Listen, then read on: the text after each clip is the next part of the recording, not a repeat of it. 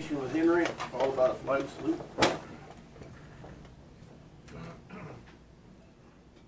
Father in heaven, we thank you for the blessings that you send us, especially for the blessing of the sacrifice of your Son Jesus for us. Lord, we pray for your guidance for our elected officials today and the decisions that they have to make. To Satan, I would say what our Lord Jesus said, "Get thee behind me, Satan. We don't need you here or want you here with your disruptive qualities." We're all citizens of Marion County, and when we come together as one under your guidance, Lord, we can resolve all issues before us. I offer this prayer in the name of your Son and our Savior, Jesus Christ. Amen. Amen. I pledge allegiance to the flag of the United States of America and to the republic for which it stands, one nation under God, indivisible, with liberty and justice for all.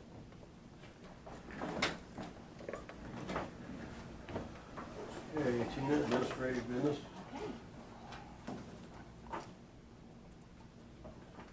I have the minutes of April 15th. Okay, you've all had a chance to review the April 15th minutes. Is there any additions or corrections? If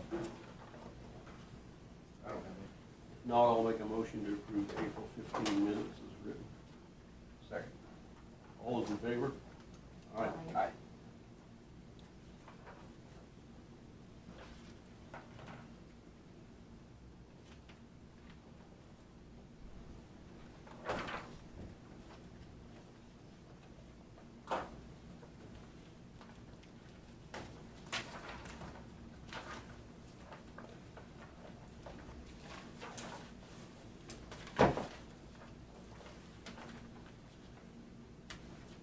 We do have a change order.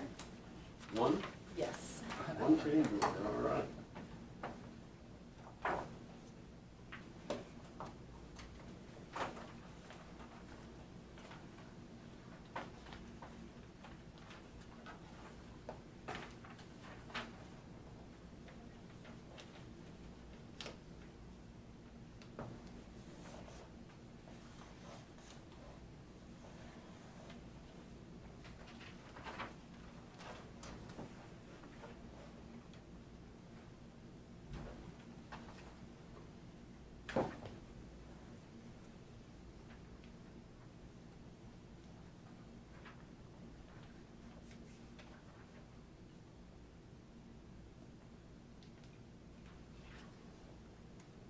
Salem Hospital, that's gotta be on, I thought on one of Metro Road. That's the community. That's the community, okay.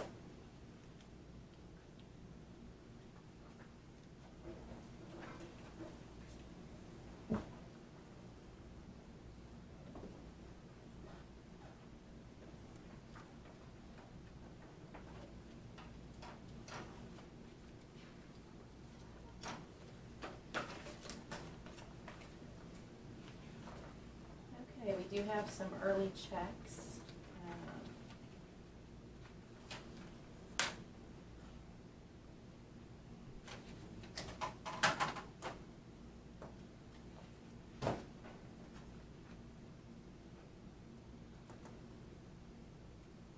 Okay, this is for the sheriff's vehicle, Midway Motors, $31,985.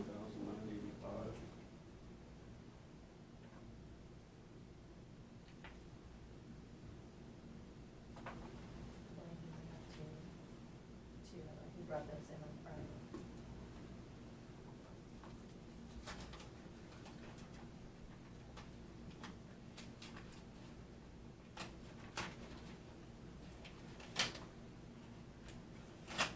There's two of them.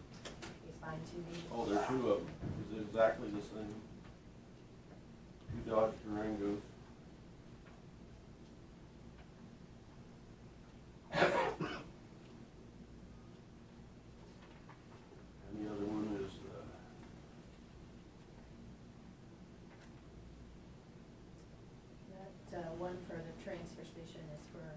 semi-truck rental.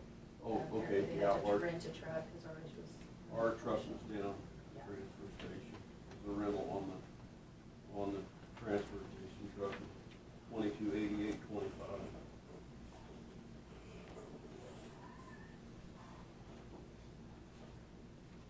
And then the other invoice, or the other check is for the county attorney's office. Apparently they had missed some invoices coming in for their regular copier maintenance. Yes. That's in the amount of $517.88 for, is that on the copier? Yes. Copier.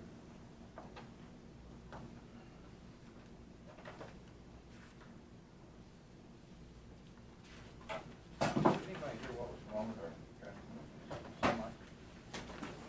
I don't know if there's an invoice in there, I don't know if that tells you anything about parts or labor.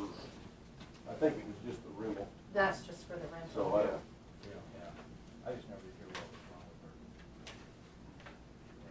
Of course, nowadays with a semi, $2,200 would be, Oh. I guess, a minor, you know.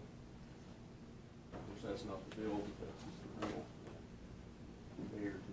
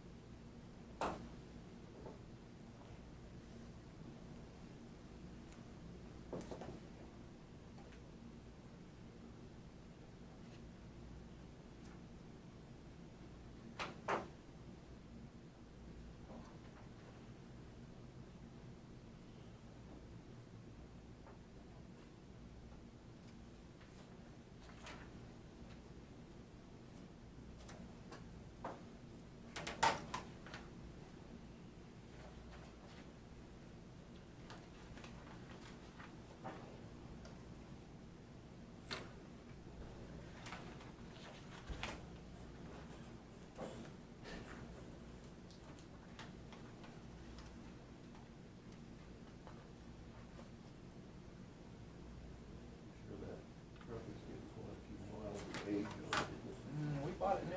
Did you? Yeah, Okay. I think it's under 300,000, maybe it's Oh, over okay. 300,000 now. That wouldn't be. Yeah. So,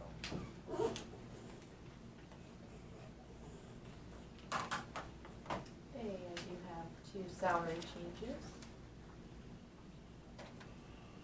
Okay, first one is, for Sharon Olmsted, 6-month review, position review and with an additional review to be done at the end of the first year from 3,120 to 3,728.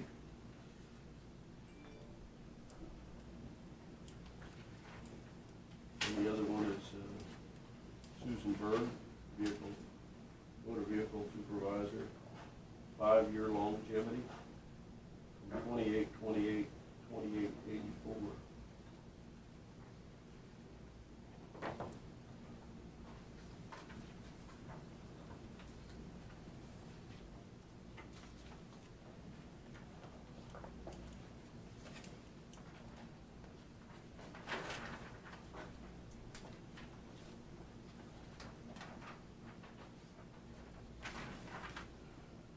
Is Susan Burke the one, Tina, that you had,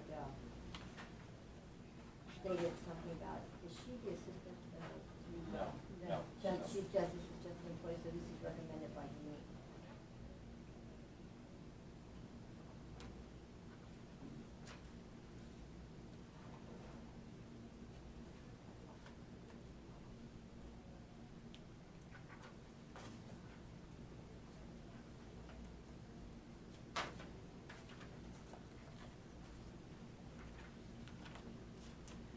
Recently, we had an inspection, our workers' comp carrier came out and reviewed our different buildings. They had a few things they wanted to have corrected, which they have all been corrected. And so, here's the report. corrective action has been taken, and we just need to be able to let them know that corrective action has been taken. They require a commissioner to sign off somewhere on this report. They don't give you a line or anything. I can go over the things that they found if that's helpful, or if. It was kind of per department, wasn't it? Yeah, in the weed department, there was, they had a point about the fire extinguisher not being examined every month. And then, there was, the trouble lights that they had, were not the shatterproof type, so those were corrected. At the road and bridge shop, they asked that a weight limit sign be installed. There's a one little area with overhead storage over there, and so that has been done. And then the same thing with the fire extinguishers. We have them inspected annually, but they wanted someone to be looking at it monthly to make sure it's charged, and so that has been implemented and is in place. At the courthouse, the only thing that they wanted changed was the ladder, which there's a large step ladder in the register of default that is used to get the big books down, and it was an old wooden style. They wanted a new ladder in there with the safety feet on it, so that has been done. At the health department building down by the hospital, there was a problem with some of their emergency exit lighting and needed batteries replaced, and St. Luke took care of that. Since we rent from them, that was theirs. And that is all. So all of those have been corrected. We're welcome to look through all of this, and I just need to state it in the minutes that you all reviewed it, and that, and then I need a commission signature on there.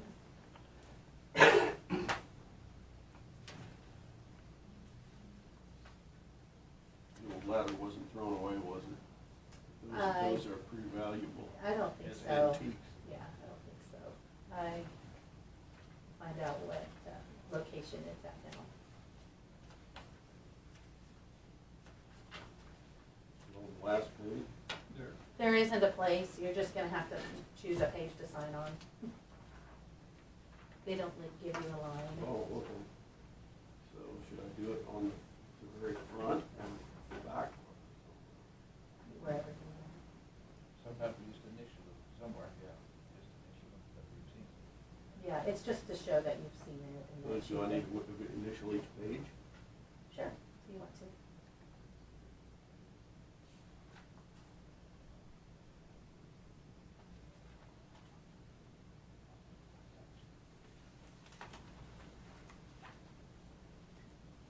You're all welcome to look at it initially if you want to. You guys want to look at it? I would like to actually read it, I'd like to have a copy of it, and read it. See all that.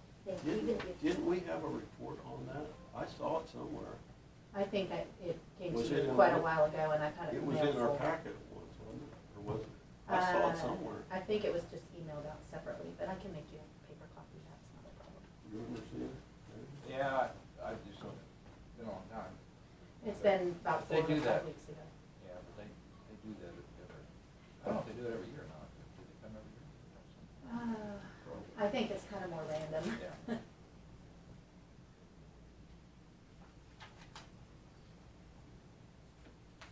Somebody must have been pretty sharp on fire extinguishers, that, you know, something that they want that every month. You want it? You other commissioners want to look at it? But Diane had it, but- Well, she'll make me a copy. Oh, okay. So I'll take it home and read it. Okay.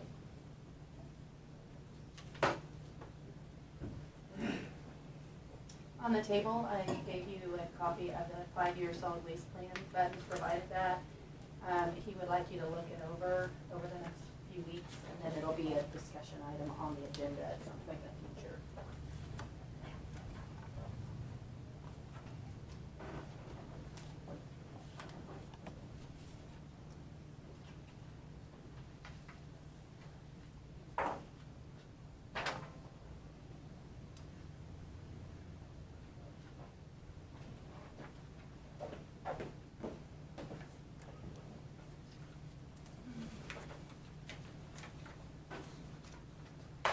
And I believe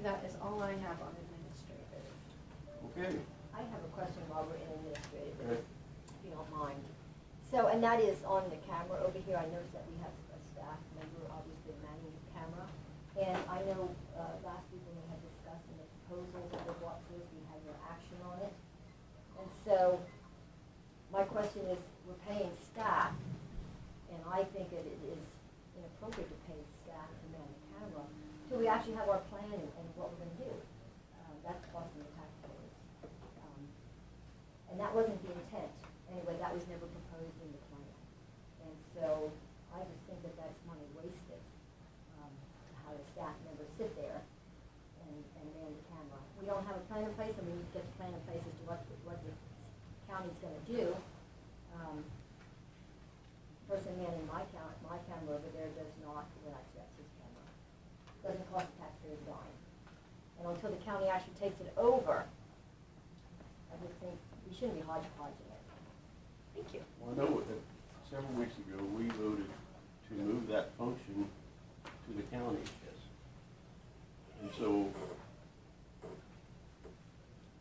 I believed at the time if we moved it to the county, that the county would also do the filming. Well, and later you discussed it again and you said to start it, so that's what we're doing. I have tried to do it without an operator, but it's difficult because the problem that I run into is I'm not able to tell if the camera shuts off and nobody can zoom in or out. If the county is actually going to provide that service, and if this is the tool that we have to use, and we're not going to look at any professional type equipment, then I do need to have an operator. I can work that into my staff's duties. It is not costing the taxpayers any extra money. So, And then I would ask, what is the procedure after the taping? Do you give it immediately to him, or do you give it to your office for a while and take down sometimes throughout the day? we keep a copy of it, so we download it so that we have an official copy, and then we also take it to him to Can you not post. download it after it's put on the website? Well, we have been doing it before because I've been trying to make sure that we haven't got any missing parts. And see, that's where another part where I have a problem, because that, it leads, to speculation, something that I have never done, when Yvonne and Jean do it, it leaves this room and goes directly down and gets put on to Jean. It doesn't go to any room where anything is viewed or copied or anything like that. And so therefore, I never had even the appearance of impropriety. And we had discussed this once, and you had said, Dr. Well, can't Yvonne go ahead and do something? No, she could not, because you have to have a place with the camera to do that. And she left here, took it down to Jean, and the timing would correspond with that. So I do have a problem with that. I just think that that's inappropriate. I think that leaves the county open for all kinds of speculation. I mean, everybody said over the years, and the reason why I even done the camera is because the word around town is that the minutes are sensitized. So by doing a camera, that eliminates that, because if you see it as it happens, or you see what happened.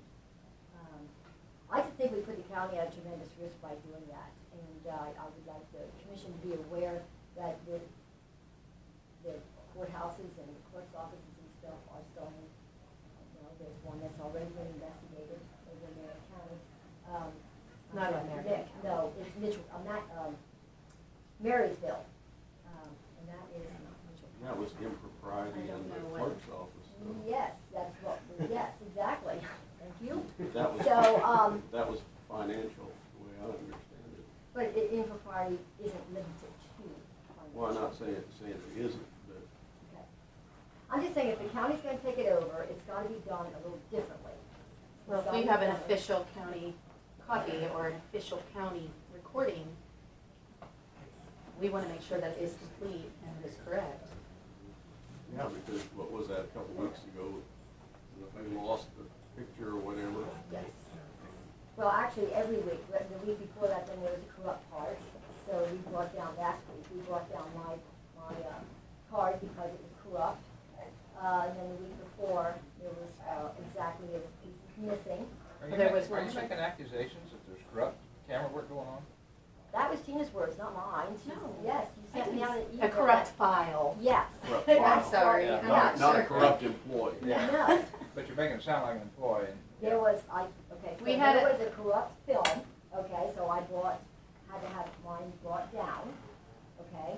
But So- we're getting away from that by having an operator there. We've been having some issues with the cameras shutting off, and so, and then we also had, last time, there was, I don't know if it's a problem with the card inside the camera, but there was a corrupt file, because when it records it, it divides it into small pieces. And then what Gene does is he puts it all together into one continuous file. And, something was wrong with one of those files, it's corrupt when we couldn't open it, so. So I guess I'll just end by simply saying I'm totally opposed with the way that's being handled, because I think we're spending money that we don't need to. This over here does not cost the county a penny. And until we have the plan, and that's the way the motion was, that the county's gonna take over and she's gonna bring back bids, and we were going to see how we're gonna do it, because Randy even discussed maybe 2 cameras, 3 cameras, whatever. So we never finalized exactly how it was going to be implemented. So I'm just simply saying that, the way it is right now, I'm just opposed to the way it's being handled right now. Once we have a clear plan and a clear package, and we vote on it, fine. And our vote only gave her permission actually to get the bids and see what the county can do. So, that's my view on it. The vote that I heard and that I asked for clarification on was that the county was to take that over, and we have done that, regardless of how the bids are done. No, because the county's not gonna let anybody take anything over if the bids aren't over. If it, no, I mean, even if you don't go forward with equipment, we have taken over the recording as Right. we were directed to do. If you need to add more clarification to the action of the board, or if you want to change it, then let me know, but I am following what the board voted on at this time. And to do that properly, I need an operator, at least at first, until we get used to this equipment, so. I believe that was the intent of the vote. Yes. I I would believe be there was first, I some would be the first discussion to earlier, but question. that's okay. I'd be the first to question if I thought that there was any corrupt things going on. I already beat you to it, so I would like to question the propriety Well, of it. that's it, there is no corrupt things going I on, said so I- we'll move ahead. Well, we did vote on it, so Yep. at this point, let's go ahead and move on. So, next item. What's that for you, Guy? Yeah, Lester, is he here? Hey, Lester, you're up. Believe it or not, I'm out.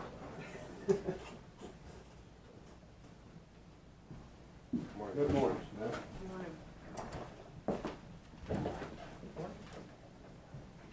One of you guys wanna take your chair down there?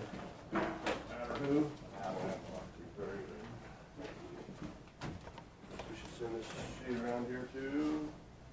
Yeah. Would you be able to message it over? Are you gonna speak? Are you the speaker or is he the speaker? Speaker. Okay. You wanna sit over there with Yeah, me, whoever so you the don't main have your back? speaker is. Yeah, I'll Okay. like that. Okay.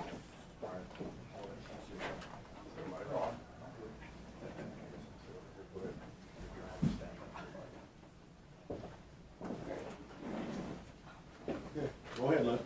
Well, instead of a blue back, now we have a green back. That's okay. Good morning, thank you for seeing us.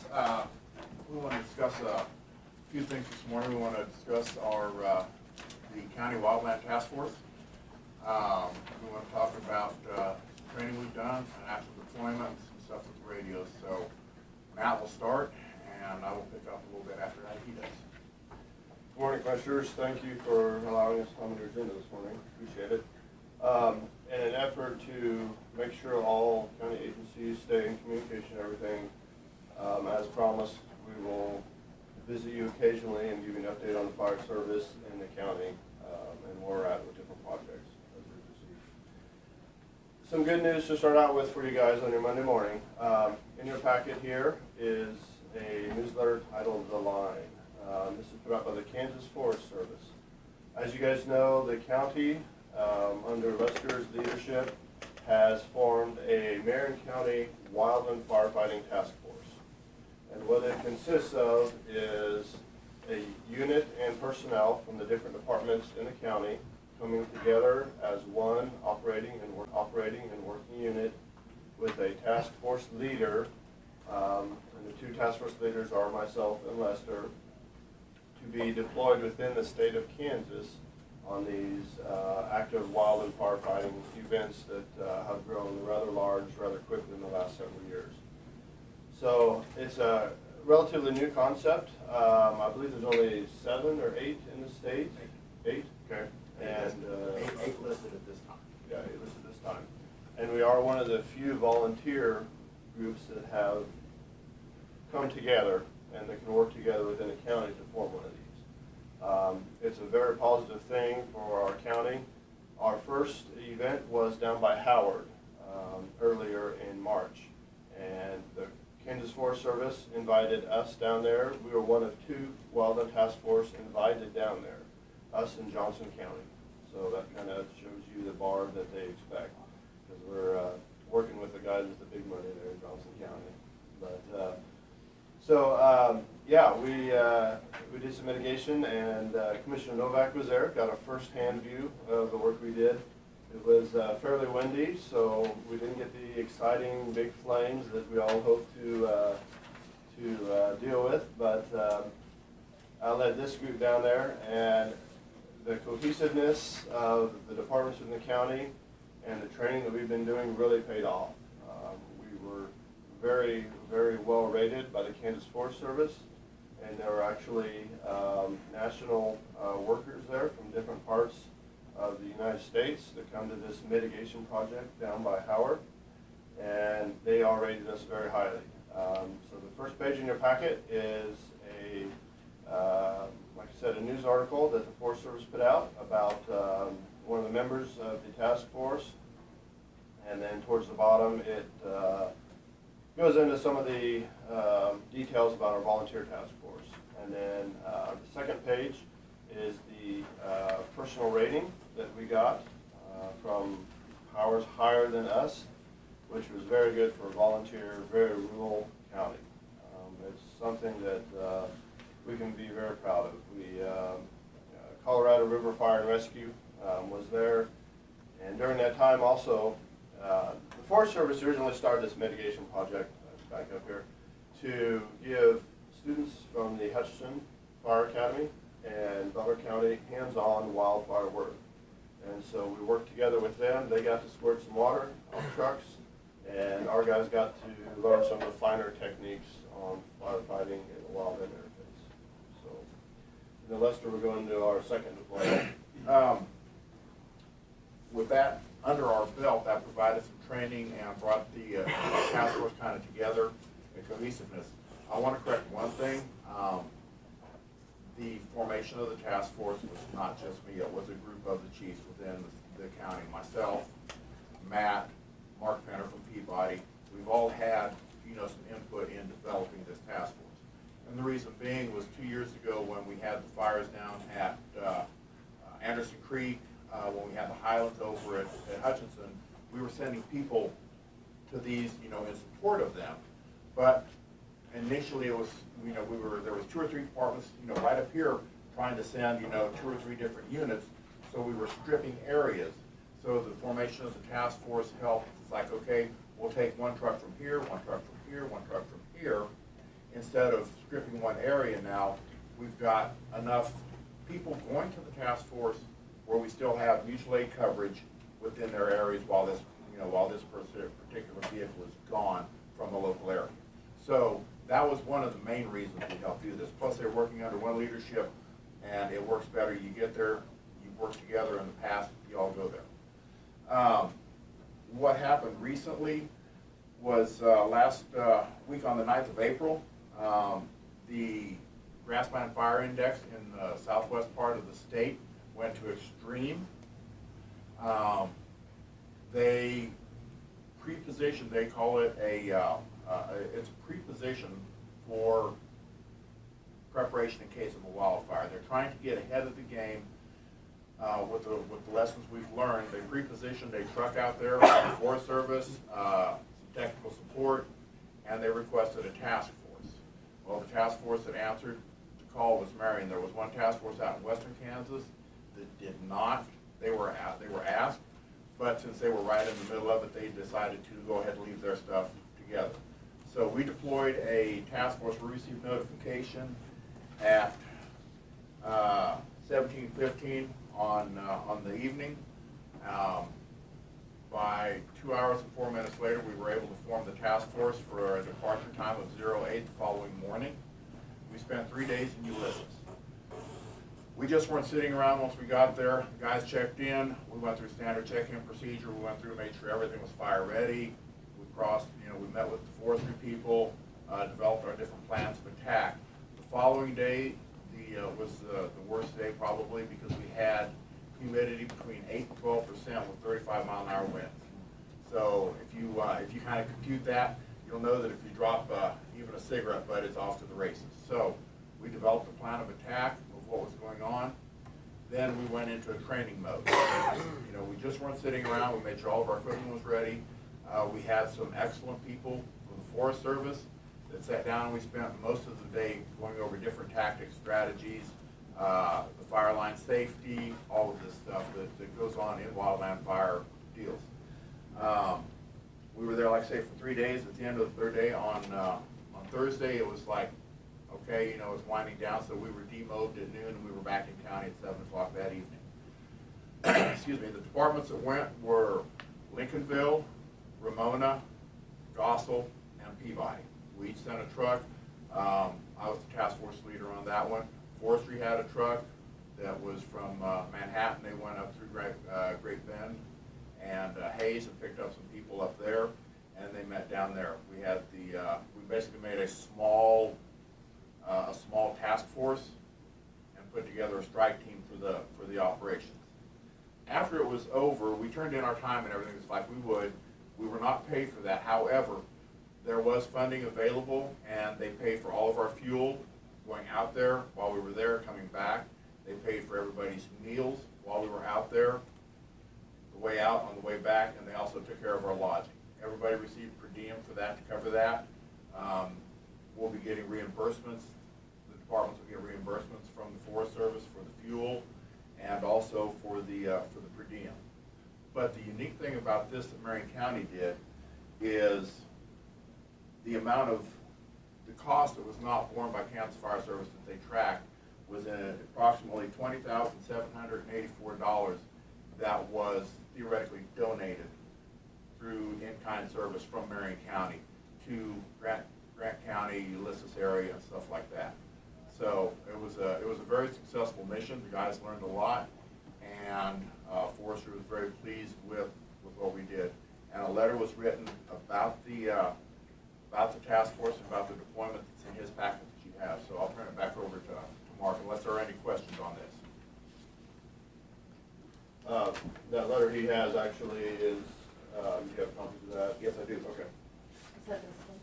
We got a letter. Oh. The board actually, or the commission received a letter this week that I was just gonna. You want to go ahead and mention that real So, quick? Yeah, I made copies, so I wasn't sure if you just need that. No, we No, don't. no, That's good. So, they haven't seen it yet. That, I don't know if it's the same letter. Okay. I'll check it And out. one for the bus routes.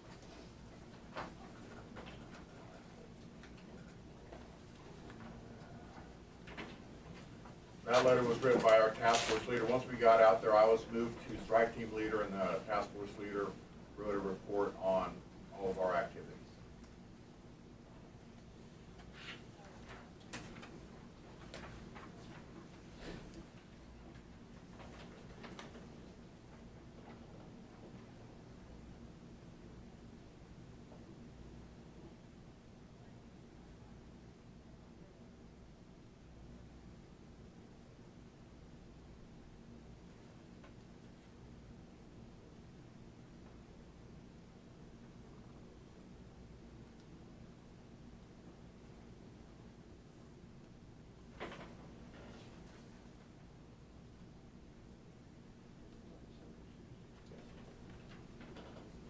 First, I think you guys do an awesome job.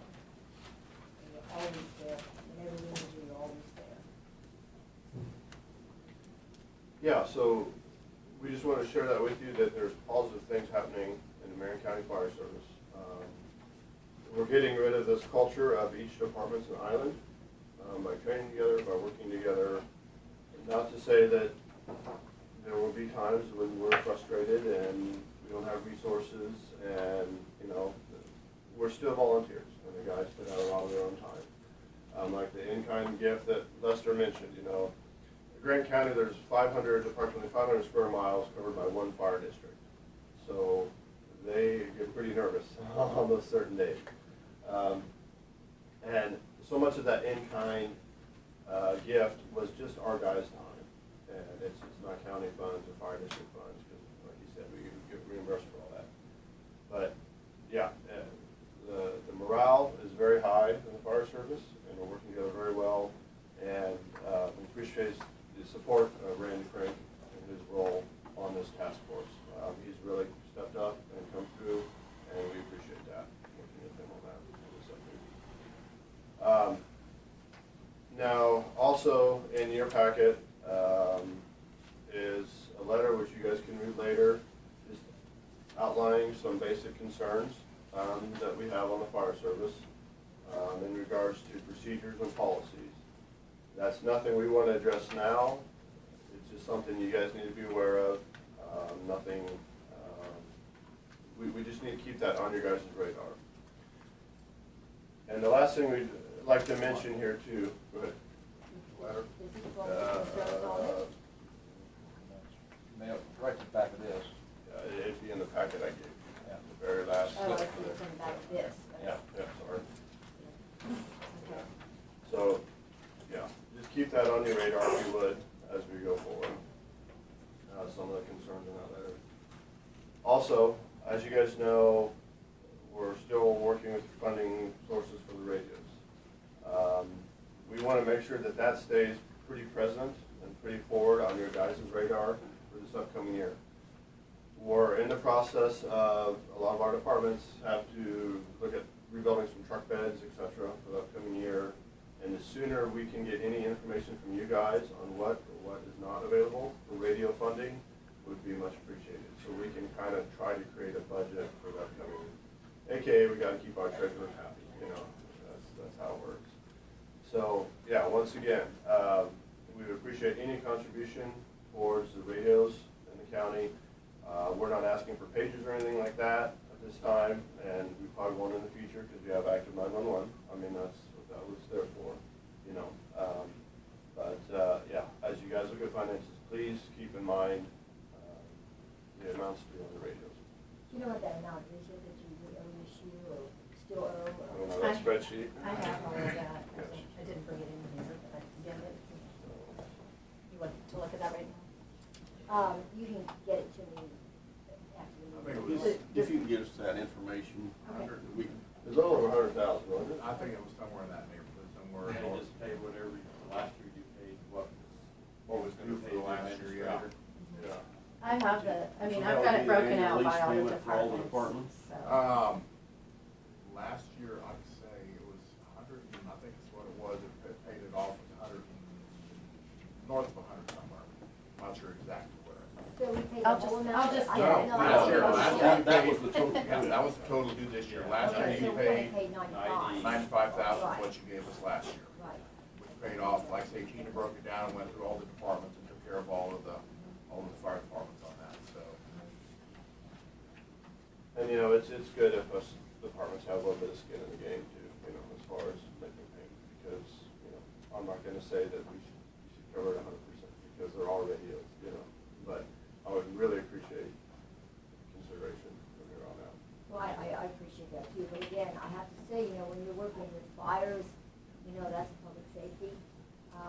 No less important than EMS or any other public safety.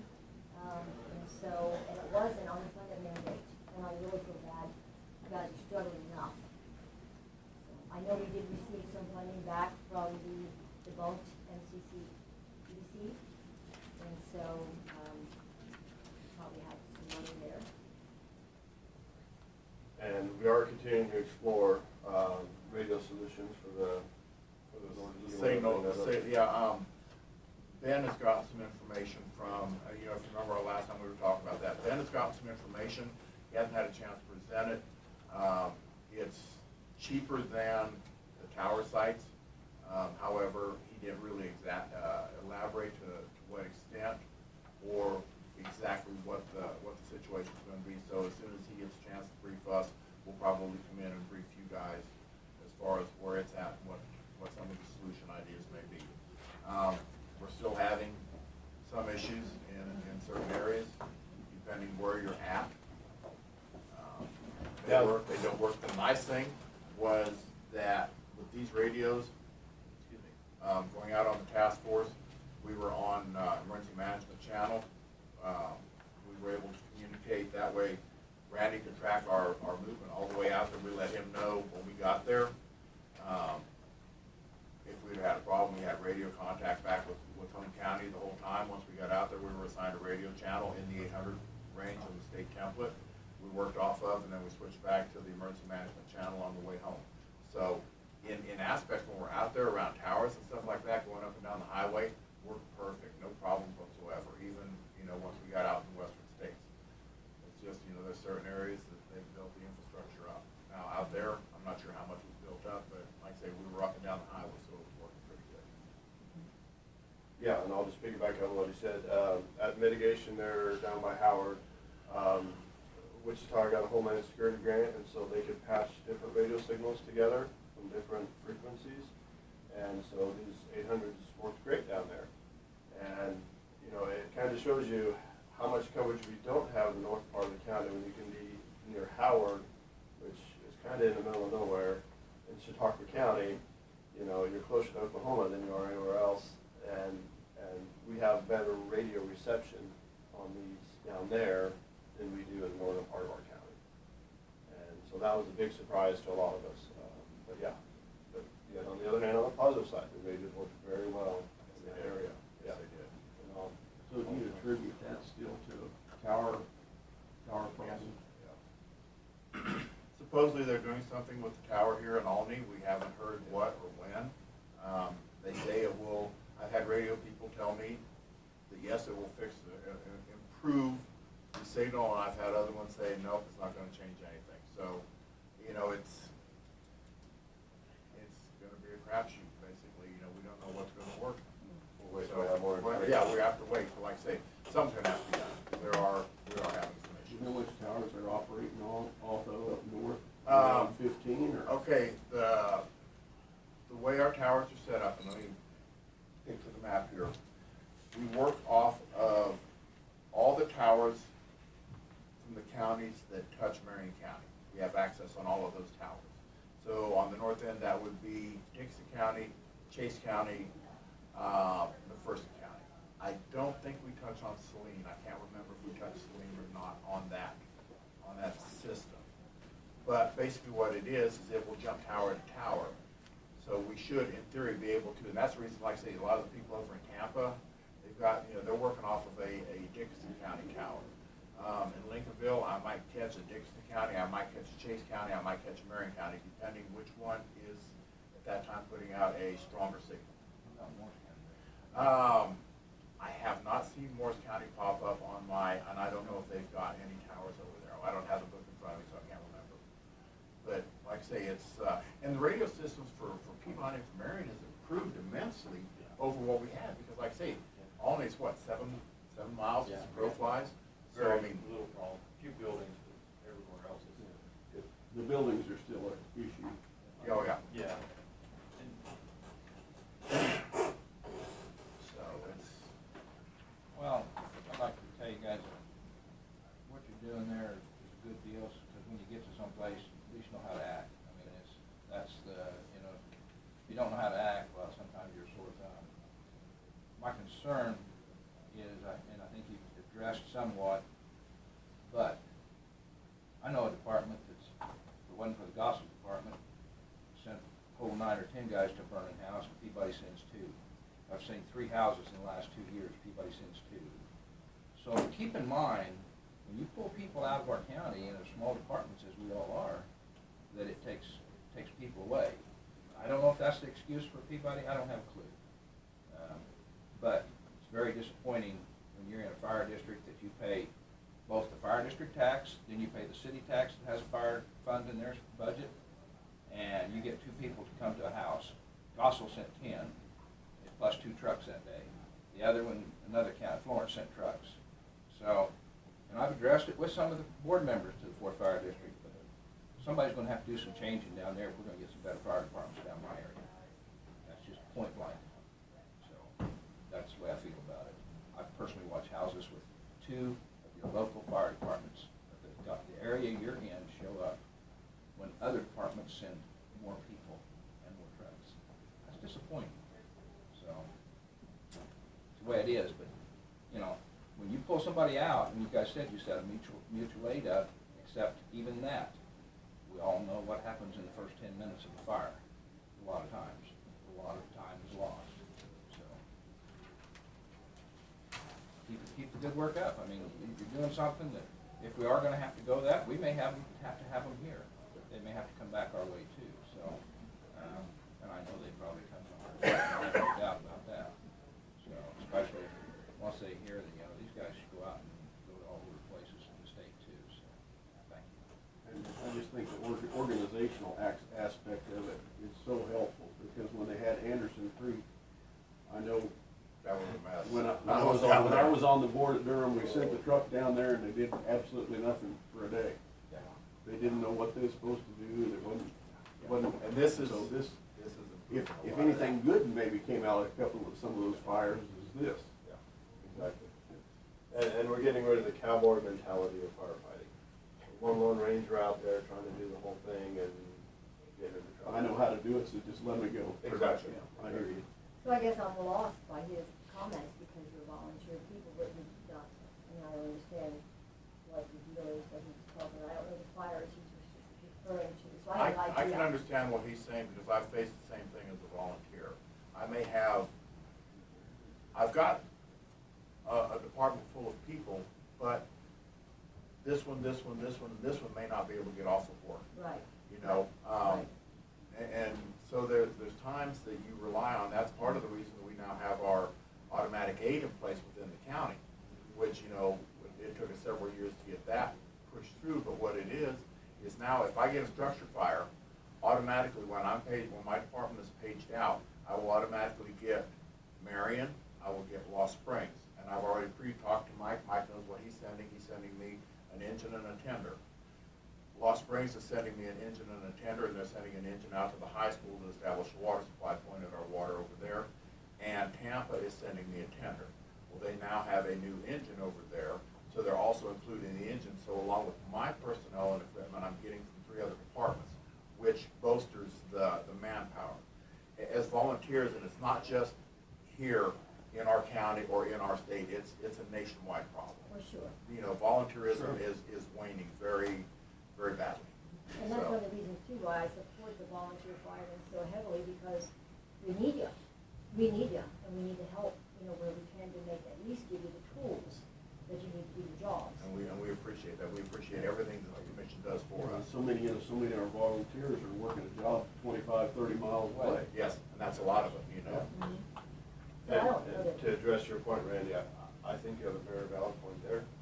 And I would encourage you to address that with the leadership of that department one-on-one. I can't speak to any of that. I don't know that. Right.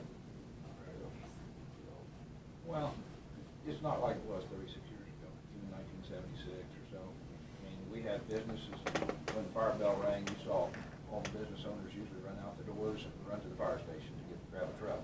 We had the same thing in Lincolnville. Yeah, there was a lot more. A lot more there than, Yes, yeah. You know, we had the store. And the it's all elevator. over our county that way, it's just, and we're depleted Changing in culture. Peabody. Yeah, Yeah. we're depleted in Peabody, Change where with it. we don't have that anymore, and I don't know, there's not very many towns that do have it, really. Hillsborough, Marion's, I see Mike still, of course, he's an old timer, he still takes off with his truck, but, We're extremely lucky right here. I just had probably 6, 7 guys under 30 going to the department in the last 2 years. Yeah, and you know, I'm really pleased to see them out of training. There was a training in Durham for, 2 days this weekend, a Friday and Saturday. I mean, hands-on and Got cars up there. classroom, and they had people from out of state, it looked like. When you're trying to recruit volunteer people and things like that, do you think in any respect at all, when people realize that they're coming into a department or a service or something that is a struggle as far as having support or the tools they need to do the job? I mean, I'm looking at it from my point of view. If I were to volunteer, you know, There's- especially a there's dangerous a lot job. that And then you goes know that into you're gonna be recruitment. fighting not only the You've been people you're down there, trying to Randy. save, but Yeah. the county who It's- needs your service. I mean, I would imagine that'd be a deterrent. Basically, the way we approach it is, I try to lead our department with a servant leader attitude. That's my goal. We do as much salvage after fire sometimes as we do actual firefighting, just to help out the homeowner or the. In our district, we're very blessed because we have a lot of self-employed individuals. And that's what makes our fire department work. And we actually have a waiting list. And so that allows me to filter through the people that aren't team players, to just say, hey, we're full, et cetera. The thing that brings down my fire department the most is fighting battles on the county level. I have no problem with, and they have no problem with, not being trained, because you can solve that. You can always get more training. We will push and push and push. With basic gear, we have the basic gear. I mean, we're not going out there in overalls and burlap sacks, let's admit it. It's the political battles or anything from on top that is forced to come down that really kills morale on the volunteer fire department. I can see that. That's our biggest battle. Either policies set by other agencies or mandates for spending by other agencies. I mean, you guys probably face it from the state too. Unfunded mandates are a killer for Yeah, us. yeah. You Put it on guys our sit back. here and, Now, what do we do? yeah. Yeah. What do you do? We did that, we've gone through that with the radios. Yeah. So, And what Matt's saying, one of the big things, I know Lester goes through it too, is somebody wants to be a fireman, wants to put the wet on the red stuff. So, you get the hose and you do that. Then that bell rings at 2 o'clock in the morning. You gotta be the same person at 2 o'clock in the morning you are at 4 o'clock in the afternoon, or at 1 o'clock in the morning, or whatever. You gotta be that same person because, oh, I gotta go to work tomorrow, and a lot of them do. I'm not gonna say that, but it's something for a dedicated employee, or a volunteer, not employee, that when that bell rings at 2 o'clock in the morning, that you're up and at 'em and ready to go. And that's a big thing. And I have one volunteer that works for an agency in the county. He works for a machine shop or for a mechanic shop. The mechanic would love to volunteer for the department, but for certain reasons he can't. So he allows his employee to go basically whenever, leaves him on the clock, has no issues with that whatsoever. So, I mean, that is what helps a lot of departments, so. Small businesses are generally more open to that. Yes, they are. And the larger employees, which. And even when I was working at Fort Riley, I mean, they were understanding if I caught something at, at 3 o'clock in the morning, 4 o'clock in the morning, that I was gonna be late, as long as I let them know, we were usually good to go. So, and most of the employers that I've had to deal with have been that way. That's a lot of it, right there, that's a lot of communication. Don't beat it too much. Yeah. Wait till the big things happen Yeah, when right. they're needed. So, And when we have new recruits come on, I tell them right up front, I say 70% practice attendance minimum, and usually under 90, they get a talking to. And I want a 5-year commitment, because with the training amount nowadays, Training, the just to get them up to equipment, speed, everything, it's a Takes a minimum couple of 5 years to get At up to least, speed. so. So, yeah, thank you for your time. Thank you, guys. Thank you. Thank you for everything you do. Appreciate it. Lester had said something that he needed signed, to be able to apply for some funding. That was in the I think you all have packet. that in your packet. More copies. No, I know. You all have a chance. Okay. I'll do this. Oh. Sign it. Okay. If you can maybe have her make a copy of that. Okay. Or can you guys work that out? No, I want you to have a copy. Yeah. That's all right, if I can just have one of the commissioners let me have their packet, and I can copy it. And basically what that is, Do you need to Um, make a copy? I'm not a 501c3, even though the department's not for profit. We have to have a letter basically explaining, yes, that he is allowed to do this, even though he's not a 501c3. So, what time do you get? Anything you can do to help. I appreciate that. They put Also, radios. There's some money out there if you should just. Yeah, we got just the other day, we got a $250 community grant, you know, I mean, that's nothing, it's not a lot, but it goes. And see, that's the thing, if you don't put in for the grants, the answer's automatically no. And the amount that we still owe, that we're gonna be billing out to departments, and this includes, police and fire both, is $128,980 for this year. The lease purchase total is just under $400,000, and we paid half of it. It's a 2-year lease purchase, so. So that included the police also, so that wasn't just like these. Right, I'll send all that information out to you, so that you have it to review. Thank you for giving me track of that, Kenny. Yes. That spreadsheet is valuable. Yeah, no problem. Any questions? Thank you very much. Thank you, John. Commissioner. Is Dan Bernhardt here? Dan Bernhardt here? I guess you're ready for it. Yeah. Let me just make. Okay, no, I see. and then you can take it. All right, thank you. I'm getting copies. Okay.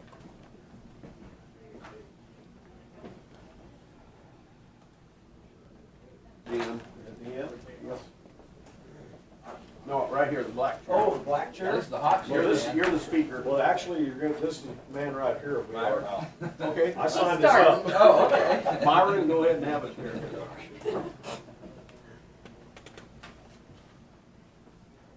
Go ahead whenever you're ready. Okay. Yes, first of all, introductions. I'm Myron Gear, outgoing president of the Marion County Fair Association. Dan Bernhardt, the project we're talking about, he's been spearheading it, getting contractor bids, et cetera. And Brandy Barney is our president of the Marion County Fair Association. I guess last time we were here for a project, it involved our food building kitchen, as well as our announcer stand was previous to that, where we had most of our funding, most of our labor, and we came to ask for some help for some of these major projects, and the results, I think, if you've been on the fairgrounds, are pretty awesome. I like the facilities that we have, they're more functional, and it's helped us out a bunch. Since the last major project, we've basically moved our office, which used to be in people's houses, onto the fairgrounds and created a nice office facility. We've also painted arena fence and done numerous other larger projects using fair board labor.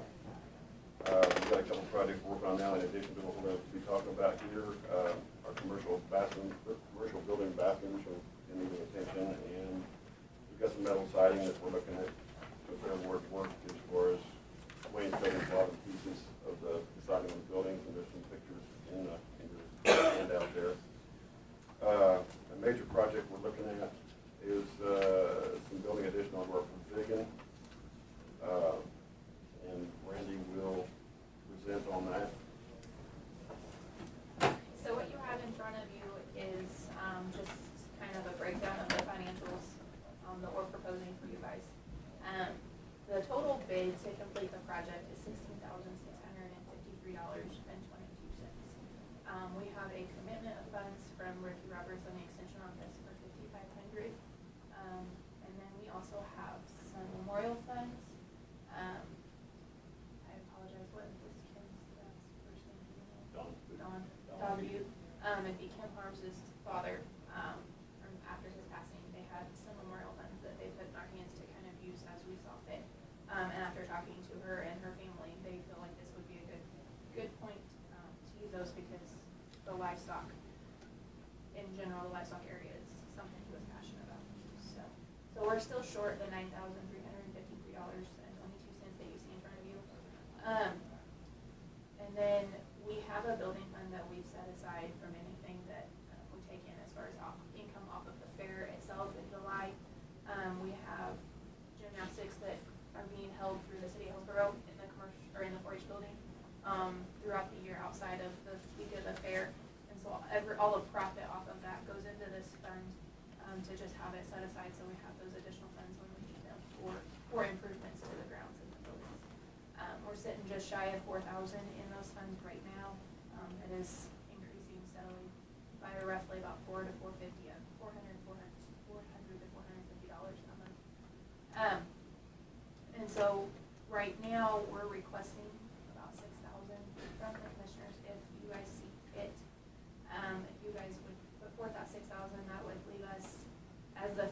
board, $3,353.22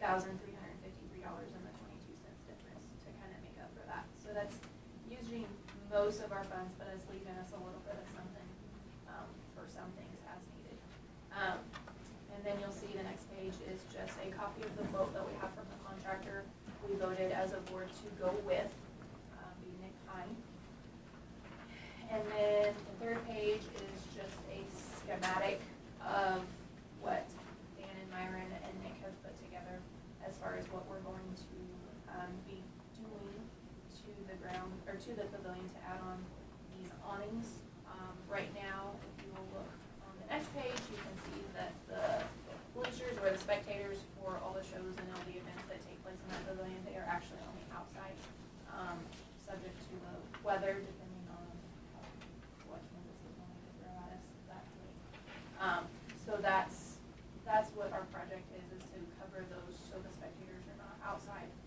That way if there is inclement weather, we're not trying to crowd into the small area available inside. And then the rest of the pages are just to kind of show you what we have, coming up that we will need to be, putting some of our funds towards. You can see, these are some of the buildings, on the fairgrounds. We've got some damage from them being hit. They're starting to rust out at the bottom just from weather and time. And then also the last page shows, the bleachers around the rodeo arena that are starting to work. We'll replace boards on those every year. They're not movable. If we were able to move them, it would pretty much be impossible because they're get to the point that if we did, the rust would give way on the bottom and they would break. So, that's our proposal that we have for you guys. Do you guys have any questions in regards to that? Do we budget anything annually for fairs? Yes. What is that amount? I can get that. Let me grab that for you.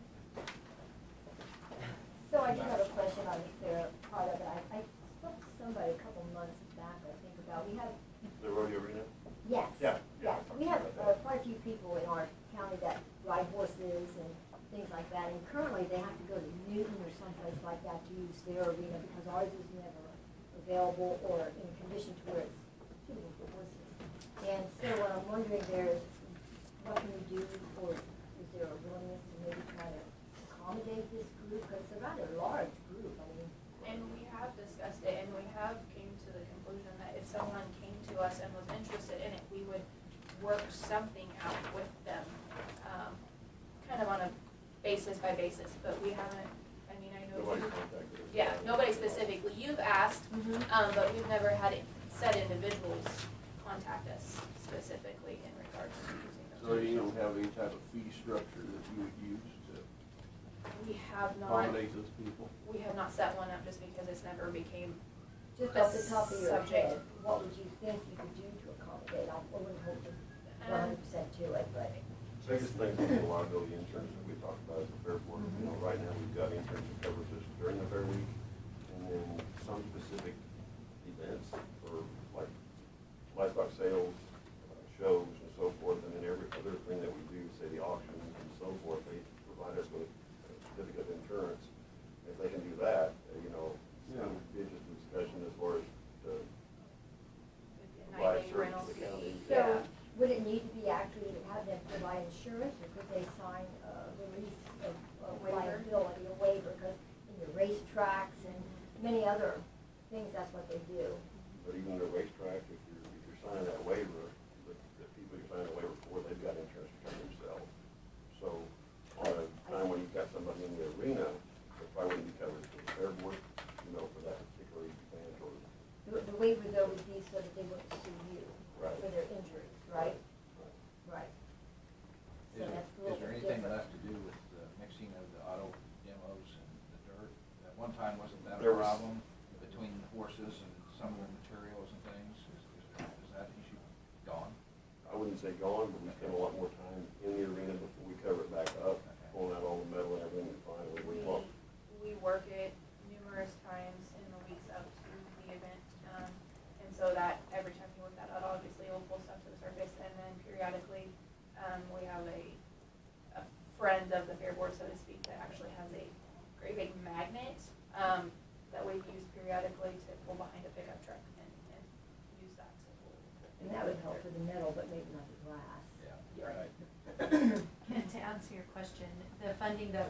aside annually, an allocation is $16,700, and that's been for the past many years. And that's basically for operation or? Yeah, I mean, I think, looking at our financial reports, just off the top of my head, I think the 4-H side of like the premiums, the judges, ribbons, trophies, et cetera, is somewhere around the 8,000-9,000 range. So, you know, a lot of that's used there. When we did the kitchen, that's been 4 years ago, 3 years ago? 4. 3 or 4. No, it's been a Yeah, while. I mean, back to email, we have Kelly, 15, I think, so it's been 4 years, yeah. 4 years. Yeah. So we haven't any major stuff since then, but a lot of minor stuff. Discussion amongst the commission. We just actually come up with 9,000. You think we could ask them to spend the other 3 on maybe the horse arena or something like that? See if they had this 3,800 down here, if they was. We're asking for 6. Yeah, if we come up with 9. That's an additional 6. Yeah, yes, correct, yes. I'm saying come up with an additional 9. So you're saying that we should do an I mean, what I'm saying additional 9. is, these people don't come in very often. They don't ask very much very often, and they usually have all dominated labor. It's all that. It's, we upped it to 16,000. I think it was down to 13 or 14 before that. We upped it quite a few years ago. But they don't ask for much. I mean, every once in a while they come in like this. This is a project. They're going to improve the grounds, safety and things. So. I think that the problem they're wanting to make sure on that horse arena idea though is the liability part. So Yeah. that might be something that you could ask Brad about too. Yeah. Need to find that out first. I guess. Especially when you're looking at bleachers like that, and they fill up, and Yeah. you could have Yeah. something crash. So, or replacement of bleachers, Randy's got a quote on this section. I don't have my phone, so I don't have it in front of me, I left it in the car, but just for a section of bleachers, a very rough quote, we're looking at about $35,000 for new aluminum bleachers. And match those ones on this side. Yep, the Southwest corner. southwest corner. So you just be replacing lumber. So that's what we've been doing. Yep. Replacing the benches. The picture she showed, kind of shows the metal framework on the bleachers, that's getting deep into the structure of the bleacher. It gets kind of concerning. You know, the wood, you can fix that, but the piping, that's pretty major. Well, what's the consensus of the commission? I just like to find 9,000, probably either from general fund or out sales tax. I'd like to, at least table it for a week, and I want to make some phone calls and find some stuff out to see, what would be needed for the horses or things like that, what would be necessary, and Well, then some legal this things. is a project we plan on having completed by the fair. That was what not that we want to say no to any Right. help, anything is beneficial, but in order for us to have this project specifically completed, we have to let our contractor know this week. We've been putting things together and working on things to come to you guys, and have our ducks in a row, but unfortunately, Nick's starting to get busy, and he told us that if we need it, if we're gonna be able to do it by the fair this year, That's we what I have to was let him thinking, know you're this already year. up against the time constraint. Well, we could approve the 6,000 even right now, and then the other 3,000 later, if that's what you want to do. If you've got a group that's concerned and wanna, I think that's where the fairgrounds, any other county you see, the horses come to the fairgrounds quite often and use it, so, I have no problem with what you're suggesting, Diane, if you find out more information, stuff like that, see. I talked to them a long time ago, Yeah. but. Plus, if they're an organized group, they Yes, may yes. have liability Yeah. insurance. That's gonna be simple, yeah. Because I know they use Canton all the time over there. So, Have to have an umbrella, additionally insured umbrella for the county. The other thing, I think a lot of the fairgrounds, they'll use that same group to help maintain the rodeo, and that's what use of it, it's for certain a viable option. But last summer, I don't know how many hours we put in the paint the fence, and it was basically a Band-Aid, it wasn't a sandblast prime paint, it was a, let's put some white paint on it, because it's gonna be rough.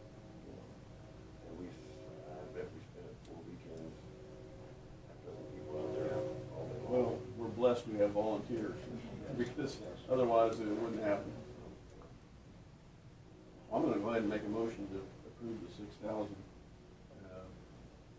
And if we can take that out, can we take that out of sales tax? Out of sales tax, the amount requested at this time. I guess if you run into a problem down the road, come back and see us, but we need to let them get started. So that's my motion. Second. Moved in motion to approve the $6,000 additional funding that has been requested. All those in favor? Before we do that, I wanna make sure that you're gonna be able to rethink this again when we bring information back in a week or so, for additional money for horses. Yeah, that's, you know, if you come back and Fair Board and them group gets together and comes up with a good plan where they both work together, well, that's just. And you probably maybe know the groups that have requested, or has it been any? Whether- We haven't had any they said they contact. haven't talked to anybody. No, my last conversation with Diane. But anyway, I do know John Christensen's part of that group. It's always over at camp. He would be a good contact. Him or Kevin Creek. Right, no, those are Okay, definitely I'll good ideas. talk to the people that I know and then see what they ask. I don't know that you're an actual organized group, I know they're just people who I know. Like you said, it's a small group north of Hillsborough or something. Yeah, that was the one that I was calling at the time. Okay. Yes, and I don't know. Still how haven't much taken a further. vote. I What's don't that? know You how still much haven't further. voted. Yeah, we're in discussion. Okay, that's. Okay, we've got a So, motion and a second on the table for the 6,000. All those in favor? so Aye. shut up then. Aye. Shut up, Diane. Okay. So, Thank you, guys. yeah, thank you very much. Appreciate it. Hopefully something else works out with this group that Diane's talking about, where they can use the arena and work out with you. Maybe just volunteer help, just like you said, paint fence and things like that. That's cool. Yeah.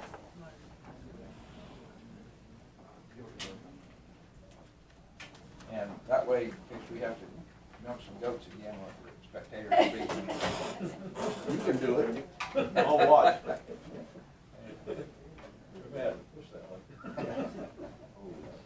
Well, we got 5 commissioners maybe here at the time next year's fair around, so, you know, so, We have a whole room, you. you never know. Maybe we don't have it now. Okay. Is Deidre with us? Yeah. Deidre?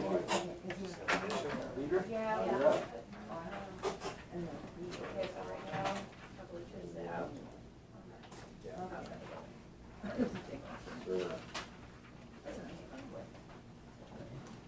And thank you for your service. Yeah. Dan, Thank you good for luck. your- Yep, thanks. So hopefully it'll. Okay, thank you.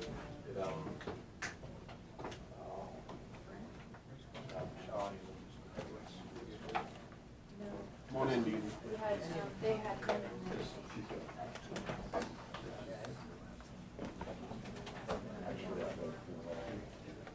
You folks have any further discussion, can you move out to the hall, please? Go ahead, Deidre. Okay. Got candy over there? Yeah, got a little, give you a little energy here.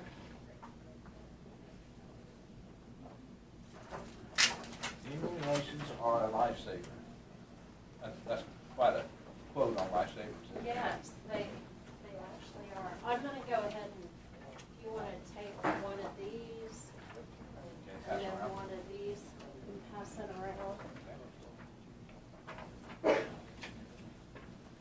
Okay, the first page, we are going to, National Infant Immunization Week is actually coming up next week. So we'll probably on Wednesday, that's our immunization clinic, we'll be doing a special that week. The one sheet that was passed around is the immunization schedule. So as you can see on there, yes, that one there has like what infants should have. currently, in the United States, we're seeing a decrease in people immunizing their children.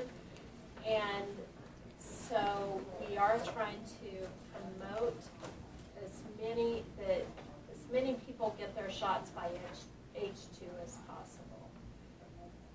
So we are compiling our statistics to see where we're at in Marion County. We do Hillsborough and St. Luke both give immunizations. Also to private individuals who are private pay or who have private insurances. At the health department, we do Medicaid, and then also the Blue Cross Blue Shield for those who choose to private pay. But we are the only ones in the county that do Medicaid or state insurance. So we're in the process also of renewing it's called VFC program, which is vaccines for children. And that means we have vaccine that is provided to us through the state. And that vaccine can only be given for children under 18 who fall in the criteria that they're Medicaid eligible if they have any of the 3 state insurances, or the children that are totally uninsured, don't have any insurance at all, the American Indian or Alaska Native, and then underinsured. Underinsured means they have insurance, but it does not include vaccines. So with that, we can use state vaccine. In order to give state vaccine, though, we have to follow requirements. We have to make sure that our refrigerators have 2 thermometers in them, and those thermometers have to be read twice a day. At the end of the month, we have to download those temperatures, send those into the state. Also, we have to do inventory monitoring monthly. Our state vaccine has to be reconciled with what we actually gave, what we have on hand. And then we have the opportunity, if everything is approved, to order those immunizations. So that it's not something we just get immunizations from the state and go from there. But with those, then we charge just the administration fee. We don't, and we also bill one of the 3 healthcare plans that they have through the state. I did go ahead and give you this page because that shows what the managed care organizations who the state of Kansas has a contract with currently, Aetna, Sunflower, United Healthcare. That chart will show you what benefits that you have under each of those healthcare plans. Some, as you'll see, will have transportation services provided if people bring individuals to our health department for immunizations. That transportation is paid for. So that can just kind of give you an idea of those. Do you have any questions on that so far? Yeah. Okay. A young mother just has a baby. Who gives her the guidelines to life for all these vaccinations? They sometimes will get that at the hospital. Because that's what they get. Typically, they'll get their first immunization when they're born, the hepatitis B. Then their physician will tell them at 2 months they get their second or their first set, basically set of shots. And then from that, we give them, or the provider, whoever gives their shots, tells them when to return for their next set of shots. Is that what you mean? Yeah, but isn't there a whole lot of mothers in this family, in this county, that you never see? There is quite a few that we actually don't see, and our babies in Marion County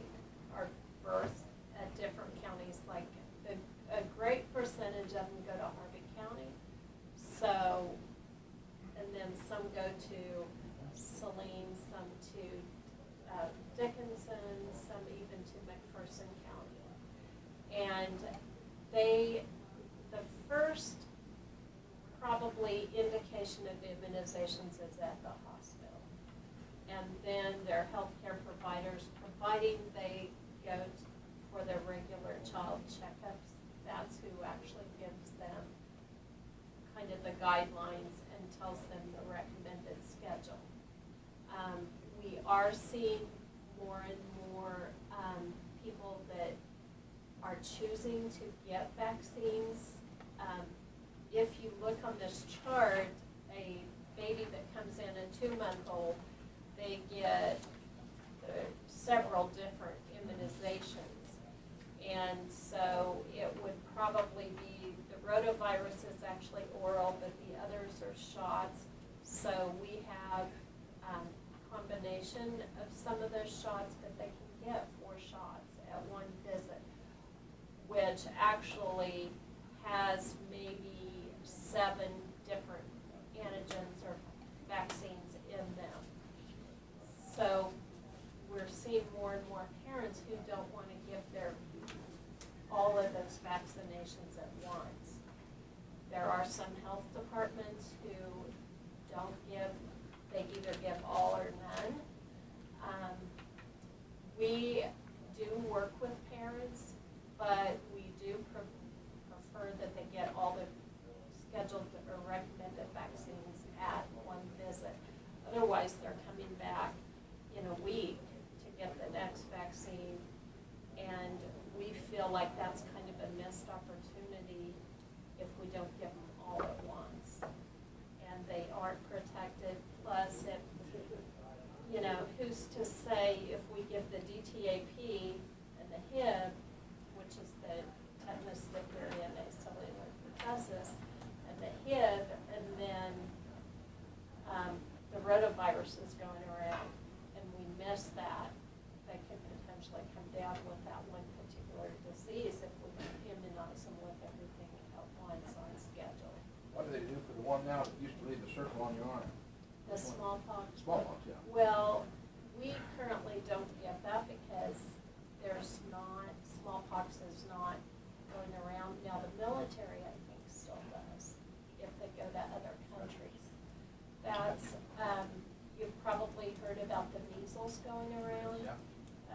So far, knock on wood, we don't have cases in Kansas, but what they're finding is some places where they have, don't vaccinate their children, and children go out, like travel to other countries, and that has brought that back in, and then you have a group that doesn't vaccinate their children, and then that's when things spread again. So we do encourage So Deidre, do you have an opinion on, 5 doses at one time on a 2-month-old, isn't that rather hard on the child? I know sometimes in my past, you get those shots, and back then we didn't get 5 at a time. Well, the kids were sicker than adults for a week. And what's changed is back in the day when we got shots, or when when my kids got shots, they contained each vaccine, like the diphtheria vaccine, may have contained more components. And what they're doing is the components that may have caused the reaction, and they didn't do much good, they weren't as useful, they've taken those out. So vaccines are improved all the time. They're doing research, okay, what can we leave out, what do we have to leave in? So they're much more, I'm gonna say refined than they were back then.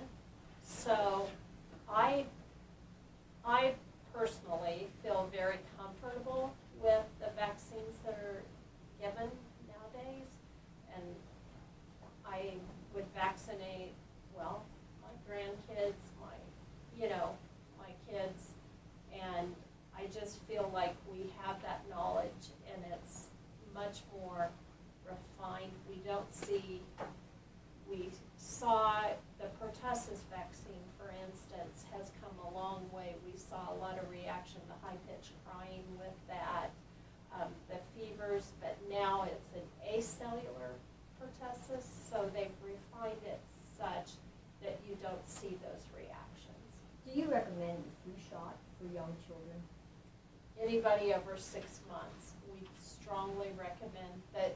The thing is that the young and the old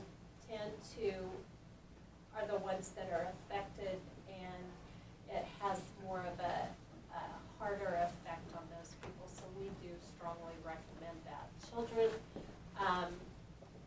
under 3 get a smaller dose, and then children, if they're under 8 for the first time and get the flu vaccine, they have to have it repeated in a month for the first year. Now Under then what the age? following year, under 8 years old. And then the following year, they would only get 1 And the reason I vaccination. bring that up is my granddaughter is 4, and they gave a flu shot. Uh-huh. She broke out with these red blotches all over. It was horrible. And so, yeah, then they had to go and give her something else. I think, like, Probably. something to counter-react, and Yeah. I think it might have been an isolated case, but I know it's just the way it was ugly. Yeah, we, you know, a lot of times the cases of the disease is much worse than a reaction to the immunization. And we do suggest people, if they have a reaction, call us. We have we call it the VAERS system, vaccine adverse effect, that we document everything through the state. And so that goes in, and so they do keep track of those reactions. But if parents don't call us, you know, or call their health care provider, then we don't know about that. And but vaccine safety that's something that is monitored, and it is pretty regulated. So, any other questions on vaccines? I also did want to point out that Erin, our child care surveyor, she actually, if you see on the second page, she has joined a daycare expansion committee. It's a group that meets monthly to improve daycare options in Marion County. Other committee members, it was kind of started in the Hillsborough community, the Hillsborough Community Foundation, and the school district. And there are some businesses that are in that also represented. And what they started this group because daycare seems to be a problem, especially in Hillsborough. And many of the businesses had lost good employees just because there's not adequate daycare there. The Hillsborough Community Foundation actually has offered 2 $500 grants to anybody who wants to start a daycare. Erin has been working with Tristan Cope. They did a daycare, like an information night there, and they had 7 people come to that. However, no one's taken up that offer quite yet, because there are a lot of requirements that are involved when you do childcare. Yeah. So, Kind of like foster care, they can't get you involved, and there's no common sense at all. Well- The regulations are just off the charts. and a lot of the problem is if something has happened in a child care facility, then oftentimes it can cause rules, regulations. We all know how that works. So they're simply put in place to provide safety for the child. WIC, we're going to, Sherry and Lori and Lynette will be attending the annual WIC conference in Manhattan. That's April 29th, 30th, and May 1st. And then Wanda she's the immunization nurse, will be attending the conference June 12th and 13th in Salina. And then on May 3rd, I'm going to be attending a seminar on effective succession planning, and that is paid for by the CDDO, the board that I'm currently on. The objectives for that meeting are going to be to explore the need for both an emergency and long-term succession plan and how they can be the foundation to the long-term planning, explore and understand the plan, pivot, and thrive principles and practices in relationship to these plans, and then understand how to implement and carry forward the plans, and then also apply the tools to make the next step. This was brought up at our board meeting, and a representative suggested that myself and another member go to this meeting. So, any questions or comments? What is the average cost of a daycare per hour now? Well, I know it's probably about $30, is it $35 a day or, $35. yeah, I think that's at least. And I know a lot of daycares do, if your child is sick, you still pay for that day. And you have to, it's really hard to get infants in daycare because if you have an infant in care, that kind of counts for maybe 1.5 children. The child's age makes a difference how many you can have in care. And that's why some people don't, like to take infants, because that might mean they have to take one less. But it's anywhere from probably $3 to $5. That's horrible. So, That's horrible. well, Young family trying to work, I mean. How can you do it? yeah. I mean, it'd be cheaper if in the long run, if mom stayed home. Well, In most cases, it is. and that's what, we found. I mean, we've lost employees at the health department because they figured out it was cheaper to stay home than to. And they get better care at home too, most of the time, since they're not under all those Yeah. crazy regulations. Now, if the patient, if the parent has, like, Medicaid, they can apply for a scholarship, but the daycare has to accept that there is a little bit of paperwork for the daycare provider to put in to get reimbursed. Isn't it kind of crazy? It's kind of a vicious circle, you want moms and young families to work, and then we make it hard for them to do it. I mean, it's all the system. Yeah. Yeah, and it's one feeds the other, feeds the other, feeds the other. It just comes back to the young family is the one that gets Yeah. shaft, basically. And they feel like, a lot of people work for health insurance, and so they have to work, and they don't get, by the time they pay health insurance and pay daycare, their take-home pay is not a lot. Catch 22. Yeah, And then the kids are the one that suffer from that in Yeah. the long run. yeah. That's true. Because I know my daughter's having a hard time with it. Thank you, Deidre. Have a good day. Uh-huh. Okay, is Christian out here? Or a little bit ahead? Where are you going? You can't leave yet. Oh, yes, gonna have to shut down. See ya.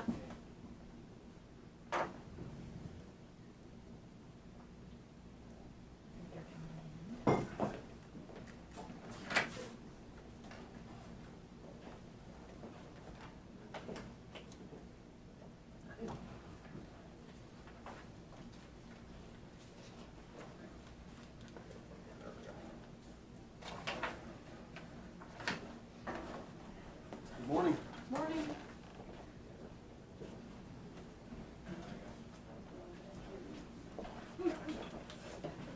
Good morning. There. You guys don't get us on the back. So right on down the end. Oh, sure. Take me just a moment to get set up here and such.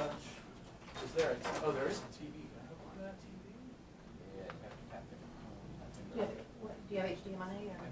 that's what we wanna use. Oh, look at that, got a brand new one here. Now you got a temp. Oh, I- Who's got a knife in their No, pocket? yeah, I mean. Oh, I see, If you you have got an it. HDMI connection. I Good think. deal. You may have to sit up here though. Yeah. No, there's, I think I have enough cord, maybe.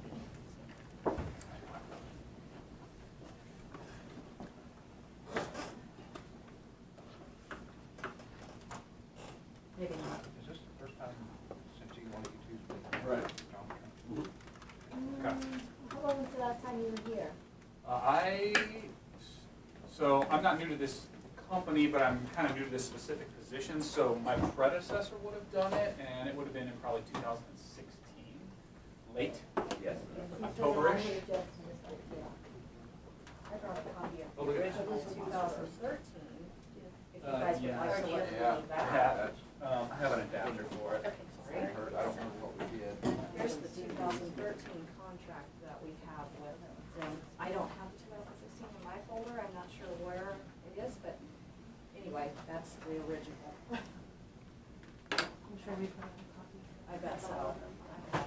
Well, we've been asked already this morning if that's a medical term. Which one's that? Pictometry? Yes.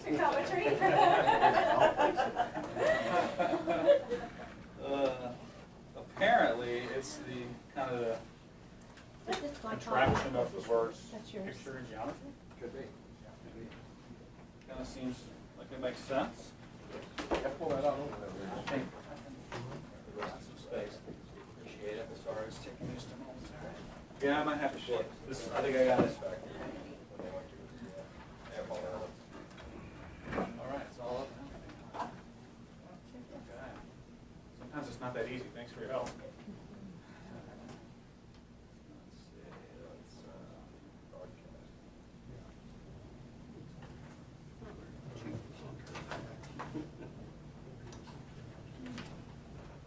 Adding that to everything that's been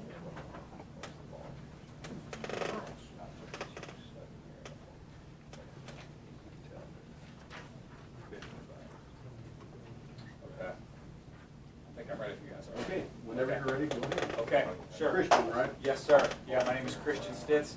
I live north of Denver, but I represent a company. Our company is out of Rochester, New York. And we kind of have a lot of folks that work in the field and cover certain territories so that we can, attend meetings like this and such. So we're here to talk about aerial photography. Marion County has flown aerial photography with us for, we came up with maybe 4 or 5 times over the past 10 years or so. We typically do that on 6-year contracts, on long-term contracts, and this year is the last year. What you see here on the screen, this is what we call an ortho photo. You guys are probably used to seeing this on your computers or on your phones, Google Maps or what have you, when you navigate and all that. So we do fly that kind of imagery. It's more of a professional grade imagery. What you're looking at is a 3-inch GSD image is what we call that, and that stands for ground sample distance. That's how good it is, how high of quality it is. We also fly in more rural areas. We fly a 9-inch image, and that's not quite as good, but it's much more affordable. So what we typically do, and what we have done for Marion County in the past, is flown the 2 towns in 3-inch imagery like what you see here, and then we fly the rest of the county in 9-inch imagery. Okay? And that gives us a pretty decent approach from a price standpoint, yet still getting you a usable product. Now, again, this is an ortho photo that we're looking at here on the screen. There's an additional 4 views that are available for any location that allows you to see any side of any structure. Sorry.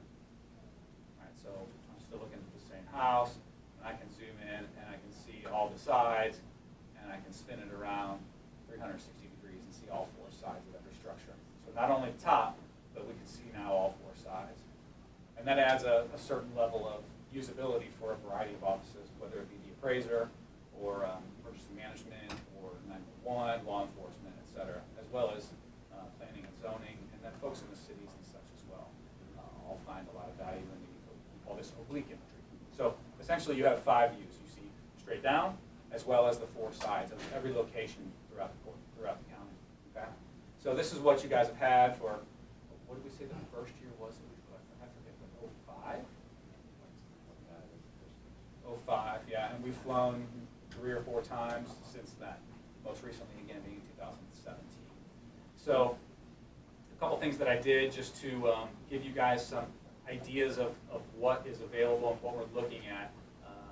I've got a handful of different quotes here. These are some different options. One based on what we've done in the past, and then of course we've got 2 that are upgraded pricing to change some of the imagery to a little bit higher grade. And so I'll take a look at those real fast, and we'll show you these. This is quite the eye chart here. What I wanted to show you guys, and I am whipping through this really fast, so if you guys have any questions, let me know, but I don't want to take too much of everybody's time. This is a usage report that we have from the imagery. So since the imagery is all online, we have mechanisms to track and report the usage of the imagery. So again, the last flight took place in 2017. It was in mid-February, I believe, is when it was captured, and was delivered probably around mid-March. So I created this report. It was basically over the course of the last 2 years. So it doesn't include all the previous flights, but the most recent flight over the course of 2 years would have a total user view of that imagery of 35,174 views throughout these different departments and such. So that's actually, it's a pretty good number, especially for for a county this size. If I'm in Johnson County or something like that, I see really large numbers, but that's pretty good usage. So there's certainly a number of departments that are using the imagery, and I think I would assume getting value from it. And I think part of that is the fact that we've had it here for a long time, and everybody's used to it. They know what it is, and they know how to use it and such. So those are our usage reports that are available. Before we go and talk about any of the pricing options, this is what I talked about when I said GSD, ground sample distance. These are the 3 different options that are available. There's 3-inch, 6-inch, and 9-inch. Okay, and you can, especially if you kind of get a little closer, you can see some of the differences there, especially on your screen. And then on the top, we see a representation of an oblique image. Now you have to remember that we can also see the other 3 sides of that structure, but just to get an idea of what the different images look like. So those are the 3-inch, 6-inch, and 9-inch images. Okay. Does anybody have any questions about those? And I know I'm kind of banging through this pretty fast, but we have a slot here, so I want to make sure that we get to any questions and Give me discussion. your best sales pitch between this and Google. Well, sure. Yeah, so Google typically is going to be a 12-inch GSD image. So kind of imagine tack on something on the end there. And Google only captures ortho image. Okay, so that you would only get the bottom, the ortho image, the straight down image. You would not see the other 4 sides of structures within Google. Okay. Now they can take that flat image and turn it on its edge so you feel like you're looking at it from the side, but it's just taking the flat ground and the flat image and turning it on its side. You're not actually seeing the size of imagery. Now you may be thinking of Google Street View. Yeah. So right. So that's done with a car or a vehicle. Let's say, I don't know. That's all done from the street level, and that is just the front of structures. So anything that's off of a road or the backs of any structure that's not on a road are not visible, right? So those from a functional standpoint are the major differences, and then I think just overall, no matter what we're talking about with regards to Google, you don't know if and when they're coming, right? They may have done Street View in 2007 here, and they might not come back till 2027. We don't really know. So that's the other major difference. Whereas this is a project that you have full control over. The other major difference is that it's free, and that's why it's a great question. But those are the major differences. Right. So you can overlay all of your GIS data on top of the map.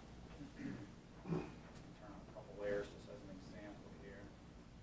A lot of times we'll compare the different years because you basically have a snapshot at that point in time. Sure. See what's changed. And we can. So this is in Southwest Missouri, but because I have their GIS data uploaded on my kind of demonstration website, but those are their parcel lines. So any GIS data that you have that's available, we overlay that on the map, which includes the floodplain data, we just kind of stood that up recently, but that's been helping the PNC office.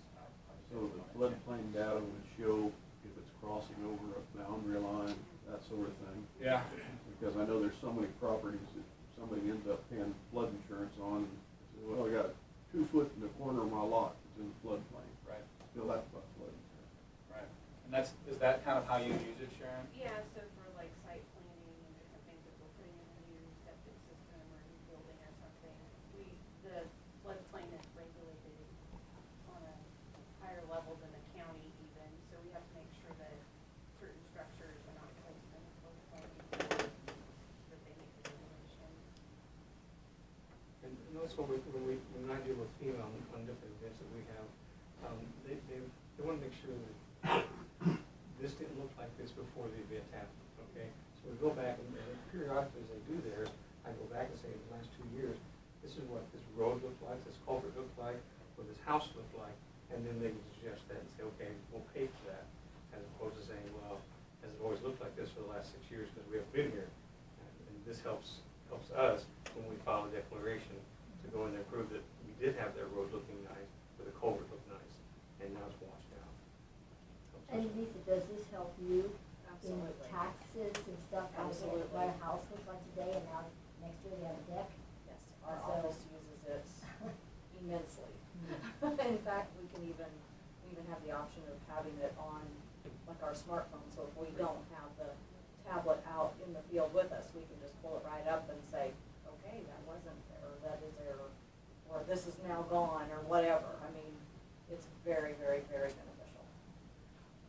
And for the sheriffs too, when they plan a procedure to, a raid or whatever, they come in and they will look at all that.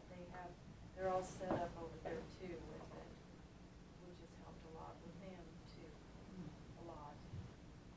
It is used by the cities as well, obviously the county, but also your different cities do use it too. Yeah, and I do have that as part of the usage report as well. It does break it down by city and by county department as well here on this report. Again, I know it's kind of like an eye chart. Back up there a second, we Sure. have your lot lines. Oh, yeah, sure. How accurate is your system getting down to now? I mean, because when you put them out there and people see them, oh, it's gotta be right here. Well, it's close, but it's not. And I just wondered if there's any Yeah, so improvement in that. what I'm doing here is, what we're doing here is taking the GIS data that you guys have. I don't know how it's been created, but typically a vendor at some point took those off the paper, right? So I don't change the accuracy of those. Okay. Basically, I'm just overlaying those on our photos. And to your point, typically those are for taxing purposes only, right? For kind of visualization. So yeah, I don't increase the accuracy. And that is when we do have a taxpayer come in and they do want to look at our maps. We definitely say that right off the bat is we are not surveyors in our office. And if you want it to, the exact location, you do need to have a surveyor. But we are for tax purposes and we are as accurate as we possibly can be. And so we do always give that disclaimer on anything, because it is true. It's just as accurate as we can possibly have it, but definitely we need to be surveyors in our office. Sure, you have to remove yourself from that liability as well. So this is the floodplain data that we stood up recently. Oh, sir, yeah. Seems to me with this kind of technology available, a computer savvy thief can check out your property from the comfort of his own living room. Absolutely, they could, yeah. Fortunately, everything that we do here is behind a username and password, so it's all secured and protected, and only employees of the county can view it unless they were to give that username and password out. But again, through that user report, we could see if there was any not malicious intent, but users who weren't supposed to be there, right? And also if and how much they were using the imagery. So I agree. Fortunately, we've got some stopgaps there to prevent that. So do we, We can also look out of our office under being administrator. so is I there can just go in and look. a certain amount of employees that get that kind of authorization? I mean, not a whole department? In or- our office, Well, it's a little different in Fraser's Yeah, office, I yeah. would say. But I mean, is there restricted access to the other departments to where, only the supervisor has access to the passwords? I would believe your administrators pretty much, Yeah, you're kind of give well, parents. all of the, Marion police officers have it, and Hillsborough, and all of the deputies and the dispatch have it.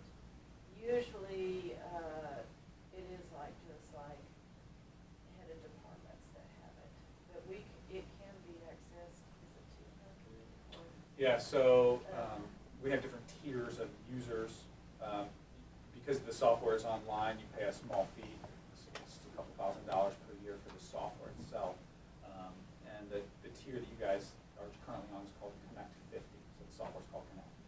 50 means you can have 50 people logged in at one time, and you can create 250 users, which is generally plenty for most any county.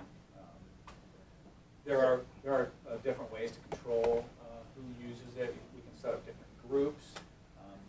There are different levels of user access. So there are users, there are power users, and there are administrators that have access to different functions and stuff. And you guys have full control of that, and then we kind of work together to help kind of set that up however you guys want to set it up. So is it not correct to say, to Henry's point, that again, your computer savvy people, passwords and otherwise, can hack into almost anything, if the desire is there? Well, yeah, sure. I mean, they can hack into our bank accounts too. Yeah, You're right. Yeah. exactly. Yeah, But I would think assume. you probably have security systems, and then I think the county probably does as well, but Absolutely. even still, I mean, Yeah. Yeah, we actually. that's a problem Yeah. that's been going on in the world of technology. Absolutely. Yeah. Right. Yeah. So we actually have a whole digital cybersecurity team, but we actually keep all of our imagery on Amazon Web Services because they're so secure, and we have so much imagery that we outgrew all of our servers. It became too expensive to actually house it ourselves. So we kind of rely on their security as well in conjunction with what we do. But yeah, you're right. I mean, hackers can do lots of Amazing things. things. Yeah. Yep. Mhm. So this is the floodplain information that we were talking about. This is all, so you can now tell, what is not in a floodplain. There are these different flood zone types. I'm not overly familiar with those types, but this is type 8E. I know that means something. And then, of course, we could turn on the parcel lines, and like you said, you can see if one of these parcels just clips a floodplain or something like that. Wait till that draws. Let's do this just a moment. All right, so we can see exactly how those overlay with one another. We do have the parcel IDs and such. And kind of benefits being able to see all the different directions. We could see, well, is that a shed that's in that floodplain, or is that a multi-family unit or something? So there's some value in the obliques there as well. Any kind of GIS data that you guys have, it gets overlaid on that. And we can also change or control the configuration to decide who gets to see what. If you don't want everyone to see the floodplain, for example, well, not everyone has to see the floodplain. I always hear that, like sex offenders and crimes and stuff like that. We certainly that gets kind of cordoned off to its own group. Right? Any other questions? I can quickly kind of bump through the pricing. I can show you the pricing as it would be to just continue what you guys are doing. There's also, I know that sounds a little corny, but this is the second quarter of our business. It's typically our slowest quarter, so they typically roll out some incentivized pricing in the second quarter. That's half the reason we're kind of looking at this right now. So these other two options they're good through June. And if you were to choose, you wanted to come on board and exercise one of these, then this pricing is good till June. So we'll look at all three of those. We also certainly have the pricing that's. While you guys are listening to the prices, we took the attitude that our county doesn't need flying every year. I think we went once every 3 years, if I remember right. And so we've got projects. We've got the wind tires probably in our county now that's been different since 17. If we have another one show up, why? So when you see these prices, sort of keep things in mind that if you like that idea, I mean, that's what we've done before.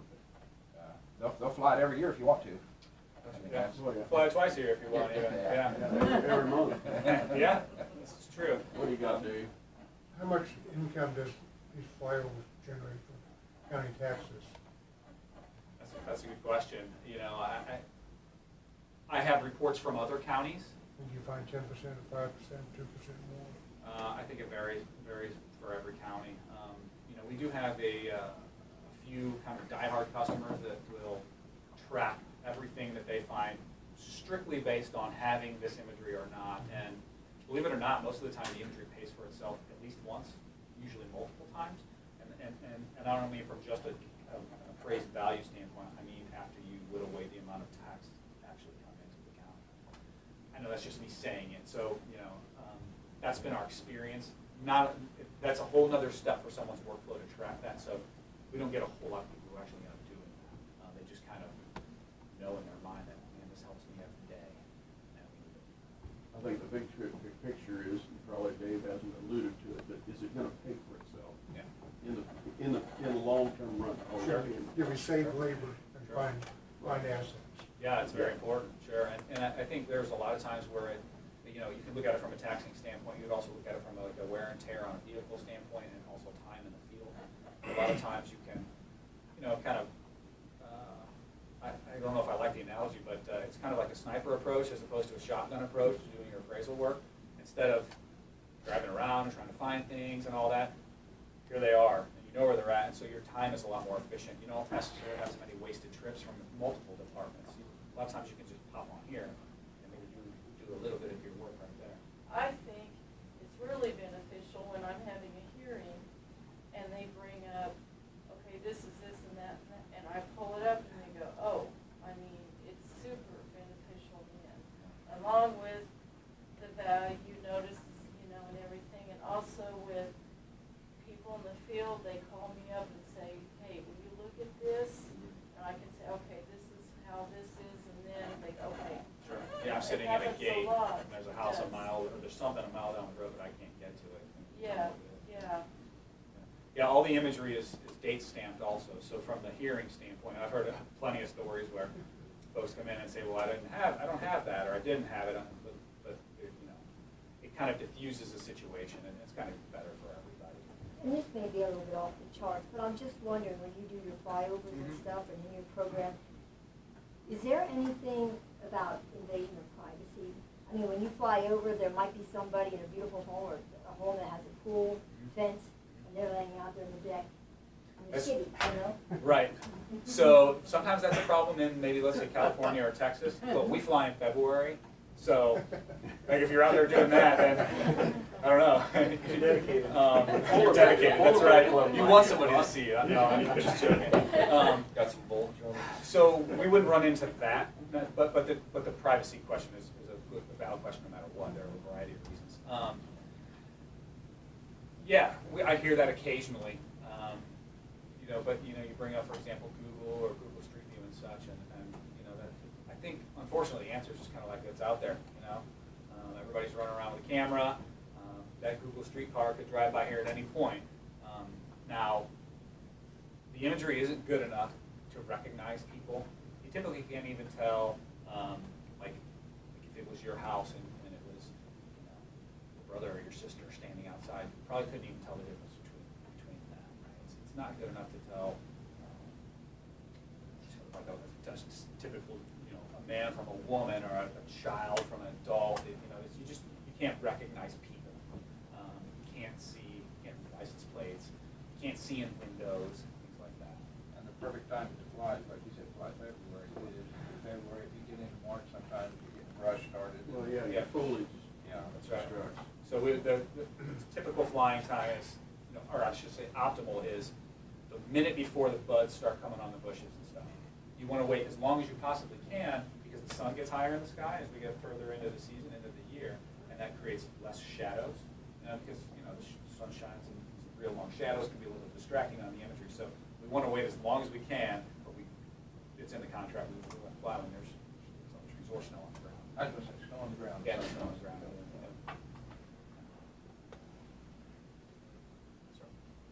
Well, your contracted pilots and stuff, where are they all out of? Everywhere. So we currently have, it fluctuates, but last I heard was 135 airplanes. So they're all over the country. We do work in the U.S., we do work in Canada, and we also are starting to work in the UK. But domestically, we have about 135 planes, like I said, give or take. Like 110 of them are Cessna 172s, loan slow deals. So The it would rest be of anybody that we'd have around here. So we have, no, probably not. We wouldn't, they are dedicated pictometry pilots, yeah. I'm trying to think of the closest kind of outfit we have is up in Sand Hills, Nebraska. My That's where question most was of those- Marion County specific. Right. We had somebody that would help a business here. Gotcha. Yeah, That's no, what I was that'd going be at. great. Yeah, well, so the cameras, the cameras are, they're proprietary cameras. They're in our proprietary planes and everything, so we can't just hire, we'd love to, but we can't just hire someone, with a plane and camera, wherever we're going. I don't know, have them fly. Yeah, Sand Hills are the closest that we're flying out of around here. Anybody else? Go ahead. Okay, all right, so like I mentioned, we have these 3 different pricing proposals here. This first one that I'll show you, of course, is the lowest one. And this is basically the continuation of what you guys currently fly. And what I mean by that is the 3-inch, and I'll show you the map here, it's at the bottom. 3-inch over the towns, and then 9, which is purple, and then the 9-inch over the rest of the county. Okay, that is currently what has been captured. Didn't we add towns to that too? At one time, didn't we have towns go to all 3-inch? It has changed. It's Okay. fluctuated over time, added and subtracted. This is what was done in 2017. Okay, so yes, we can add towns to that, and we kind of talked about it. You see, those are all squares. Those are 1-mile boxes. Yeah. We have to add those on groups of 4. Okay, and most of those smaller towns would be covered by a group of 4. So that's the minimum. And each one of those, I'm on the high side, is about $500. So about $2,000 per smaller city to add additional ones. Okay, and that's an easy thing. And Lisa, what we currently are having, is the quality adequate for your functions? I believe so. We've had some of the rules that were a little blurry for what we were hoping they would be, but the city, the 3-inch that he's talking about are very, very nice quality. Yeah, we fly all the way up to a 0.75-inch product, which is extremely accurate and detailed. But I don't typically hear that the 3-inch isn't good enough for folks to do their job. If anything, I hear that, hey, we want something a little bit better than the 9-inch. Right? Even though it's in a rural area and in one of those boxes I might only have 5 structures, that's where I really need to step up my game a little. So anyway, you saw the map. This is the pricing right here for per flight. You're looking at 97K per flight. Now, just as we've done in the past, we split that, if you want, we split the payments for that up in over the course of 3 years. And so that's what that second. How many number- years? 3 years. 3 years. Yeah. So that's what that second number is there. So per flight, you're looking at, Okay. I'll just round up 33K per year per flight. Okay. And that comes due after we ship the imagery, after we deliver it to you. So you wouldn't have to pay that until next year. We have been paying it out of sales tax. Yes, sales tax?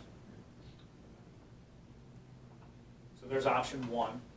So that would be right there, would cover 6 years if you took Yes. flight 1 and 2. Yep, and just so you guys know, the subsequent flights, they are awarded in the contract as optional.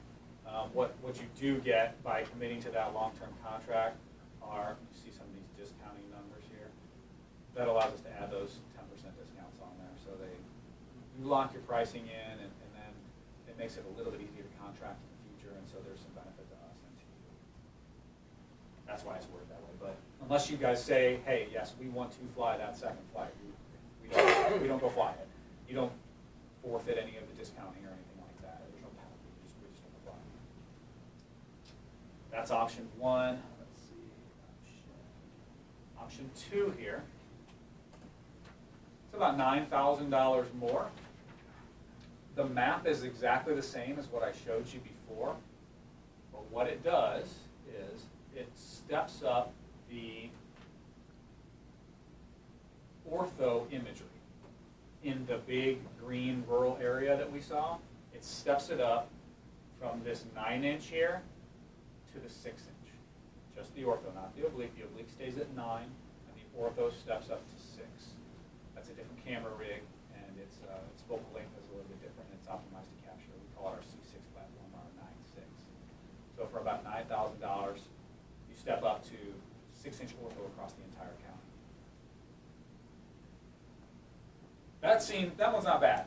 The next one is, from a pricing standpoint, from our pricing standpoint, actually is really great, but it's quite a bit more money. So this here is a little bit different approach.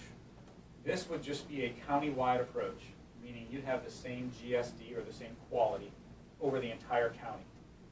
And it would be both 6-inch oblique and 6-inch ortho over the entire county. So there wouldn't be any 3-inch areas in the towns. So you would be kind of sacrificing some of those 3-inch areas to step up to rural areas. So 6-inch oblique and 6-inch ortho over the entire county. Again, no difference. It's just uniform across the entire county. And that was 166. 166. Again, you could divide that by 3, and that would be 56 annually. And that's the other June pricing. So typically this product is priced at $250, but they're allowing us to bring it down to $150 right now. So if I were to have come here 6 months ago, that total would have been more like $240 or something like that. So it is really a good deal from a pricing standpoint, but I do understand that it's also a lot of money once you get to pay the tax. So those are the 3 options that I tried to come up with that seem to be somewhat different from one another, but also took into account some of that promotional stuff that they're letting us do right now. Having said that, we can kind of mix and match those options here and there, but we have to be careful because as we add different resolutions or different GSDs, those are different flights essentially. And so even though you might add something cheaper, you're adding another flight, and so there's the cost to just getting up a plane in the air and all that. So these are pretty typical setups, the most cost efficient ways to look at it. So we've been operating under the first option. The 3.9. In order to support the function of the department optimally, what does the department recommend?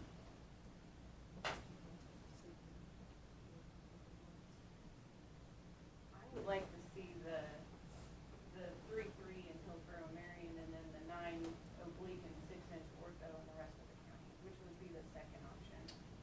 I think that gives a lot of value to having a better view of the ortho on the remainder of the county, just from a planning standpoint.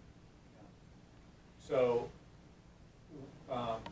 our imagery has always been kind of the bleeding edge, right? So typical imagery is ortho imagery, just ortho imagery. We're the only ones who do this imagery that includes ortho, but also the obliques.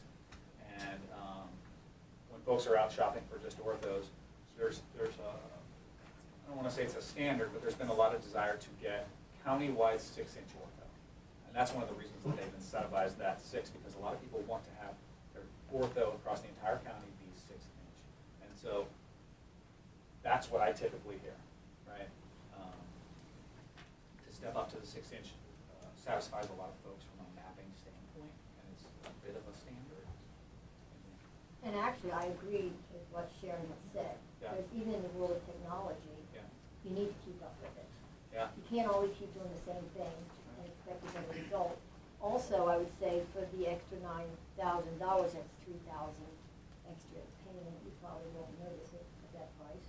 And your tools that you give, I'm more into a tool, giving the employees the tools that they need, rather than hiring more employees to do the same job. The tools are by far more important, in my opinion. On any of these options, could we extend the first flight a year later? So we could contract the flight for the end of the year. So for 2020 still, but November, December, right? So the contract would have to be signed before June, and then have to commit to a flight in the year of 2020. Although there's 2 flying seasons in 2020, so you could fly at the end. Well, you almost have to do that anyway, in February. Well, that'd be the following year, so if you guys can contract now for February of 2020. So if we wanted to go to February 2021, we can't apply this pricing now. That doesn't mean that there won't be some sort of this pricing next year if you wanted to apply February 2021, but I don't know that. But we could do February 2020. Absolutely, yeah, I think that's probably that would be typical, that's what I think we're talking about. Okay, so this is the option 2 pricing, the $35,175? Yes. Okay. Yeah. And we're already, I mean, what we're paying right now is $35,087 a year. So it's not very much of an increase. Well, how is that? It's supposed to be $9,000 increase. It's over the first option he showed us. So the first option is the products are the same. Pricing, believe it or not, just dwindled down a little bit from when you signed the contract last time. So the products are the same, but the pricing was just a little bit lower than that. Okay. So as far as going to the second option, it's a lesser increase. It's like, It's a minimal impact to the Minimal county. impact. Mhm. Any other discussion? Just with us not knowing what's gonna happen a little later, I would like to have the option whether you choose February or whether you choose the last of the year. Yeah, you can choose that. I mean, you could choose that in January. But didn't you say by doing it that time of year, is there some quality issues compared with doing it right before spring starts? Right. With lighting? So actually the shadows would probably be about the same because the sun kind of goes like this, and I think you're just on the other side of the hump there, right? From your sun angle perspective. But there are some larger growth trees, maybe oaks or hickories, something. They might hold some of their tall, some upper crown leaves. Sometimes they're dead. Right, yeah, they dormant or do whatever. hold them. But sometimes they hold them into whatever, January or February. Mhm. You need some wind and some snow or whatever to blow them off. That doesn't always happen in November or December. No, they don't lose them until they're already. Yeah. Yeah, sometimes they have to get pushed off, don't they? Yeah. So from our standpoint, the contracts, they're not any different. When I create a contract for you guys, I'm sure you have a lawyer that reviews it.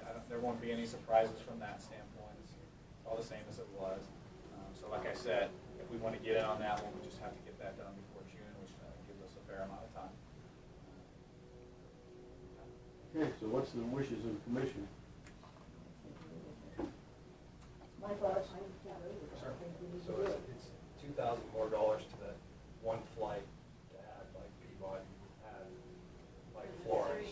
Per Peabody, per Florence, per. I'm ballparking, and there's kind of two things, well, really one thing I'm assuming is that we have to, let me go on the map real fast. If you can you tell when we look at it? Yeah, those are boxes, right? Those are 1 square mile boxes. They don't mean anything to you and I, they're flight planning boxes, but they are 1 square mile. Yeah, they do. They fit into our townships. Well, do they fit in pretty good? Sometimes Pretty they seem to line up. Okay, so we have to, from a flight planning perspective, we have to do 4 at a time. We can't add any less than 4, and the 4 have to be in a box, 2 and 2.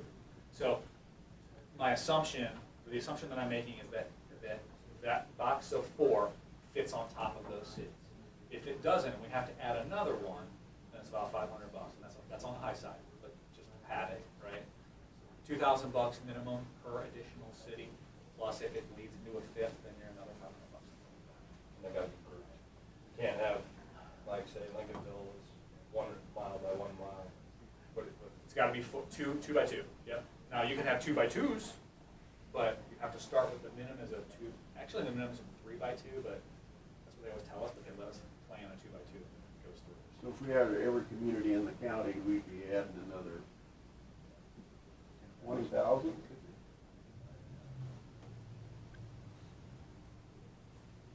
Show us your difference there again between your 3 and your 6. Sure. Or 6 and 9, I guess. Yep. Yeah, 6 and 9, yeah.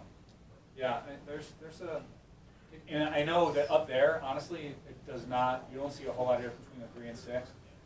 There is a fair amount of difference, like if you look at my screen up there. What I'm getting at is for these departments here to look at Hillsborough, Marion in the 3,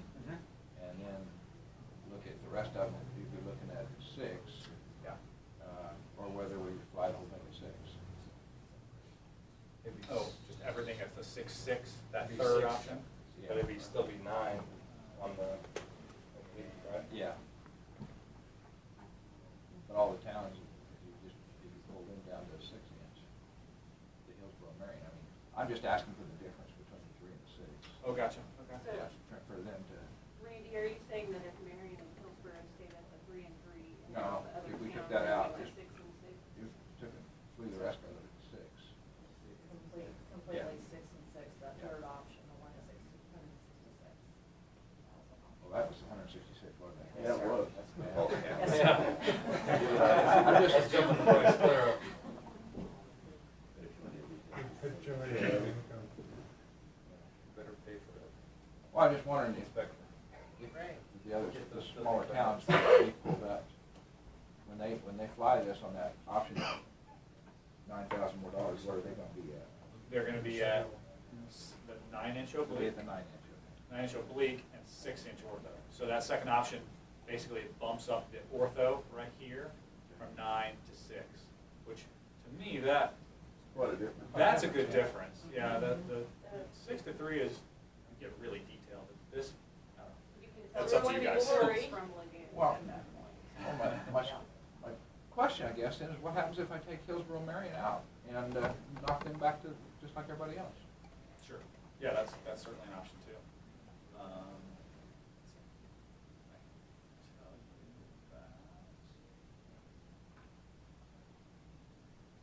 How many boxes you got knocked up there, but. Yeah, that's what I was gonna go look at Yeah. there. 14K. If you took those two out. So 5K a year. That's what's being paid to upgrade those two. And what would be the disadvantage to doing that? It'll be blurrier to a point. It's a lot harder to read it and see it a lot. Well, not according to that picture you just showed us. Between, well, oh, sorry. The houses. You're looking at the difference between, you're gonna take it from the 3-inch oblique to the 9-inch oblique. So that's a pretty decent, there's a difference there, I think. And then you're moving from the 3-inch ortho to the 6-inch ortho, which, like you, sorry. So there doesn't seem to be as much of a difference between those two. Okay, the ortho, can you go down and pull sides up on that? Can you pull it? Go down and take the side view? The different views, the All 4 four different views. views. That's what the oblique is. The obliques up there. Yeah. The So if you, oblique is, but not the ortho. Not the right. Okay. Tells us That a lot. tells a story. Okay. I'll shut up.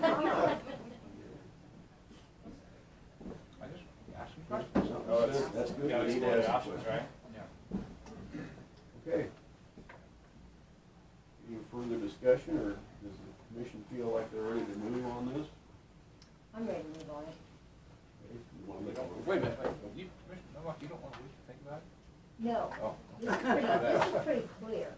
When things are clear, I can Okay, wait. just thought I'd ask. Okay, Okay, so I'll make a motion to go ahead and, enter into a contract, for the, we call that, say that word.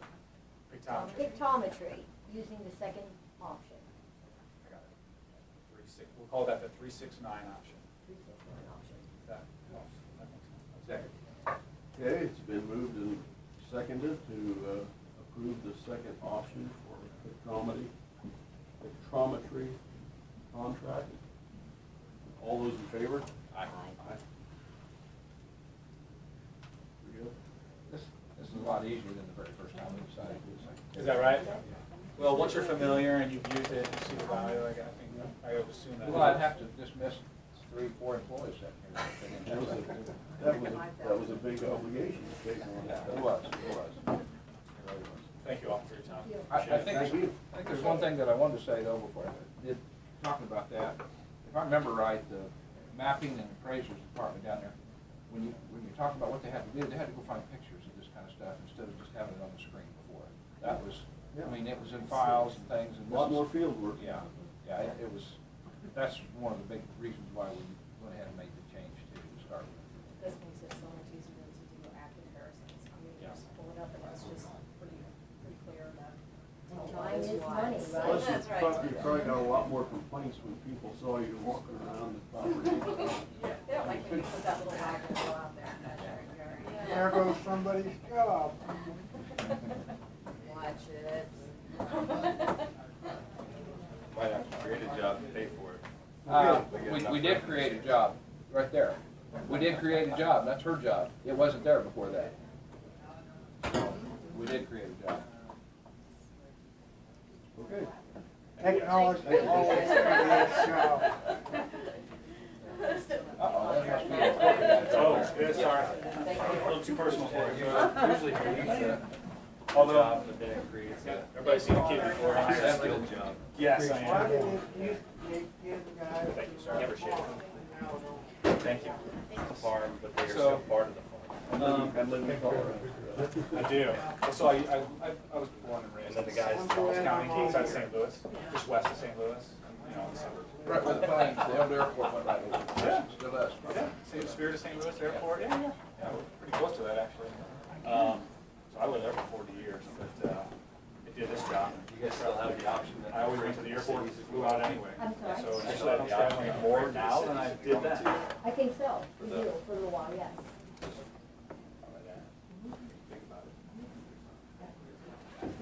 All the cities in the county, right? You're all Yeah, there. yeah, 'cause right now you just got Hillsborough, Marion with that price. Half day. Well, you'd have to decide what they do the first file. And so, do we still have the option, I just want to verify what I just said, do we still have the option to change cities or do different things, or are we locked in right now? Oh, no, you're not locked until you sign a contract. So if you think you want to, well, if you want to add cities, then we can do that now. Or we can create a contract based on the quote you saw, and you can decide in 6 months you want to add cities. That's what I thought I heard. We amend contracts all the time. If you want to, And it's $2,000 a city, basically. basically, yeah. Unless, like I said, unless one bleeds over, it could go to like 2,500. But, yeah. And with those squares that you had for Hillsbury and Hillsborough and Marion, Yeah. are they actual? Or could they actually be reduced and still capture the whole city of? Those cover the boundaries. Now, they bleed out because they're squares and the boundaries go like this, Uh-huh. but that is shrunk down. I'd like to see that option. They stated that we could bid it. Now, you said we could take two of them, let's take Peabody. A square mile is the main part of the city. That covers the basic part of the city. A lot of these other towns, if it's, Peabody's basically perfect, but some of them may not be right in the middle of one, they may have to get two. It's true. But if you had two, we could do them for $1,000 a pound.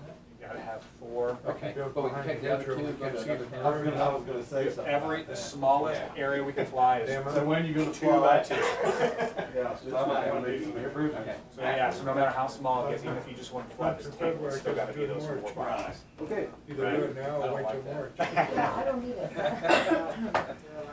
If they let us just, you know, the plane obviously doesn't turn on a dime, and so there's no real efficient way, I don't think. Well, I mean, to us, it would allow us to cover our, we've got so many small towns, and it would allow, ask your company, we, like, Well, here's what they'll do. They'll say, yes, we'll fly one, it's gonna cost $2,000. what's better than $2,000? No, that's what I'm saying, I said 2,000, sorry. Oh. That's what they'll say, because no matter what, here's the amount of area we gotta fly, and, you know, we have to make this back and all that, so they'll say, yeah, we'll fly We'd love that. to do that. Yeah, we'd love it, we'll fly the one, it's gonna cost $2,000. Okay, so that would be then, let's just say we wanted to add 2 cities and just kind of bump a little, maybe Florence and Like your 2 most populous or something. whatever, like that, yeah. So that would be a total then of 4,000 You got it. divided by the payments, that Divided by would 3 bump years. it up, Yeah. you know, or Yeah. it would almost be worth, I mean, if we had a city so to speak enough to be arguing us, again, not. Over 3 payments, it gets it cut Yeah, down it's quite not, a bit. it's not significant. It's true. You know, especially since we're already paying pretty much, and I was anticipating already bumping it up by 9,000, Right. which we're not. So, Well, and, you know, you've got a plane, right, so there's a plane here. If you decided later, not that this would happen, but hey, oh yeah, I do wanna fly that city. From us, that's gonna cost you $25,000. That's our minimum to get a plane somewhere. Oh, But- just for one, yeah. Just for one, but you know, if you thought, oh, I might want this, and it's only $2,000, but you have to want it, you know? Right. I'm not trying to pressure you guys to fly, what you need to fly. Thank you, Chris. Thank you, guys. Okay, Bud here? Yeah. Yeah. Hey, Bud. I didn't sign yet. Thank you. Where's my name? Good morning. I'm gonna. You can't tell everybody. This is Chris. This is gonna go to Nobody Elvis. left. Morning. Fort Riley. Thank you. He's here to Okay, speak. go ahead whenever you're ready. Okay. As far as I know, you guys called this meeting for me on the recycling. I just wanted to have Chris come in because we have the possibility of switching from Waste Connections, taking it up to Fort Riley. I'll let him kind of fill you in on what's available through them. You wanna switch chairs with him? He said, my name is Chris Otto, I'm from Fort Riley, I'm a recycle and solid waste coordinator out there. We operate what's called a qualified recycle program, which, since we're a federal agency, there's certain qualifications on what we can and can't recycle, but that translates to most of the things that a community recycles, paper and plastics, aluminum and so on. There's only certain military things that we really can't recycle. But when we sell things, since we're a non-profit. They're wanting to speak up just a little bit because they can't hear you. If you Okay, could, yeah. either, yeah, since we're a non-profit, we take the money that we generate from selling them any of the recyclables. After we pay the staff that work at our center and the electric bills and gas bills, we then put that money back into Fort Riley. Most of the time it goes into morale, welfare, and recreation programs. The majority of it lately has gone directly to the units programs, so when they want to have a organizational day, they have some extra funds to spend on things. So it really, we don't have somebody making money off of selling our recyclables, but the troops are benefiting from it. We offer one of the few that I know of in the state, an automated sorter. I think there's one in Hutchinson, Topeka, and Kansas City, maybe Wichita. But we built it in 2017. It's a $4.5 million automated sorter. So our guys really don't touch a lot of the materials except at a few of the picking stations. And there are certain regulations that we have to follow since we're a federal recycle program. And one of those is that we cannot take waste from off-site outposts. And we are looking at any recyclable materials not as a waste, but as a recyclable material. And I talked with the environmental division director, my supervisor out there, and then the foreman who actually is down there at the recycle center, manning the machine all the time. And we have the capacity, but what they asked me to do, if that's something you guys are interested in sending recyclables to us, we work on like a test period for an undetermined amount of time, I'm thinking 2 months or something, to see how it's working. We talk to our foreman just to make sure that the materials that we're getting are what we're looking for. When I'm talking about it, sounds like that won't be any of an issue. We just want to make sure we're not doing a lot of trash with it, basically. Things, we don't want jumper cables, we don't want dirty diapers. The stuff that we get from the soldiers on post, we don't want from off post. We want to have less to throw away when people bring stuff to us. Right now, what my boss said, the environmental division director, thought that we could, after we look at for about a couple months or so, and we know about what we're getting, we probably can, most likely, be able to purchase the recyclables from you. And I don't have a price on that, but the numbers that we're throwing around are somewhere in the ballpark of what mixed paper is selling for, which would be a big bulk of that material as it comes in. Right now, it's selling from $10 to $15 a ton. So I'm thinking somewhere in that ballpark. I can't guarantee a price or give a firm one right now, but, and then, as I was telling Bud, we would have to make arrangements for credit card purchases if we want it done timely, because it takes the Army a long time to write a check, and we can't do direct deposits like some places. But if there's a place that we could call in with a credit card number, we could make immediate payments once we have a little brought to us. accept recyclables almost every day of the week, except every other Friday, and to work with you guys to find the times that you want to bring them up to us. When people bring them to us, once they can get on Fort Riley, we can give the driver we can put them on our list for access, and they can get an annual pass, which helps them get on post a lot longer because they can have it. It can take about 20 minutes to do the background check. They come in, they weigh the truck, we dump it on our floor, we weigh it as it leaves, and make sure we get the weight of the materials, and that's pretty. And then as long as we're getting clean recyclables, like I said, paper, plastic, aluminum, cardboard. And then I think we can also take white styrofoam. Not necessarily like dirty cups, but like you get with a TV or you can get like a cooler or Schwann's Man. Yes, exactly. And we only take white styrofoam is all that we're set up to process right now. I think we might be one of the only places in the state that processes white styrofoam. Now, do you take the peanuts, peanuts, or? If it is the crumbly number 6 styrofoam, which most of those are not. Most of those anymore are the ones made out of high fructose corn syrup, and you put them in water, they dissolve. A lot of those packing peanuts now do that. Those don't go in the machine. Okay. They go in the water. But all the coolers, the stuff that goes with TVs and stuff, we have a densifier that our guys feed it into. It comes out looking like toothpaste. And you can take enough styrofoam to fill this whole room and come out like a coil smaller than this table, top of the table. Do you currently take any single stream recyclables? Yes, we have an automated sorter. Okay. How dirty are the single stream that you get? We get them from a few different places, and that is a kind of a loaded question.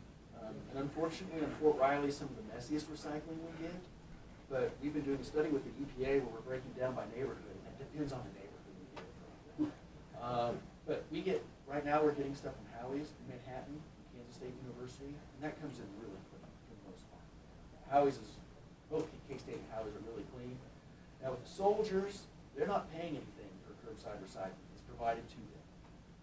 We get them for 18 months, or average at a time, so they come from all different places. Some recycle where they're from, some don't. The regulations are different. And I'm convinced that with the soldiers, they treat their recycle bin as overflow trash cans when their trash can's full. We'll get dirty diapers, we'll get deceased animals, we'll get kitty litter, bags of dog waste, but as long as we're getting, like, some people are concerned about sending us maybe a soap bottle that has a little bit of soap. That's not an issue for us. But pizza boxes, as long as there's not caked on food stuck to the bottom, there's just like a little grease stain, our buyers don't have any problems with that. Bring it in, commingled, we dump it on the floor. They usually pull out the styrofoam by hand, just because our machine doesn't do real good with it. It breaks it up into like 2 little pieces. We feed the rest into our machine, and then let the sorting process work itself out. I'm just concerned that I think Hillsboro's going to be starting their recycling program, and from what I see of single stream at Peabody, it seems like it's the old American way. Sometimes it's we don't clean the cans, we don't rinse the cans. My wife is mad when I do that because that's the way it was started. You had to clean everything in order to recycle. I mean, that helps to come in clean, but it doesn't have. They don't have to be cleaned out completely. We're more concerned about dirty diapers than like a dirty soap bottle. So then you touched a little bit on the pizza boxes, and I was looking at a video about that. They were calling that contaminated materials, and so they included in that is like your different plastics. One of them is like your black plastics that you go to quick stores and get food, and then the black part of it is considered contaminated if it has. So you're not worried about that? No, and some plastics currently we recycle what the market allows us to. Some plastics, like the black one you're talking about, unless it's a number 2 plastic, don't have much of a market for. How would we know? If you bring them to us, we'll take those as of now with the waste, as long as it's not overburdening us, and then that's part of what we want to look at. And we look at it as like a ship sometimes with recycling, and it's really hard to turn and change momentum. And the 3 through 7 plastics, with the exception of number 6s, there's not much market for them right now. But a year ago, 2 years ago there was. And then a year from now, there easily could be. And other recycle centers have said, we don't want any 3 through 7 plastics. That confuses your average consumer, and they don't send you any recyclables. And number 2s and 1s is a good amount of value right now. So how does the consumer know all that? I mean, to me, a black bowl plastic is from a black bowl plastic. How do I know if it's a 6 or a 5 or a 1? Most of them will have a number on the bottom of them. Just flip them over. There'll be that little triangle, we'll say in the center of them. Say what number they are. Oh, so that's what that number is. Yes. Not every one of them does that, and some of it is hard for a consumer to know. And that's why we're not saying we don't take any 3 through 7s, because that's tough. And our guys see them all the time, and they know, and our machine can sort some of those out too. What is the difference with that? What is the difference between the two? I mean, which one is the worst? Which one of what? Those numbers that you Oh, brought, well, those plastics. 3s, there's not very common, you don't see a lot of 3s. But any of the plastic bags out there, we don't want. Walmart bags, You don't want that. we don't want those. In fact, I would recommend for your single stream, have them dump it right in there without a bag. Our guys prefer that. That's what we're trying. Just put it right in the thing, no trash bags. And we find the trash comes in with those trash bags, not just recyclables. As long as we're getting it fairly clean, we put it through there. We can sort out the stuff that is not selling right now, and 3s, 4s and 5s, 7s, really not much of a market right now. In fact, with 4s and 5s, if they're mixed together, it would cost us more to recycle them than it would be to throw them in the landfill. It's about $65 a ton to recycle those right now. Hillsborough is putting placards on top of their cans that show what can go in and not, no bags. That helps a period. lot. They've got that on there now? That's cool. It's just, you know it's coming, so you put it on there so that it makes it easy for them. We've got that on all the bins too, right by the doors, no plastic bags. Do you recycle any glass? Would you take glass? I didn't mention that, but yes, we do take glass. The only thing that we would be able to add to what we recycle right now, I believe, is the styrofoam. Yeah. Otherwise, we recycle everything that they take. And we're all on board about trying to keep everything clean, because they're not the only ones that want clean stuff. We don't want to be taking a chance of getting down and having a dirty load and having to bring it back, I mean, that's not how we operate. We see trash in there, and it's easy to police it and see, once in a while, something might get in there, it's dumped out enough that we can see. And distance-wise, we're not much. That's actually closer. A little closer? Yes. And I was asking him this morning, because when we recycle on our Fridays, like this week, we're taking down to Hutch, and there could be 2 trucks waiting in front of our truck to dump, and so he's gotta wait that time frame before he can dump and get back, and usually trip down to Hutch and back is 4 hours or better, from the time it leaves to the time he gets back with the recycle. And going up there, he said usually there's not very many people coming in like that, so. And it doesn't take long when they do. We run them to the scale, and we dump it on our floor, and we weigh them again, and they're out of there. And if we know that trucks are coming, we can coordinate with people. We know about what time Howie's comes in K-State, and have a decent idea when all the family housing and Fort Riley comes to us. And then everything we take in right now is Coleman, for the most part. We do get some from Gary County that's not Coleman. Single stream. Oh, you got some? Yeah, it's commingled single stream, same thing. So if we decided to go this route, would we contract with you to do that? No, we don't, we're thinking of a contract right now, but what we would, like I said, we'd run a test period, and then we can revisit that. The closest thing that we can do with a contract for us accepting things, there's a few different options, but it gets complicated with the federal government and contracting things out, bidding things, competition. There are intergovernmental service agreements. If that would be one route that we could take. And that would be an agreement between your county and the garrison commander on Fort Riley for some type of municipal service, and ours would be like recycling. Those take a while. They're doing more and more of them in the Army. In fact, Fort Hood, our probably the biggest recycle center in the Army, just entered a major one with their communities around that. But that took like 3 years and the lawyers and everything. If we wanted to do like a payment thing, it could be like an agreement per load, and like, hey, we're gonna do this based on this price, and if it's not working for either party, we can go our separate ways. I was just thinking, I'd hate the thought that we'd start, and then we got a load ready to come and say, no, don't bring them anymore. As of now, I don't foresee that coming. We're happy to get the materials to sell.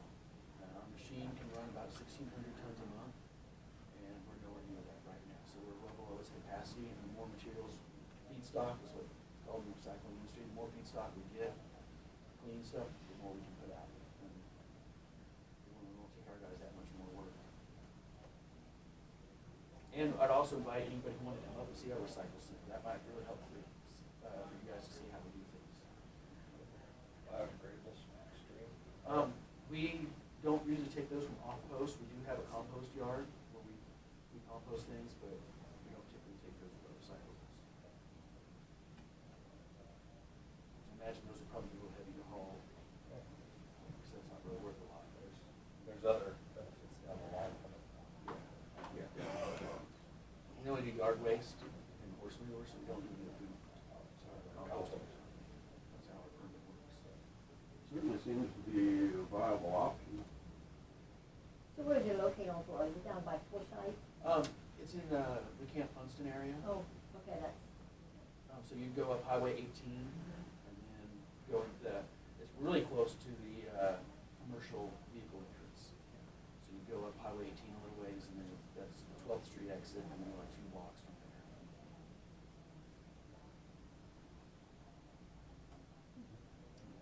What's the wishes of the commissioner? I think we should at least try it. I mean, Said do a test. it's not gonna hurt us to go through a testing period.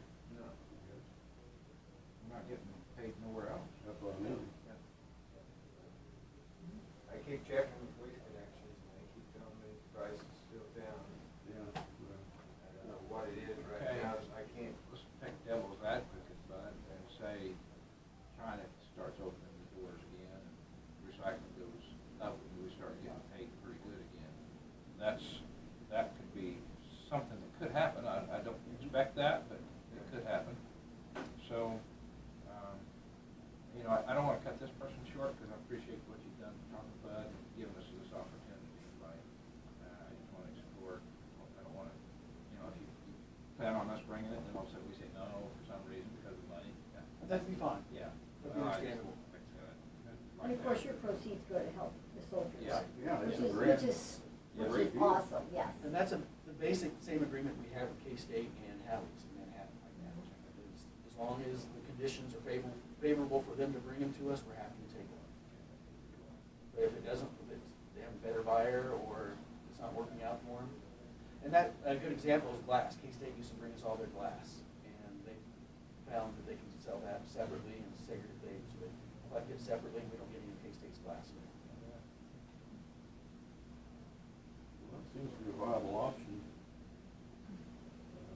Yeah, I don't have any problems trying it and seeing. Is there any kind of agreement we're into with Waste Connections? Not aware of, I'm not sure, but if there is, it's probably gonna happen now because, but I would check to make sure.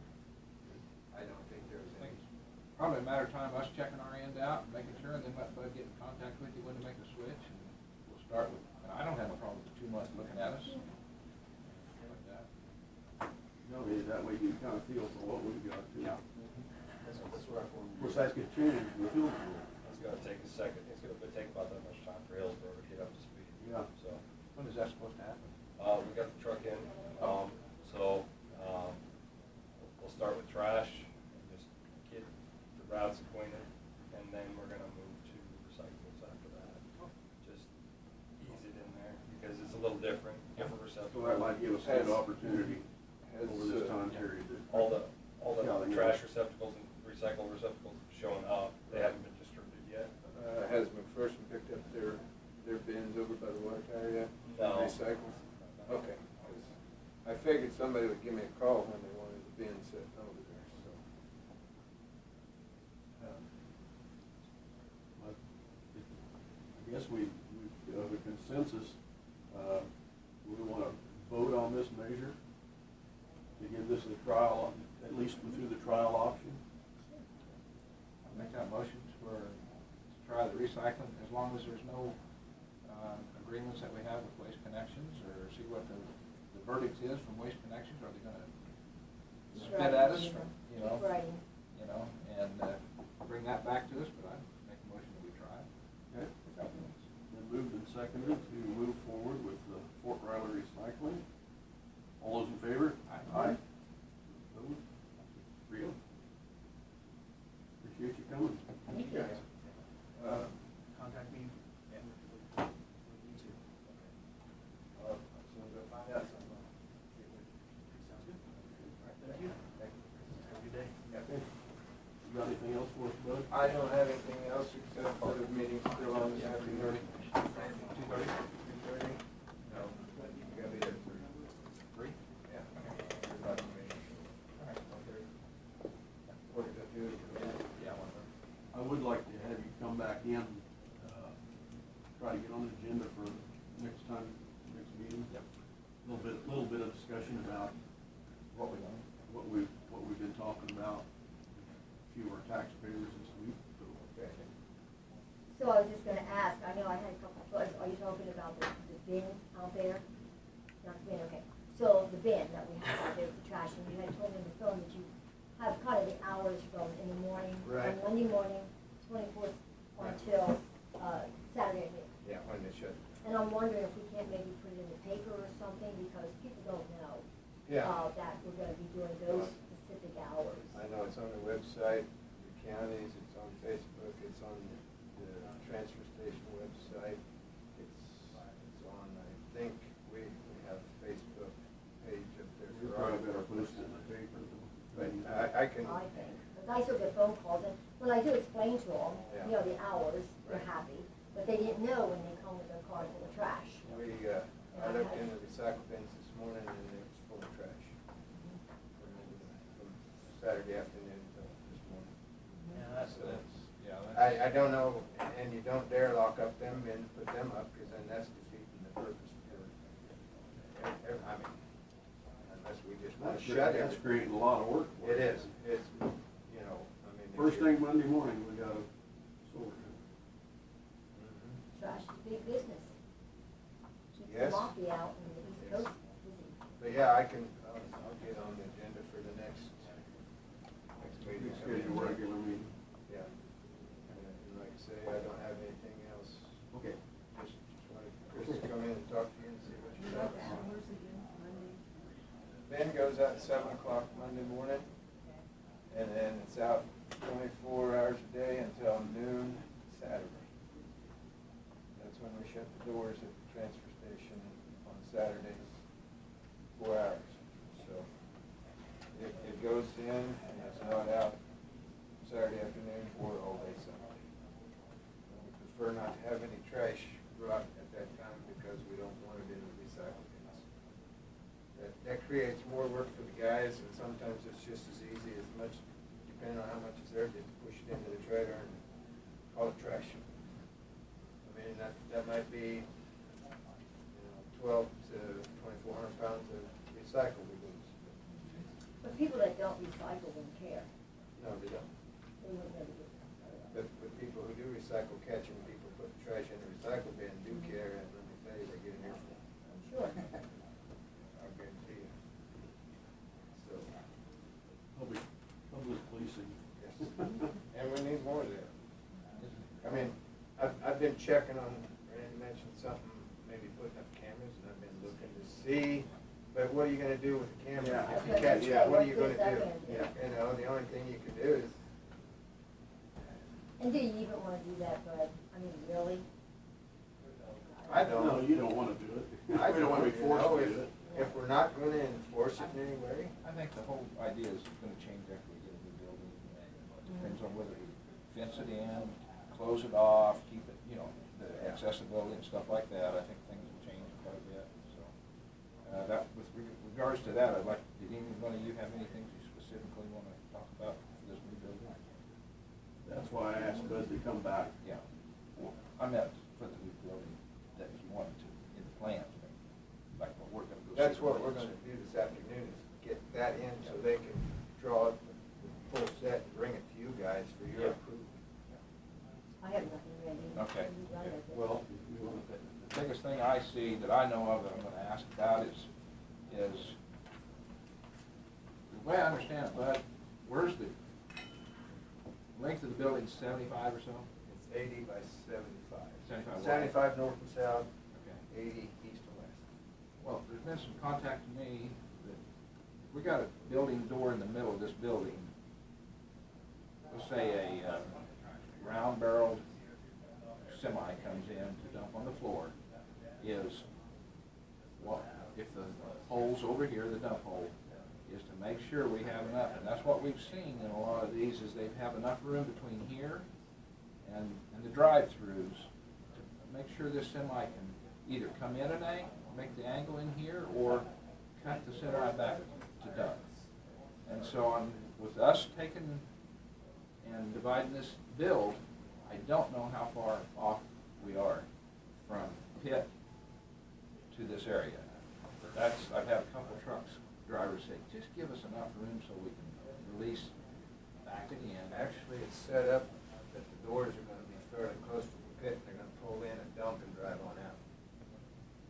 They're gonna dump the length of the pit like they do now. Well, and I think that's something we're gonna have to talk Yeah, about, right. because. That- You're not talking about backing up at all. No, not talking about coming in there and backing up towards the pit. The design of the building originally was, But if Right. we have a load here, yeah, then that means before anybody else comes, just like what we have today, Bud, right. that this has all gotta be pushed in the hole. Because if it's close to the pit, it's gotta be pushed in the hole before the next guy can come through. Well, So, that's just a concern that we're gonna have to determine which way we want it for the best of everybody. I mean, that's what I. And you have a guy there on a Bobcat when they're doing that. That's what we got that And I know it machine doesn't take a lot of The time, new but- machine should be able to do it a lot faster. yeah, the new machine is. Backhoe. Yeah, the rotary hoe is designed to push it in back, you know, that's the main machine of the whole operation, once it gets done. So, the way it should work, and the way it's planned, is even if you have a load dumped there next to the pit, if, say you've got two trash trucks sitting there, first one dumps, and second one should be able to come up and dump right beside it. And then you can Still push room down. for the. Now, as far as for an end dump, you may have to wait, and dump one, they'll push it in and then bring them in, you know, just like we do now. I mean, we're gonna have the room to be able to back up. But do you get very many roads? Demolition. Yeah. Well, I mean, if it was. But demo- usually, Not when, done. when they haul in, they have one barrel dump and one ten-wheeler hauling. So you're not having them there all the same time, and then if you get a roll-off, it shows up once in a while, you know. That's equivalent to like a barrel dump, you know, and it's just something that, you know, we need to look at it, and the way it's designed, it should work, you know, to dump one load, because you're gonna be able to get over close to the pit, because we're not gonna have that big area where it sticks out over into the pit area, you know. Correct. So we still don't want everybody right next to the pit, for safety's sake. Right. But you should be able to have enough room to get in the door, and if you gotta turn a little bit, and then dump, and then turn back out to go out the door, you know. Well, that's one area I want to Right. address. Yeah. Within, and Yes. see what it's gonna look like, see what it's gonna do. And Then that's you what tell this- me of your trash trucks that come in, what's gonna happen when we do this. Yeah. That's all I want. Yeah, and that's what this meeting is If we have for. room for side by side, Bud, Yeah. two trash trucks can come in, and I've seen that, Marion and Hillsborough both show up at the same time, or Yeah. Florence and Yeah. Hillsborough, to where they can dump at the same time and go on. Right. That's a goal, is to improve this time. That's what the goal is with this design, is to get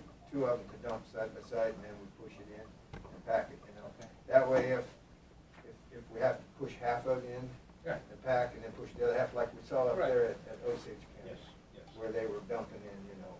That Of course, was the they other- were backing into the pit. The They truck were- was already half or 3/4 full, and then here comes his trash truck full, so then he pushes some of his trash truck in, but then he has to stop and pack.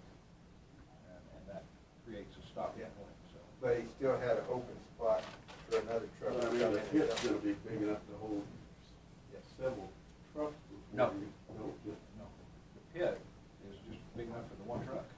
For our trailer. Right, Yeah, for Yeah. I mean, you could get more than one trash truck dumped in there before you have to pack. Yeah, yeah, you want a certain amount in there before you pack, so that way you're not messing the trailer up. Yeah, it should work the way, yeah. Okay.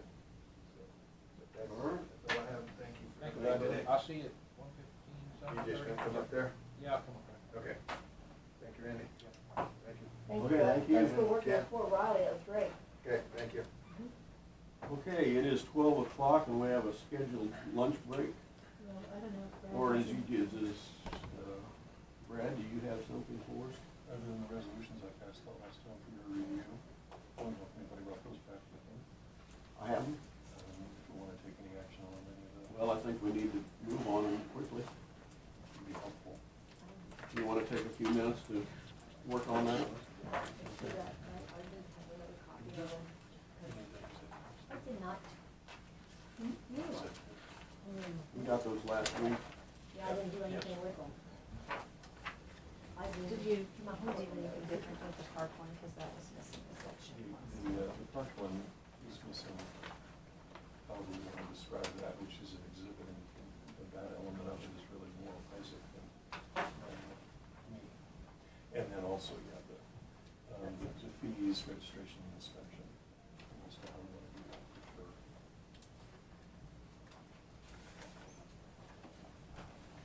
The others will be analysis. I can bring this. So we have 3 resolutions. One, if you recall, was wanting a declaration about the use of easements in the county. And the fact that we're looking to enforce them and the directions of staff to go ahead and begin that process in terms of notice and everything else. So that's one of them. That was self-contained and ready to go. The other was the utility vehicles. I went ahead and put all the definitional elements to that and set that all up. The only thing there was the inspection portion of it. And I did include, if you'll recall, the golf carts, because when I went out there, saw several of them in use at that point in golf carts on the swim upstream. And get that regulated as well. And then the floating docks is self-contained, ready to go as well. Right. The declaration that we are requiring that they would be publicly accessible, and therefore, from an insurance perspective, we're going to Right. insure as well. So do you have a penalty in there for those docks? I don't. If they are not public, because there is one out there that's actually covered, and therefore is not publicly accessed. What would we do in that case? This was really done more as a declaration based on, like, if you recall, Byron was the one that asked about you guys insuring those, and that's all I did was for. We could do one with penalty sections in it, that's very easy to do. If we find that that's an issue, that they're citable. Because, well, like I say, we have something existing out there now, I wasn't aware. which is, well, I just learned myself Yeah. this past week, that there was one that's actually enclosed. Sure. So therefore, there is no public access to it. Yeah, I could even do that separately from this one. There's one that's more of a punitive measure. If you don't, if they're not accessible and we find that they're not going to be cited, then we think we at least. And then would you have to make it accessible? I mean, just to pay a fine, or would you have to make it? The way we're set up right now, as I understand it, when you look at our current pamphlet and everything that's required in terms of the regulations that are passed for the lake, it says there's no exceptions. Yeah, it has to be made accessible. So if it's being maintained privately and secured in some way, we either have to allow that, which we don't right now, or reinforce that with a penalty section. And how long is that, is it a one-time, I mean, what would you suggest would be a one-time penalty, or, because personally. Each day is a different, you initially cite someone and then. You say that exists. Yeah, and then normally what we've done is set it up, we'll use someone notice to cure. They have 30 or 60 days to get that resolved, or longer if they apply for an extension to do so, because it may be that they're having to rebuild something or take off the county. Then at that point, they're citable. Once they're citable, each day is a new violation. That's almost all of it. check. So how do we determine what that's gonna be? That's just an amount that we would set. And depending upon just how much of a deterrent you want it to be, you know, how stiff you want to be with something like that. Because you obviously, if you make it $10, it's really not that hurt the value too bad. Unless, of course, it's a daily accrual, which is why we do it that way. I mean, it's expensive. But either way, that would contradict then the rule in the other part if you kind of blew it off. Yeah, as it is right now, we haven't specified, we have a requirement that any and all that are on the lake shore be publicly accessible. I looked that up and got everything from him, when he and I spoke. And those regulations are the ones that he keeps out there and that they apply. And he doesn't have an exception that I'm aware of for anyone to have a private document, there's no grandfathering provision. It does. The owner of that one that you're talking about come in through County Commission and Dale Snelling, and the only thing that I disagree with is that the rule said that you should be able to walk out and throw fish off of it, and there is no sides to that. In my opinion, there was supposed to have been a side to where you could, the boat was enclosed. Yeah. But the others, you could walk out on the side of the dock and go fishing, and I don't think there is no sides to that. Okay, it's completely covered. And it's in the commission minutes. So the walkway is in the middle of it, not on the side. You just go through it. Yeah. So there's no No. access for anybody. No, when it's enclosed, it's enclosed. We asked about that, and I thought the open part would be around the side of it. And that would suffice if he had that, but if he doesn't, yeah, it's a problem. Yeah. Randy, I think there is a walkway on one side, isn't there? Is there? I don't know, Dave. I think so. Okay, if it goes around to the back to where I you think you can, could walk to the end of the shed. on one side or the other? Yeah, Okay, I think. I know that's what we asked for, because, It's been there for 20 years too. No, not that We're long. talking about a different No. one. This is a newer one. Finley? Yeah. yeah, this, That's what I'm talking about a metal one probably. Maybe we ought to investigate another one though. Yeah, But- I don't know which, Talking yeah, about Lindley's. yes, that's what I'm talking about, and it's been since I've been a commissioner, so it's been 14 I thought it years. had been longer than No, but Dave Snelling, or that. Dale Snelling brought it in and talked to the commission, and the rules does say that you should be able to have public to where they can go out and fish off of it. And I didn't know that it was on there. Okay. If it is, I'm well, not then gonna- maybe it's fine. 50/50. Yeah.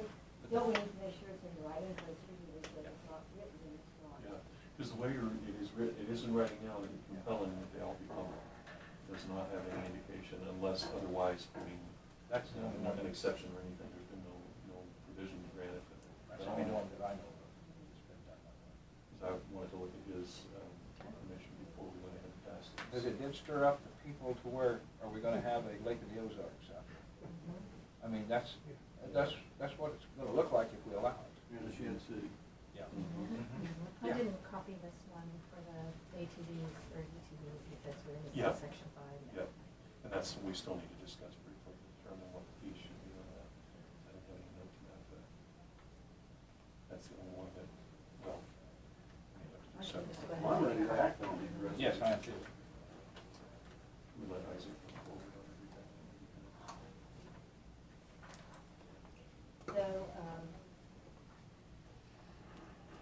So this one is about the, you're talking about like the people that use our hay bales and Yes. stuff like that, and easements and things Yes. like that. And do we have in here, I'm sorry, because I didn't think of it. But do we have in here penalties, or we have to make that as a separate on that as well? I would go ahead, what we do with that, you already have penalties in place in terms of our normal code. It's a form of trespass, and so you can decide it that way. It doesn't have to have anything in here necessarily unless we want something separate for that purpose. And I don't know that at this point I'd advise that.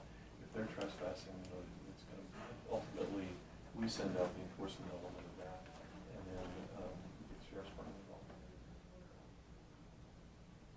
It's serious. How hard is it to actually enforce that?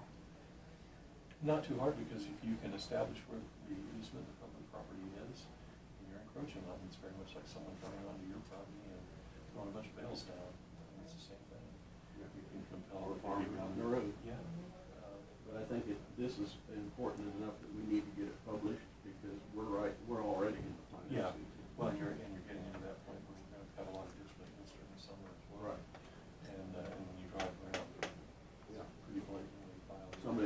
mature crop out there on the road, we're trying to put a ditch in, then we've got problems. So this actually, I'm sorry, it does address spotting on the road? And this is any form, I made it very general in nature, and I had storage and placement of personal property of any sort, or use of it for personal benefit of any kind of character. And then I noted civil and criminal remedies.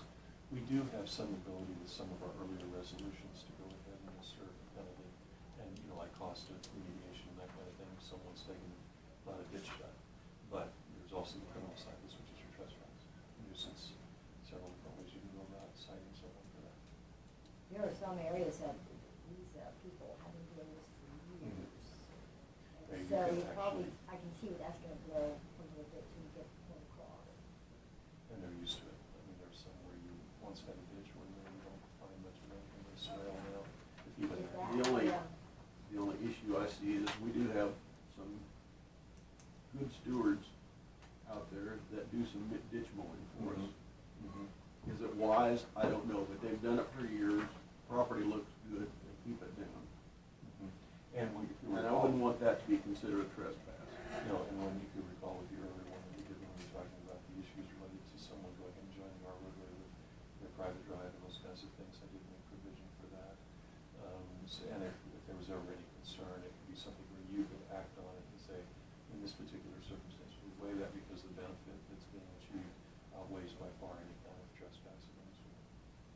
Okay, so do we need to actually, like if I were to see something, or I know it says like the road grade, most often on our road, they don't hit all the roads all the time. So if somebody sees it, take a picture and bring it in and report it, and that's all it takes? Yeah, With the if we're address? gonna do it through the county to start with, it'd be with, you know, Road and Bridge, and then, they'll probably confirm exactly what kind of encroachment we have, because we need to have that if we're gonna go ahead and take it over to the sheriff's office, they're gonna have to know, well, okay, are they really encroaching or not, do we have probable cause to cite someone? Okay. We've got a resolution number 2019-03, a resolution of the County of Marion. I'll make a motion. What I'll do is I'll make a motion to approve resolution number 2019-03, a resolution of the County of Marion directing enforcement of prohibition or placement of private property on or interference with public right-of-way or easement in Marion County, Kansas. It's been moved and seconded. All those in favor? Aye. Aye. 3-0. And the second one probably that I would take up is that, it's because it's basically self-contained, is the one involving the public, or the floating docks or public docks. And again, if we want to do anything there with the specific penalty, I can either do that as a separate resolution or bring this one back to you, whatever you want to do. This one was intended to address the issue for insurance purposes because. Didn't we say we had some examples of trespass fee that would be the same as through the sheriff's department? It'd be the same thing, I mean, you can go that route again. Wouldn't it be better to do that? Well, that's a good question, because we're gonna be talking about articles and so on, and it gets when you have piece of it here, and piece of it here, and here, and here, and here. and Yeah, I here. mean, it'd be nice if it was uniform with what we consider a trespass fee violation from the sheriff's department. It does get very complex. I probably believe this was the way it is then, because this deals with the primary issue that we were discussing, and the only one I had in mind, which was to make sure we confirmed that the county was making this requirement, therefore there was some insurability on our part as well. You have. Okay. Well, I will make a motion to approve resolution 2019-04, a resolution of the County of Marion establishing and confirming authorization for the construction and maintenance of floating docks at the Marion County Park and Lake by property owners, and confirming the intention of Marion County to share liability for the use of such docks by the public, and as outlined in the regulations adopted for their use by Marion County. Moved and seconded. All those in favor? Aye. 3-0. And I'll need signatures from all of you on those two with the numbers on them. It's on the back.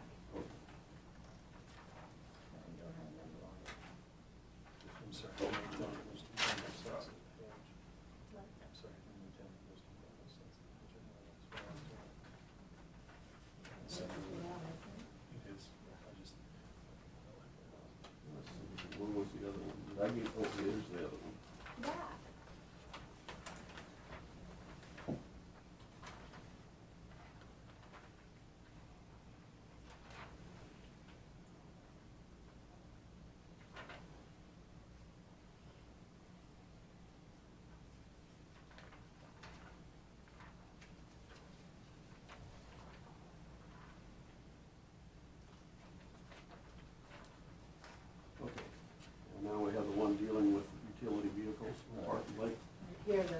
your copies for the other two commissions. That's for Randy. One primary thing that we needed to discuss and confirm, we had discussed it briefly, but I don't think got to a final decision on section 5, on the second page of it. Registration and license fees, as well as an application or inspection. We talked about the city, for example, could be potentially doing inspections as they currently do them for theirs. But I don't know, I didn't have any note. Did they agree to do that? Did Isaac say? Not that I'm aware of. I don't know that that's ever been fully confirmed with them.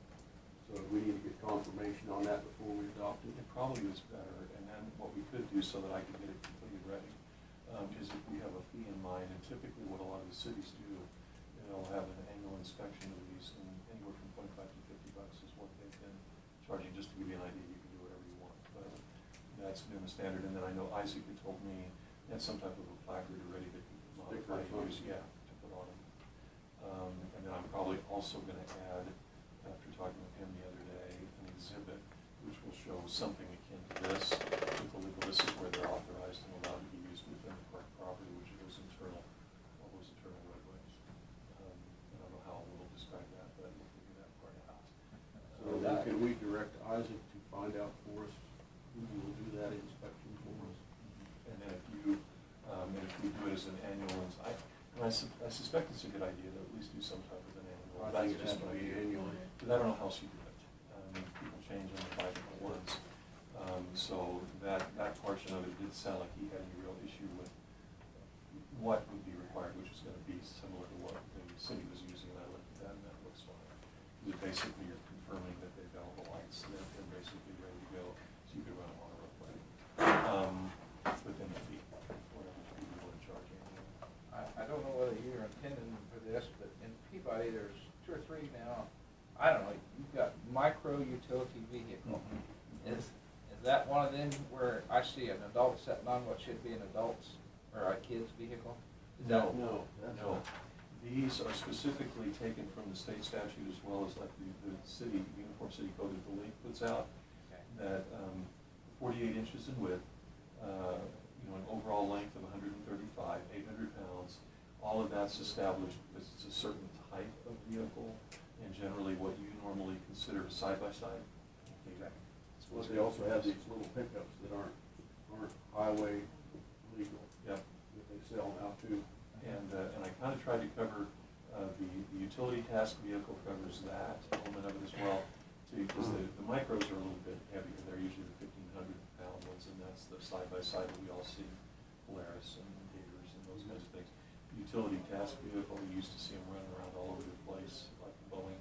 It's a little Cushman. Yeah, and Cushman's, and they've got a cab on them, fully enclosed. Some of them are air conditioned. Some of the cities use them as a little runaround because it costs virtually nothing to drive them around to go patch holes or do little tasks. So that's why those 2 are there, and then I also put the golf cart definition in there. So some of these little things that I'm seeing at Peabody show up out there, they're not allowed. Right. Okay. Part of the problem with that, I think, that's slower maybe, you had those mobile scooters, and you also had those really smaller ones like you were describing. You're in a truck, and you don't even see them. Visibility isn't there. They're, the adults is sitting there like this in them, and the kids sitting beside them, they're side by side is what they are. Yeah, it's But yet, akin to a little side-by-side go-kart. Yeah. Well, they make a very small side-by-side there. Kind of like a kid's version. Yeah, yeah. And those, at least the ones that I've seen, don't come into this, they're just not big enough. One of them at least the size that you can see. And slow moving placard if you're at a certain speed. I've still got these set up, but we're gonna hear about it from some people that, I've got one that goes 65. Yeah, that's right, you do, but you're not gonna go that fast on this one. And we set it at 40 miles per hour, because most of them have that governor on them if they're that light. So that's why all that's in there. I can always modify it if we want to expand it a little bit, but you can get all kinds of stuff out there if you start allowing it. So, next week too short of time period? Not from my perspective. We want to because I get think this instituted as quickly as we can. Yeah, I've talked to him already, so I think it's just a matter of confirming with him what arrangements he's made, if any, or if he wants it done out there, because he talked about getting out of the office a lot. whether there's some inspection checkoff form that they want to use right there. I don't care, as long as we enforce the thing and get it inspected so that this sticker is legitimately given and they pay a fee. I think the only thing I'd need to know for sure is what you'd like to use as that application or license fee. Well, I like- Dollars and cents wise? I like the $50 fee. Would that be the same for a golf cart as it would be a side-by-side? Anything with four wheels, you know? To make it simple. We want that, I don't know. I mean, it's a recreational vehicle, it's a privilege and stuff. For a year, it's for a year. That'd be a year. It's not that $50 bad. for a year. I'll go with that. I'll just put that in for now and then talk to him about his inspection plan. Get that memorialized in here. As I said, I'll probably add an exhibit with this on it when it's ready to go.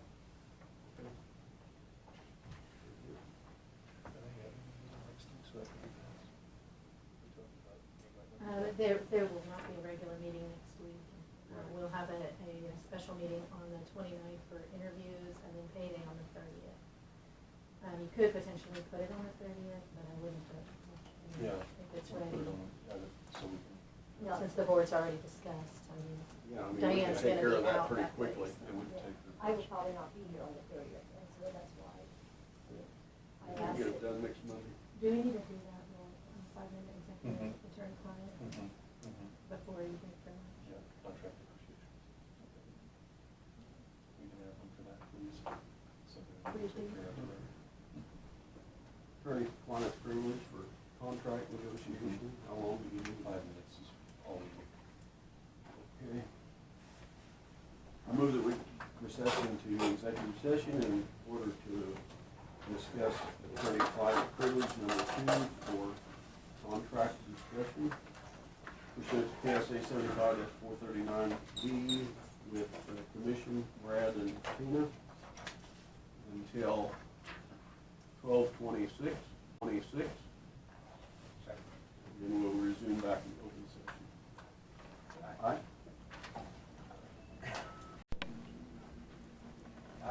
Did you go for lunch? I wondered if you just wasn't I going think for he might. lunch. Okay. I didn't, yeah, I said you about coming back at lunch.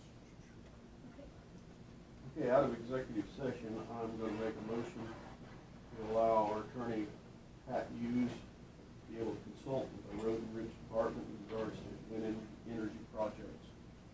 Second. Moved in second, all those in favor? Aye.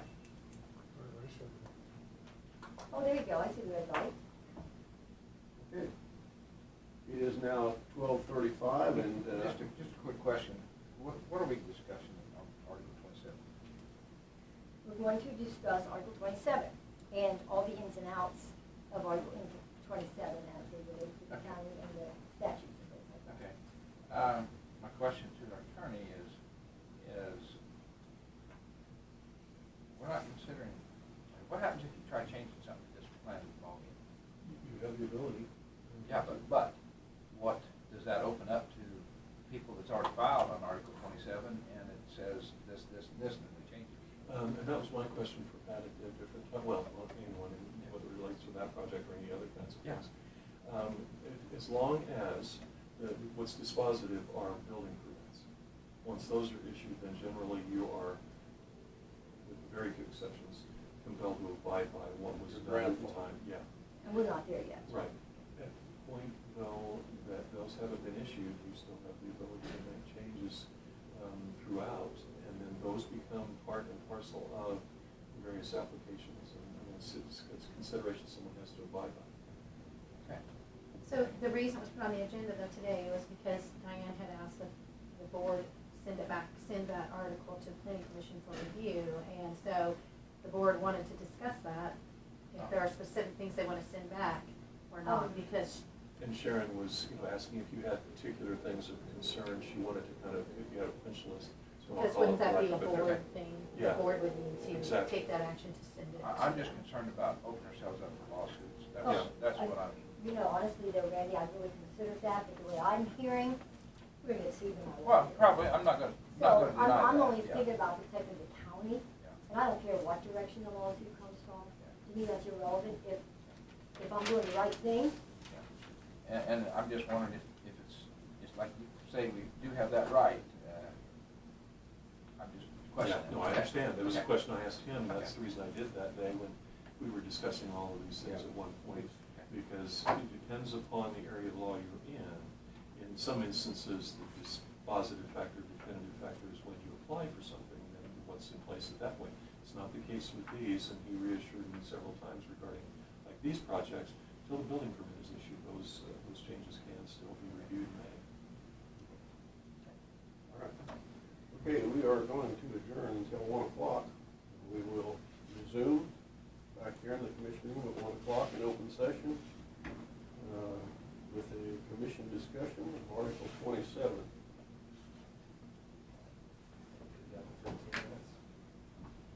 Take a short break. Back in session. Our next agenda item is a commission discussion of Article 27, planning and zoning regulations. I will tell the public that this is a commission discussion. Any comments you want to make would be made in open session when we're done with the commission discussion. So at this time, we're still waiting on one of our commissioners. She requested this discussion, so Randy, do you have anything to add? Well, I will just tell you and the public right now that I've visited with some past commission, planning and zoning commission members that set some of these up. They're just wondering whether it's the right time to look at them now or not. We've asked Brad whether it's the right time to look at them now or not. He said we can make some changes on some of these rules on Article 27 if we need to before the permits was issued. I am concerned of changing things right now in the middle of the ballgame, and that's the rules that we went into. I asked Mr. Pat Hughes about these when right here, when we talked to Pat, and I said, where's our rules stand, A to F? And he did give us some areas to where they could be improved. So that was his feeling, but in all, he said most of them was in pretty good shape. So I don't know exactly areas, whether we're looking at changing some of the roads and things like that, some of that pretty much stuff. I don't know. Sure, and what was the update on the Article 27? Was it last year? That was updated? 2018. It was March of 2018. Was that a revision, or was that new? It was a revision. Okay, it was a revision. 2016, I believe, was when there were quite a few revisions throughout. March of 2018, I think there was just like one paragraph change. I mean, actually the article in its revised form is only about a little over a year old at this point. And I do know that there was a lot of time and input directed to that, along with professional help when that was put in. So I don't know where our other commissioner is. If you had questions and asked for this session. So at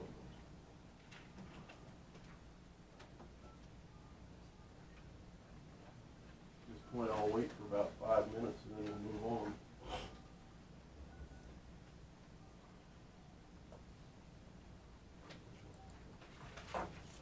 I will tell the public I'll be checking out. I'm headed to Junction City with Bud Drews for a new plant, transfer station. Thank you. Yeah. They're in the beginning stages of, not the beginning, mid stages of that. They want to sort of look at, see how it's going to be designed and see if we can throw out any possible problems that we can find right now. And so I'm going up there with Bud and take a look at what they have laid out. I guess my interpretation is, from what I've seen of transfer stations, is we need a building with a roof over it, And that's not necessarily doors on it or anything else. There's a lot of them out there without doors and stuff like that. We will try to improve the personal side of it. That's one thing we've seen in Hutch and a couple other areas, where if you pull up with your personal vehicle, you can have a garage door over here, and and you can raise the garage door and throw your stuff on the floor and not have to pull out on the floor. So that's one thing that we'll try doing, improving the personal side of it, as far as people, especially country people, that bring trash in, and when we're not open, that may be something we're try to extend some hours or do something different with that too. So, you know, I've had a couple calls that really are interested in it because they're working couples, and they either try to plan it on Saturday morning or something like that to get their trash in. So there's some issues that we need to solve. We're on hold.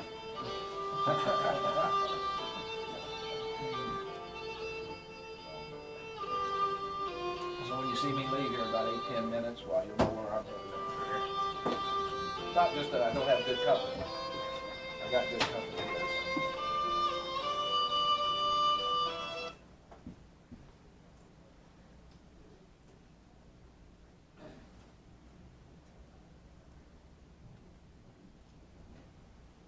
I got fired when I was late.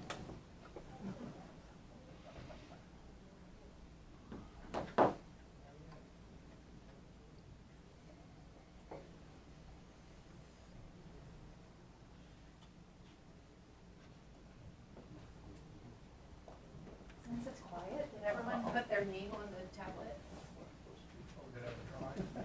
That'd be good. Did everyone get a chance to put your name on the attendance roster? Okay. What's that? Randy did. Yeah, third set. Okay.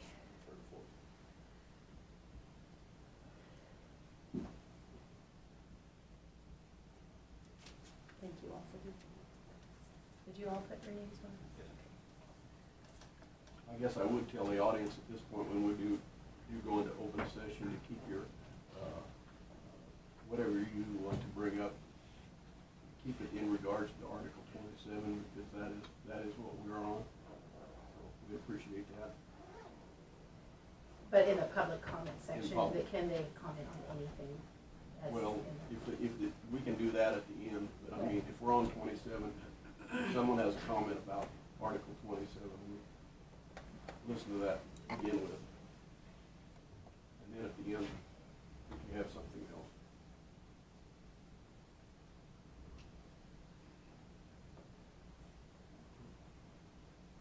She's on her way, she's upstairs.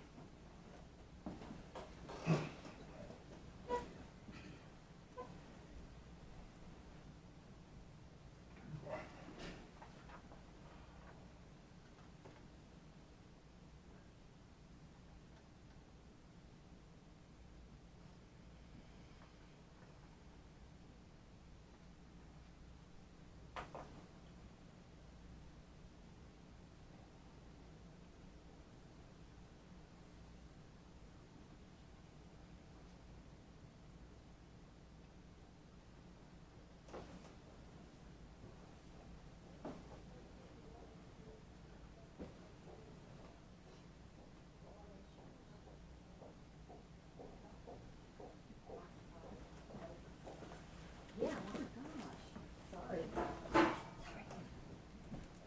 Okay. Sorry for the delay.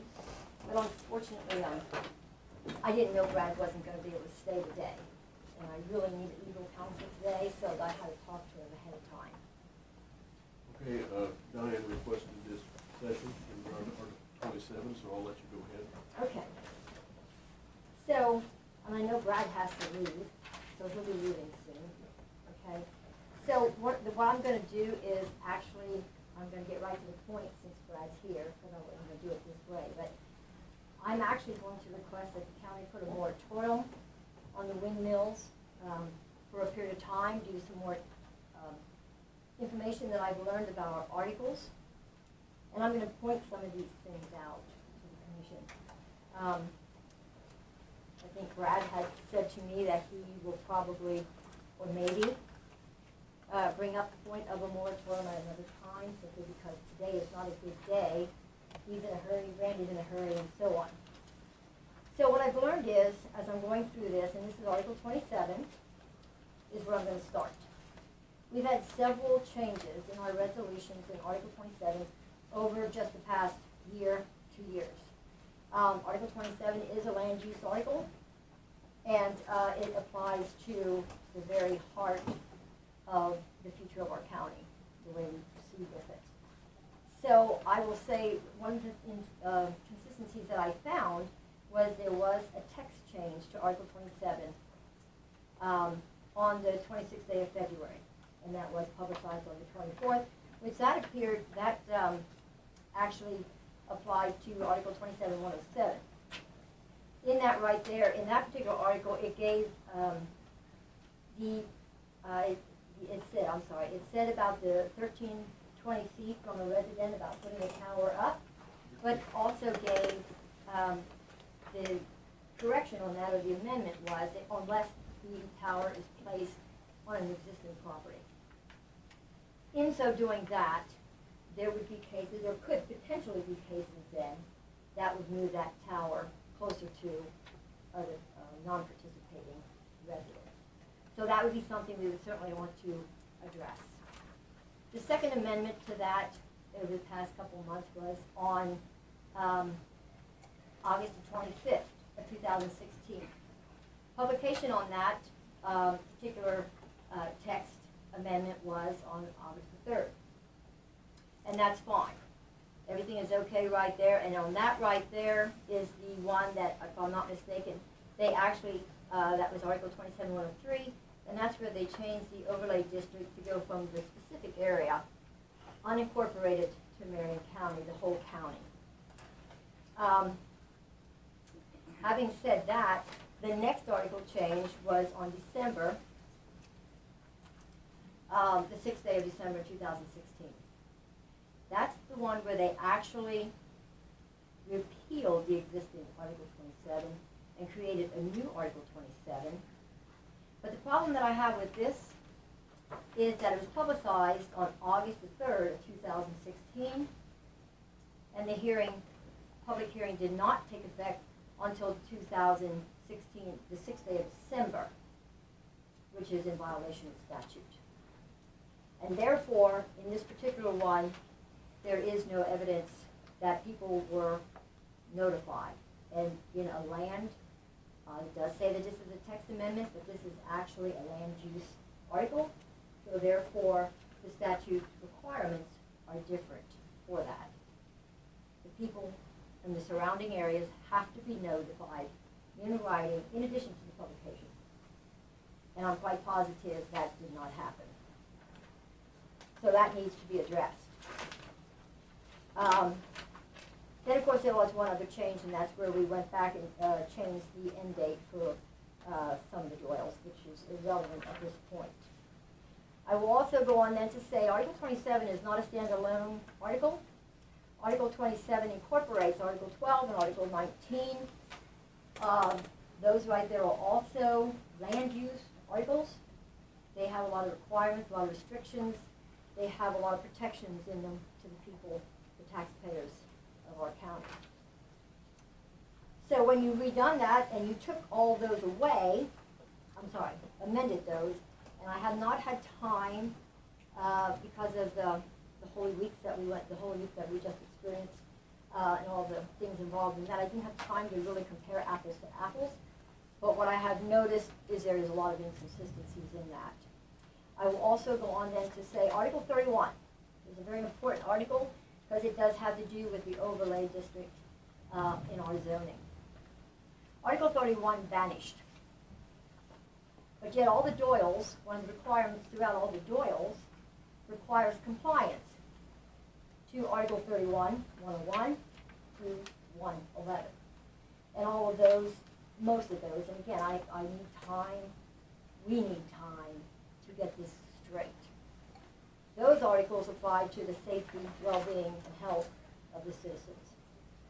Article 24 which also is part of this, deals with, again, the Goldens, which these are things that the courts and the people can take into consideration when going into these type of projects and others. Not limited to wind, but any type of project throughout the county.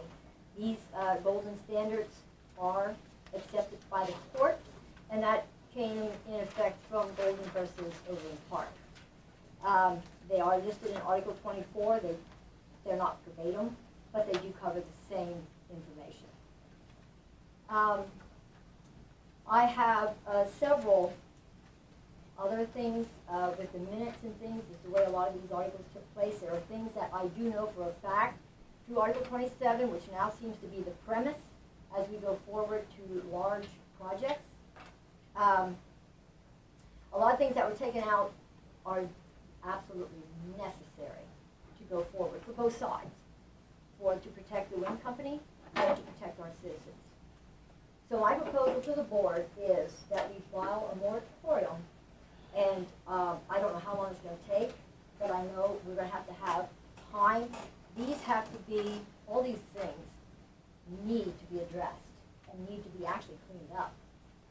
And so I think it would be detrimental to the county to proceed and not take action at this time to at least get our things in order and correct just the very few inconsistencies that I have found to be,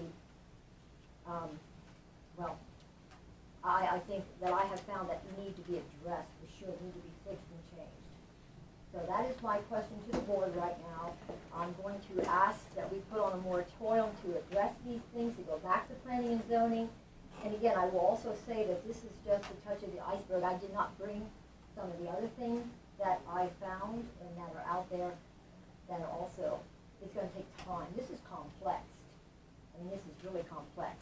And I had a little diagram that I made of our zoning deal, which is kind of goofy, but I can't find it now, but anyway, it doesn't matter. But that's what I'm asking the commission to do at this time. Did you read Article 27, Randy? Yes. And you both read it? So then did you see where the other articles play a part in that? I did not. I'm saying if, first of all, I think, you take and show us the board what what you just talked about, all of them, so we can research that. And second of all, I'd probably send it right to Pat Hughes, the attorney for it. Well, it's actually our planning and zoning's job. It's not Pat Hughes' job to do this. And I do have some documents in my file that I did not bring with me to where in the past, when some of these things were taking place, he did make some statements against these things. But I mean, we would never ask him today. I mean, but I do have some documents to state that. But I have no problem whatsoever with Pat Hughes to review it. But I don't see where we should pay Pat Hughes when we have a planning and zoning board, that this is their job to do it. And even if you hire Pat Hughes, and that's fine with me, you're still going to need time.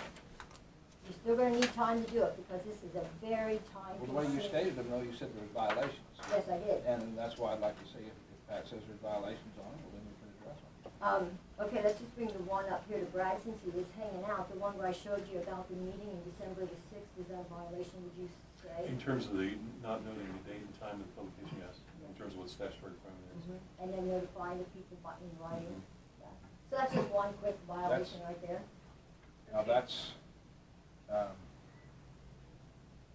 your side of the information. We haven't sent it to Sharon yet to see if that's true. I mean, we don't know whether it's true or not. Yeah, Well, I have the resolution, has the date right on it.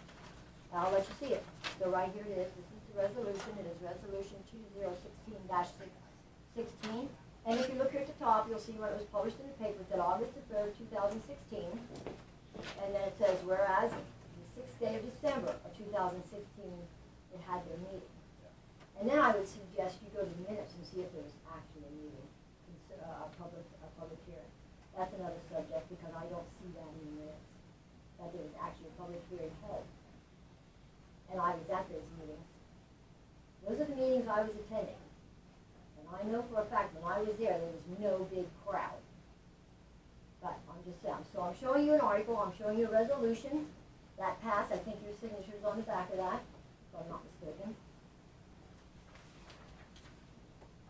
And I'm sorry, no, I did not provide you guys with all this information, you have it at your disposal, same as I do, to do some research on it if you so desire.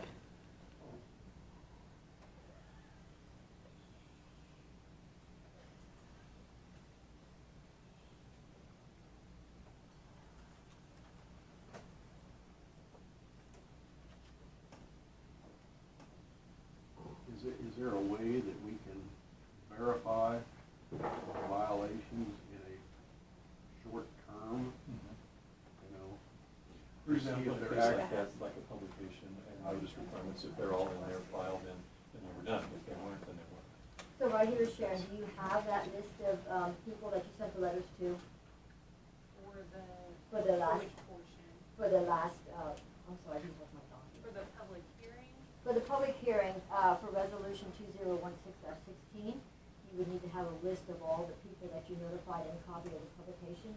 You had that available. So was this for text amendment? No, this is a zoning land regulations? use. This is a land use. This is Article 27. Open records requests have been already put in. Oh, planning and okay. zoning. Well, I'm sorry, I was just asking, she had a question I asked you. She should have that on her file if So that was if it correct. was a text amendment, yes, we send them to municipalities and to townships. And I understand that, but what I'm saying is, the copy of this says it's a text amendment, but this is not a text body, this is That's land use. probably- So that's a wordage that should not have been there, Okay. but even still, I would like to see your publication since you requested it. Okay, I think that would be a question for the attorney. If you publicize it or not? would be a No, if question it's for- land use or text amendment. If it's a text amendment, we're only required by I state understand. statute To to notify publicize. municipalities and townships. And publicize it. You're required to publicize it in the paper. And according to this, you didn't publicize it in the paper. You publicized it, you're saying August the 3rd. Okay. And then you had a meeting December the 6th. Okay. We also have all And the- mail, all newspapers. Ma'am, Yeah, as I okay. stated, So- when we're in open session, I'll let you speak. So the question then that I had for you, Was there a public hearing? Is that what you're asking?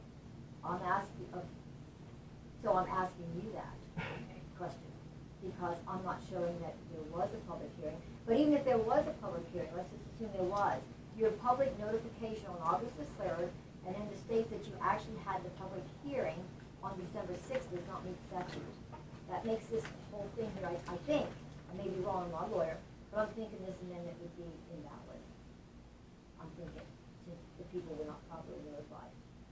But I'm just saying. I can check into that. Are these all questions that Pat needs to Well, and that's answer one of the for- reasons why I was hoping that Brad would be, and I do all respect he needs to leave, and I don't want to hold him up, but that's why I wanted to present to the commission. And so, and I will also say to the commission too, when I do my research, I know Randy had said, well, if I provided that to him,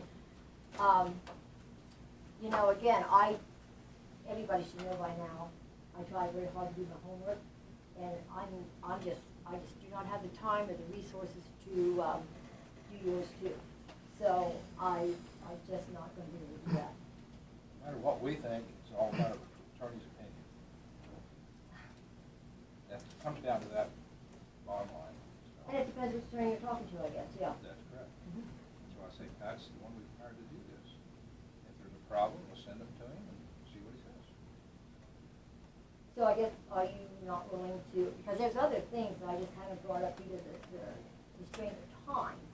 So are you saying that you don't want to take the time to study this and research this and go back to planning and zoning? Is that what you're saying? Well, I'm saying, if you think that something's illegal, then we need to get a ruling on it. I think there's a lot illegal. Well, So I'm that's saying we what need I'm time. saying. So I'm you saying go- we need time.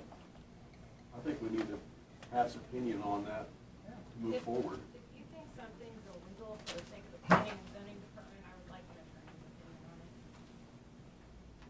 That's not my call, that's not my judgment to make, I'm not. an And I attorney. wasn't asking you, Sharon, I wasn't asking you, I was talking to Mr. Doherty in his response, why I'm requesting the time. time. And if I think that it is, I'm thinking that it needs to be examined and checked out, that we should not be freely going forward, recognizing that there are issues, or possibly could be issues. Okay, I mean, to be just turn a blind eye to it is foolish. I mean, after all, the decisions that we make are gonna affect Marion County for, what, 60, 80 years? I'd at least like to make sure that we do it right for both sides.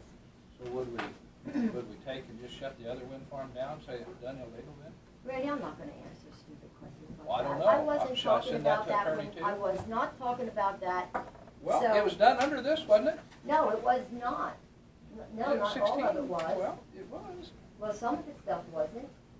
I'm just saying, if we got something illegal, Okay, you know what? I'm all for it, if that's what you wanna do. If that's what you're saying, I'll go along with that. I mean, that's not my words, that's yours. I think we need to move forward from where we're at, and I would like to get an opinion from Pat Hughes on whether there are violations. If there are, then we need to deal with them in a timely manner. I mean, I don't think anybody wants to hold up anything, but we don't want to go forward if we have a problem. I agree. That's all I ask. So I think we should direct, my opinion is we direct Pat Hughes to look into the issues that Diane has brought forward. And what about all the other ones? Should I just go visit Pat and give him all this information? Is that what you're suggesting? I'd like to see him too, I mean, I think you have to do that in a commission setting, yeah. in my opinion. He's represents the board. Right. Right. Oh, yeah, right.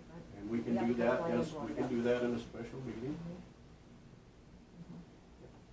And that's my opinion. No, I agree. I mean, we voted on things a lot of times, and And yes. attorneys said, no, you can't do that. And so it comes down to their opinion, what we do a lot of times. Randy, I'm not disputing that. I'm just saying, recognizing that there are questions, why can't we examine them thoroughly? And I think we should, but we need to do that in a commission setting with Pat sitting here. And so I would direct the clerk to see when Pat would be available to meet with us. So I guess that's a no, right? No moratorium, no moratorium to take time and do this? I'm not in a position to vote on that. Why? It's up to you, Randy. You're not in a position? I'm not comfortable with being one-sided against anything. You said anything was one-sided. I'm comfortable to find the answer, and if there's a violation, we'll work on it, we'll fix it. Who said it was one-sided? I said for both sides several times. Okay, I think we've got direction. I think you're just being. The majority of the commission wants to meet in special session with Pat Hughes to discuss any potential violations or discrepancies or exceptions or anything that could possibly cause us a problem. You going find forward. them then and you present them to them. Do some homework. Go ahead. You made your comments, okay. Go ahead. All right. We're ready to move on then to open session. And so if you have any issues in regards specifically right now to Article 27, I'd ask you to stand, state your name, and we will give you an opportunity. Okay. Nancy. I'm Nancy Thought, and I'm a landowner, and we are in favor of the wind farm. I'll just say that now. So we don't have to think. But I hope that it's a non-biased look at the Article 27. Prior to signing the contract, I feel like I've got my back here. Prior to the signing of the contract, gave that Article 27 great scrutiny. Yeah, great scrutiny. I read it very, very closely. I probably kept that contract as long as I felt I could because I didn't know how this whole wind farm would be governed. And I read it and read it and read it because I don't for those of you that were at the one meeting, our grandchildren are 7th generation. We have no intentions of moving, but I also want Marion and other towns to be more than the grain bins by the old dusty road, because I see it kind of heading that way for our grandchildren. And shake your heads, that's fine by me, but I don't want it being a marijuana community either, because I really value our youngsters' brains. So anyway, that's enough said about that, because I've got an opinion there too. But anyway, I would like it to be a fair look over. And I really appreciate both of you saying, let's sit on the fence. I'm a sit on the fence kind of gal, looking at this side and this side. I don't see you as being a fair-minded gal. I saw you come in and blast these two with papers that I really felt like you could have given to these two ahead of time. Even if you slid the papers and said, partner chairmen, partner commissioners, I've got some papers here that are really interesting. And this might seem like I'm gonna be really coming forth with this really fast, but I've been working really hard and fast on this, but I'm still pushing for a moratorium. As you know, I probably will. But I didn't see it that way. I saw it as a steamroller, moratorium, let's go. And that's how I'm seeing it. It's a moratorium at no cost, I'm going after it. And I'm just really thankful that you're looking at this over. And if there are some issues here, I feel like we need to work them out. And that's fine with me for the longevity of the thing. But I think that this business of let's halt this windmill at a wind farm at all costs. I've been reading the college research papers. I've been looking and looking and looking. I've been studying, just like many of all of you do. But I really am concerned that for all of these problems that we so seem to be having, we've talked around with people. And it is an issue, but one thing is for certain. We have to be amicable with our neighbors. We have to respect our neighbors. Even if a neighbor has a 5-acre plot of ground or a neighbor has 1,000 acres of ground. We all deserve to own what we own, but we all need to say, okay, so you have got that dump truck that I absolutely hate and it stinks and I don't like it, but we all have to understand that we have to get along. Whether it's a wind farm that's gonna help pay for your rock roads and it's gonna help pay for your grandkids' education, whether you shop in town or whether you shop out of town or work out of town, I will say we have to get along. And that's a fact. I'd like to respond to you. Yes, ma'am, please do. Only on your comment where you don't see that I don't know what you said, biased or something, because I'm asking for a moratorium. Yes, ma'am. And I'm asking for a moratorium, and you didn't even, and I will tell you, first off, I was in a hurry because he had to leave. Yes, and ma'am. these were legal things, and I was gonna have him answer some questions for me, but he's in a hurry, Randy has to leave, so I was pushed in here to go real fast, okay? I didn't plan it that way. Secondly, I specifically said several times on both sides, because these articles apply to both sides, okay? So, and I'm always faced with the situation to where they don't do the homework like I do. I mean, I go to the outer limits of doing the homework to get all the facts and details, okay? And, Why is he president then and you're not? I'm sorry? Why is he president and you're not? Simply because of rotation. He didn't earn it. We do a rotation. I was chairman last year. It's his turn this year. Next year will probably be one of the 5. I will state this, Yes. so, Commissioner Novak, you do not know how much research Randy or I does. You do not know that, and so I would appreciate it if you would keep that equation out of it. Well, since I asked you, sir, if you looked at the other articles and you did tell me no, that's where I This was came an up with article, that. look at your agenda, it says Article 27 discussion. Mhm. That is what that's what I've been saying, Article 27. If you wanted Article 31, if you wanted Article 11, if you wanted Article 12, it should have been in the agenda that way. If you read Article 27, all those are in there. Well, But I anyway, have read that- I all just of wanted to these. say, I was not in any rush for any particular reason, only because of the way the people, our pertinent people have to read. Well, and I see all these heads going, get him, get him, get him. And all I know, yes, I do. I'm sitting right back here, and that is exactly what I'm saying. Get him, get him, get him again. And I'm seeing it at the meetings, and all I'm saying is that, we can get along with one another, even if we do have extra money from these wind farms coming in. I receiving their incentive money. They're put up with the Northern Wind Farm money, is kind of put up with this wind farm money. They are seeing some of those monies now.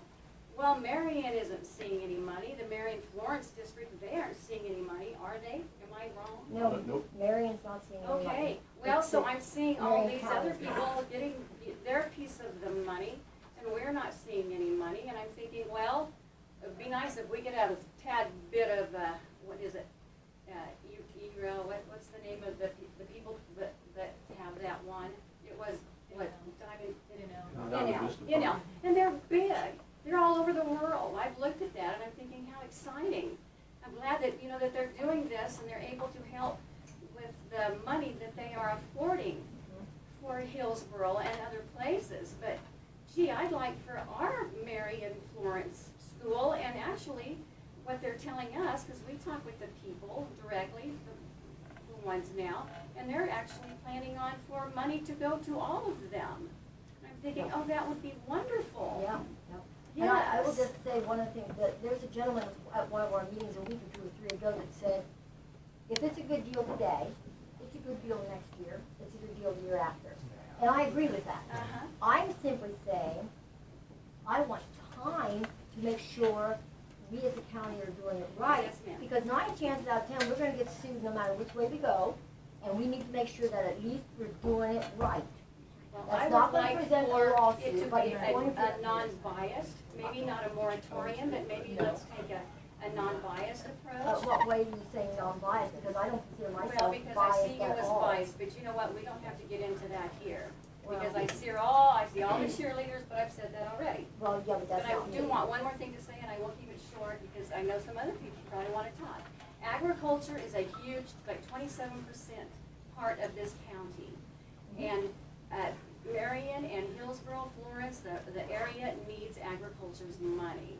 And we need to spend it in these places, and we all do. We don't spend it at Newton at the stores, and we don't go to Wichita and spend it. We do some, but we spend it at the co-ops, and we spend it all around here, just like we at Horseshoe Ranch spend it.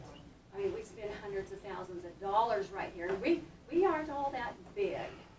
So, anyway, that's something to keep in mind. You need to think about, we need agriculture, and we need to, think about, let's not having 27%, and we need it pretty soon, because cattle and grain, we are taking it in the shorts at the moment. I guess I'm not. Okay. Thank you very much. Someone else have anything on Article 27? Okay, I'll then. just add that we have put in open records requests for most of the information that you were requesting in your meeting. That has already been done. It is to the point now where people are not even being able to access their own personal records on their personal property without having to sign a piece of paper with a disclosure at the bottom. I guess my question and concern on that is the disclosure on the bottom. What kind of articles and open record documents does the county anticipate needing to alter or change that they feel they need to include a disclaimer on the bottom of an open records request? What does it say? Can you Mary, address do you that? have a Can you- copy of the disclaimer? I think Tina. You're using the county form, Sharon. Disclaimer, Marion County makes no representations of any kind, including but not limited to warranties, mechanicability or fitness of particular use, nor any such warranties to be implied with respect to the information or digital data furnished herein. The information or digital data is released on an as-is basis and is subject to change without notice. In no event shall Marion County nor its employees, officers, or agents become liable to users of this data or to any other party for any loss or damages, including but not limited to time, money, goodwill arising from the use, operation, modification of the data. In using this data, users further agree to identify, defend, and hold harmless Marion County and its employees, officers, or agents for any and all liability of any nature arising out of any resulting from the lack of accuracy or correctness of the data. So Why what would the- Open I- Records what- Act need to have a disclosure? Let Tina address that, please. Okay, so what that document is saying is that the information we're providing is what the information is. We are not saying that you can use that in lieu of title insurance or any other thing on your property. So you're using it at your own risk. That's what the disclaimer is for. It's not saying that we're changing it. There are times when some information is not open and that has to be Would redacted. rewording of it maybe be That's if appropriate? you guys do it. I mean, the disclaimer is talking about the person that's requesting the record, and that we're not making any statements about, we're providing the data as is, and if somebody has modified it after the fact, the county is not liable. If they took it and used it for something or used it out of context. Can we explain why people are not able to access their own personal record, their personal properties files? I think that right now, the planning and zoning department is so overloaded that any record request is just being asked to be put on paper so that we can get to it when we have time, would be my answer to that, because they don't have enough personnel there. Is that correct? That's correct, isn't it, Sharon? That is correct, yeah. We've had several people in the office and are trying to pull all those planning commission books out and everything and trying to look through them. We've just been overwhelmed with people in the office. I don't want any of the records to end up missing or anything like that. And part of that request is that, I mean, isn't it typical in your office as well, Tina, that you would have them fill out that open records request? Yes. And that staff would get the That's correct. documents for That's them? correct. Then we have 3 business days to provide the record, or to contact the requester and say when we think the record is available, if we're not able to do it within the 3 days. Okay, any other comments on Article 27? Anything to do with the wind farm? Is it regard to Article 27? If not, It we'll is. get to that Well, everything. in open session. Into that. Okay. Any other in that specific regard before we move on? 27 says, I don't know, I'm not. What has to do with land use. It's all about land use and the wind farms and the rules, the regulations, the guidelines and everything. Not just wind farms, but projects. Sorry, I got Yes. there late, so I don't know, I didn't hear the first part of the conversation. Okay, if not, we'll open it up to other comments. So Joel, do you have something? Yeah. I wrote it down, so I don't forget anything, but I'm wondering. You might stand up so we can, maybe the vocal volume will be a little better. As I'm sure everyone in this room knows, Expedition Wind LLC is proposing to build a wind farm in the southern portion of Marion County. This proposed wind farm is in the area where my wife, Dawn, and I live. We have read newspaper accounts of recent county commission meetings, and it is reported that there have been repeated requests for a moratorium on wind farm expansion in Marion County. We believe that everyone has a right to express their opinions. However, it is noted that most of those requests for a moratorium come from those who do not even live within the footprint of the proposed Expedition Wind Farm. We strongly urge the County Commission to resist such efforts to impose such a moratorium. We believe the purpose of asking for a moratorium by those who are opposed to the wind farm is really an effort to de-energize, demoralize, and ultimately to defeat National Renewable Solutions' efforts to build a wind farm. Several weeks ago at a public hearing, each commissioner was presented with a thick notebook of facts and the results of numerous studies showing the viability and safety of electric wind energy production. Those opposed to the wind farm have also been given time to present facts in opposition to the wind farm. Both facts and opinions have been presented at the aforementioned public hearing and during the time for public comments at the close of each commission meeting. Several weeks ago, the County Commission entertained a motion to place a moratorium on the proposed wind farm to allow time to gather more facts. How much more time do we need? Thankfully, this motion died for lack of second because in our county there is a system which provides for the planning, zoning, and reclassification of allowable use of property within the county. This Thursday evening, the Marion County Planning and Zoning Board will hold a public hearing regarding a conditional use permit for Expedition Wind and for those landowners from whom Expedition has leased property for a wind farm.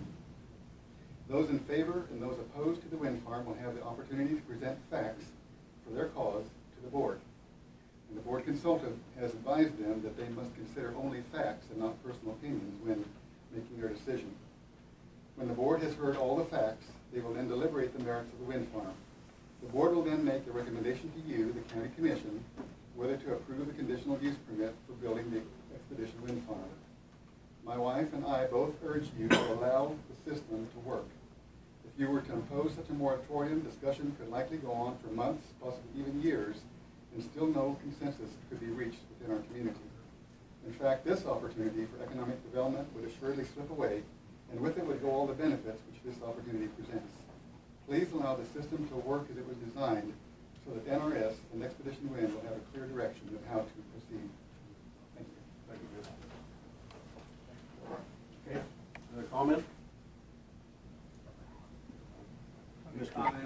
Pat Pellstrain from National Renewable Solutions. Joel, thank you for that comment. I think Joel's comment is, don't give us a maybe or someday, give us a yes or a no.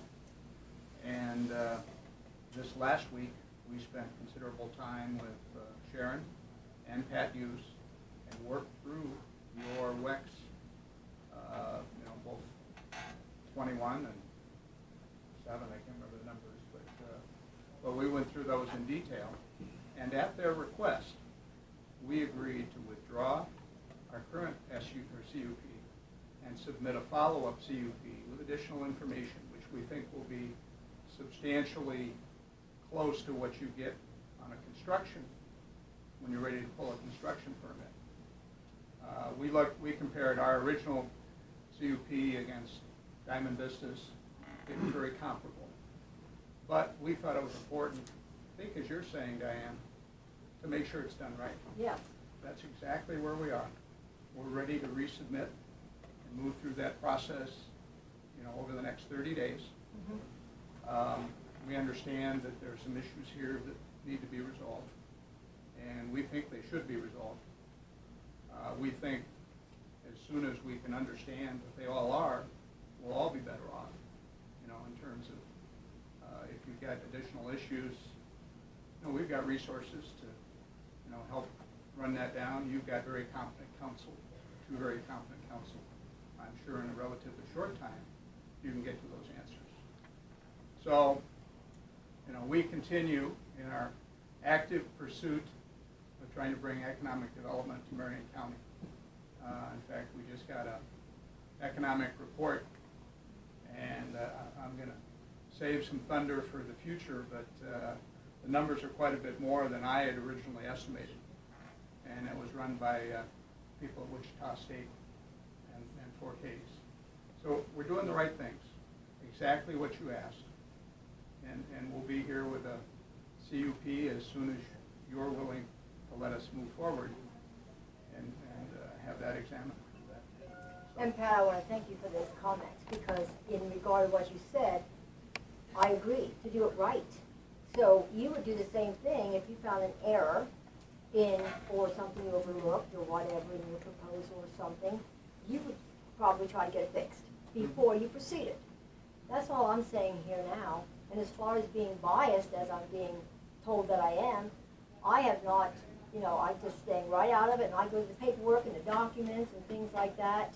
I have not met privately with anybody or anything like that. I'm going strictly by what we have. I'm just studying it, researching it to make sure that it's done right. We're being threatened to be sued by all sides.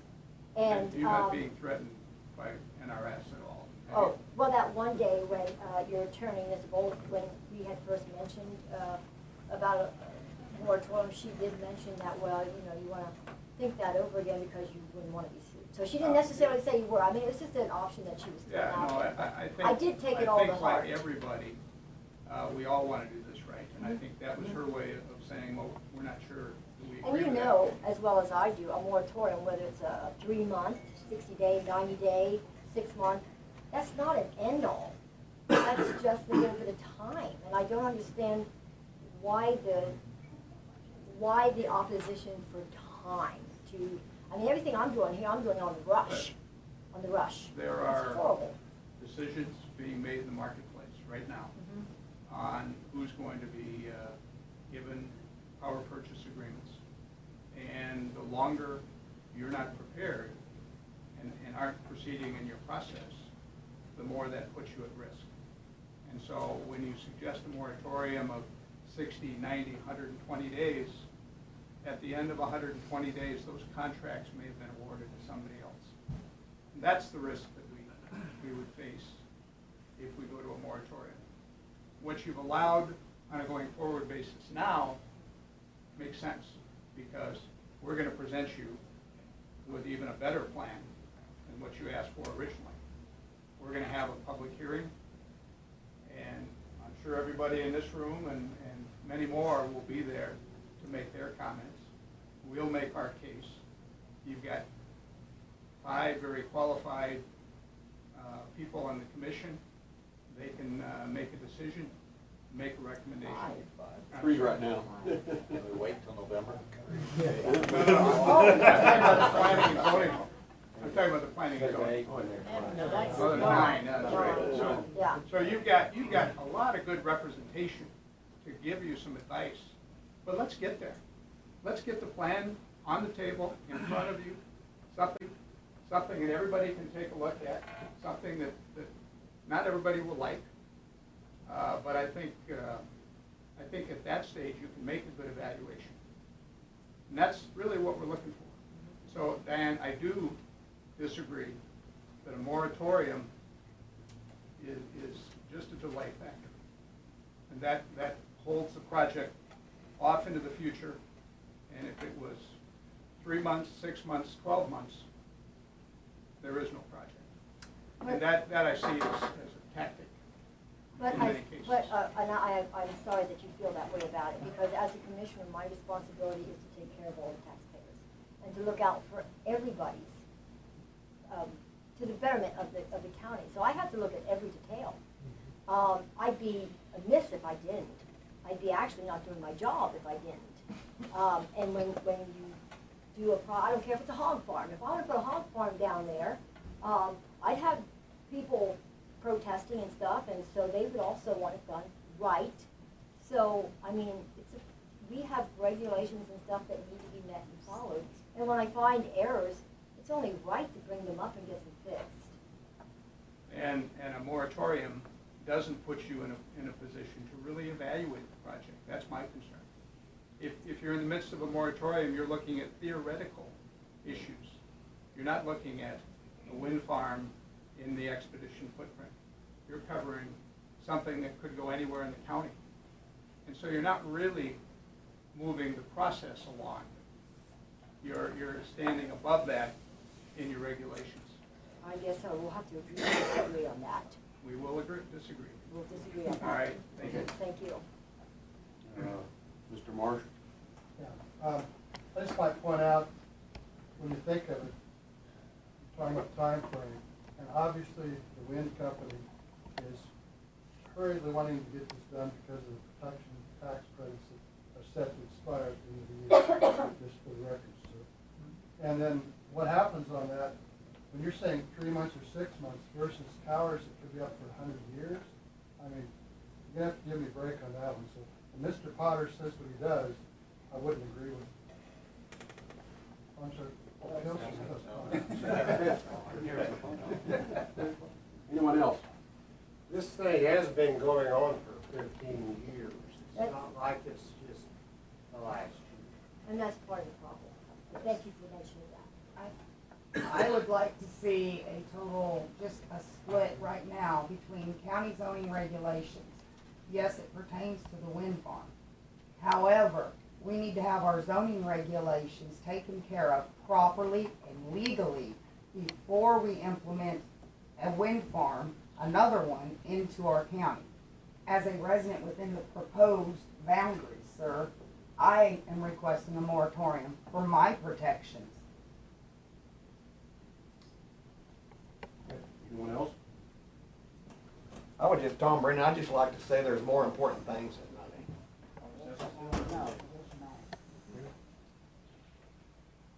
Anyone else before we, Nancy? I'll just add one thing to his comment to that, is that it depends on if it's your business. We're not making money off of wind, but we need to get our pastures and things like that paid for. And we need to, like I said before, we want to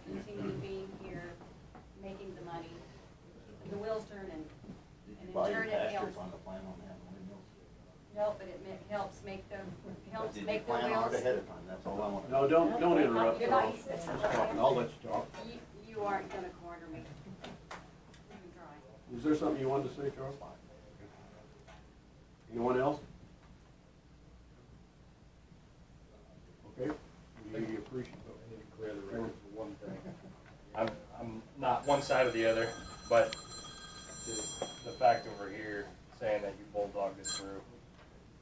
I've seen Joel here on your behalf week after week, but I've seen a few of these other heads that are against it. So if you could, I mean, this is a community thing. We all need to come together. And I know you're for one side or for another. To see your faces here to help Joel week after week would be beneficial. And that's where all this moratorium has been coming from. So without the numbers on one side versus the other, it's going to happen. So that's all. Yeah, I suppose I would probably like to say, well, one thing.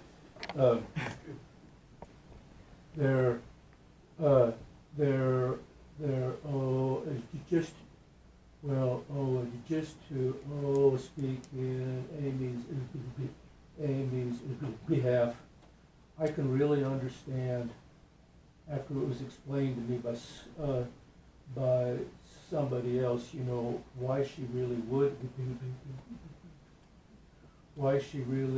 be upset about the whole project. Because it was when she applied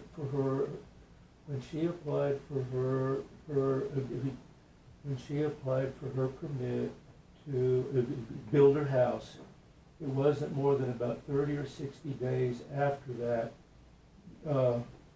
when the wind energy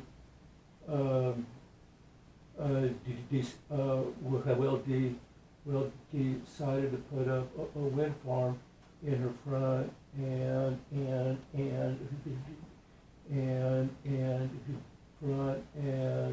backyard. Well, after she had already started on her house, it just doesn't seem fair to say, yeah, it's okay for somebody to build a $500,000 house for us to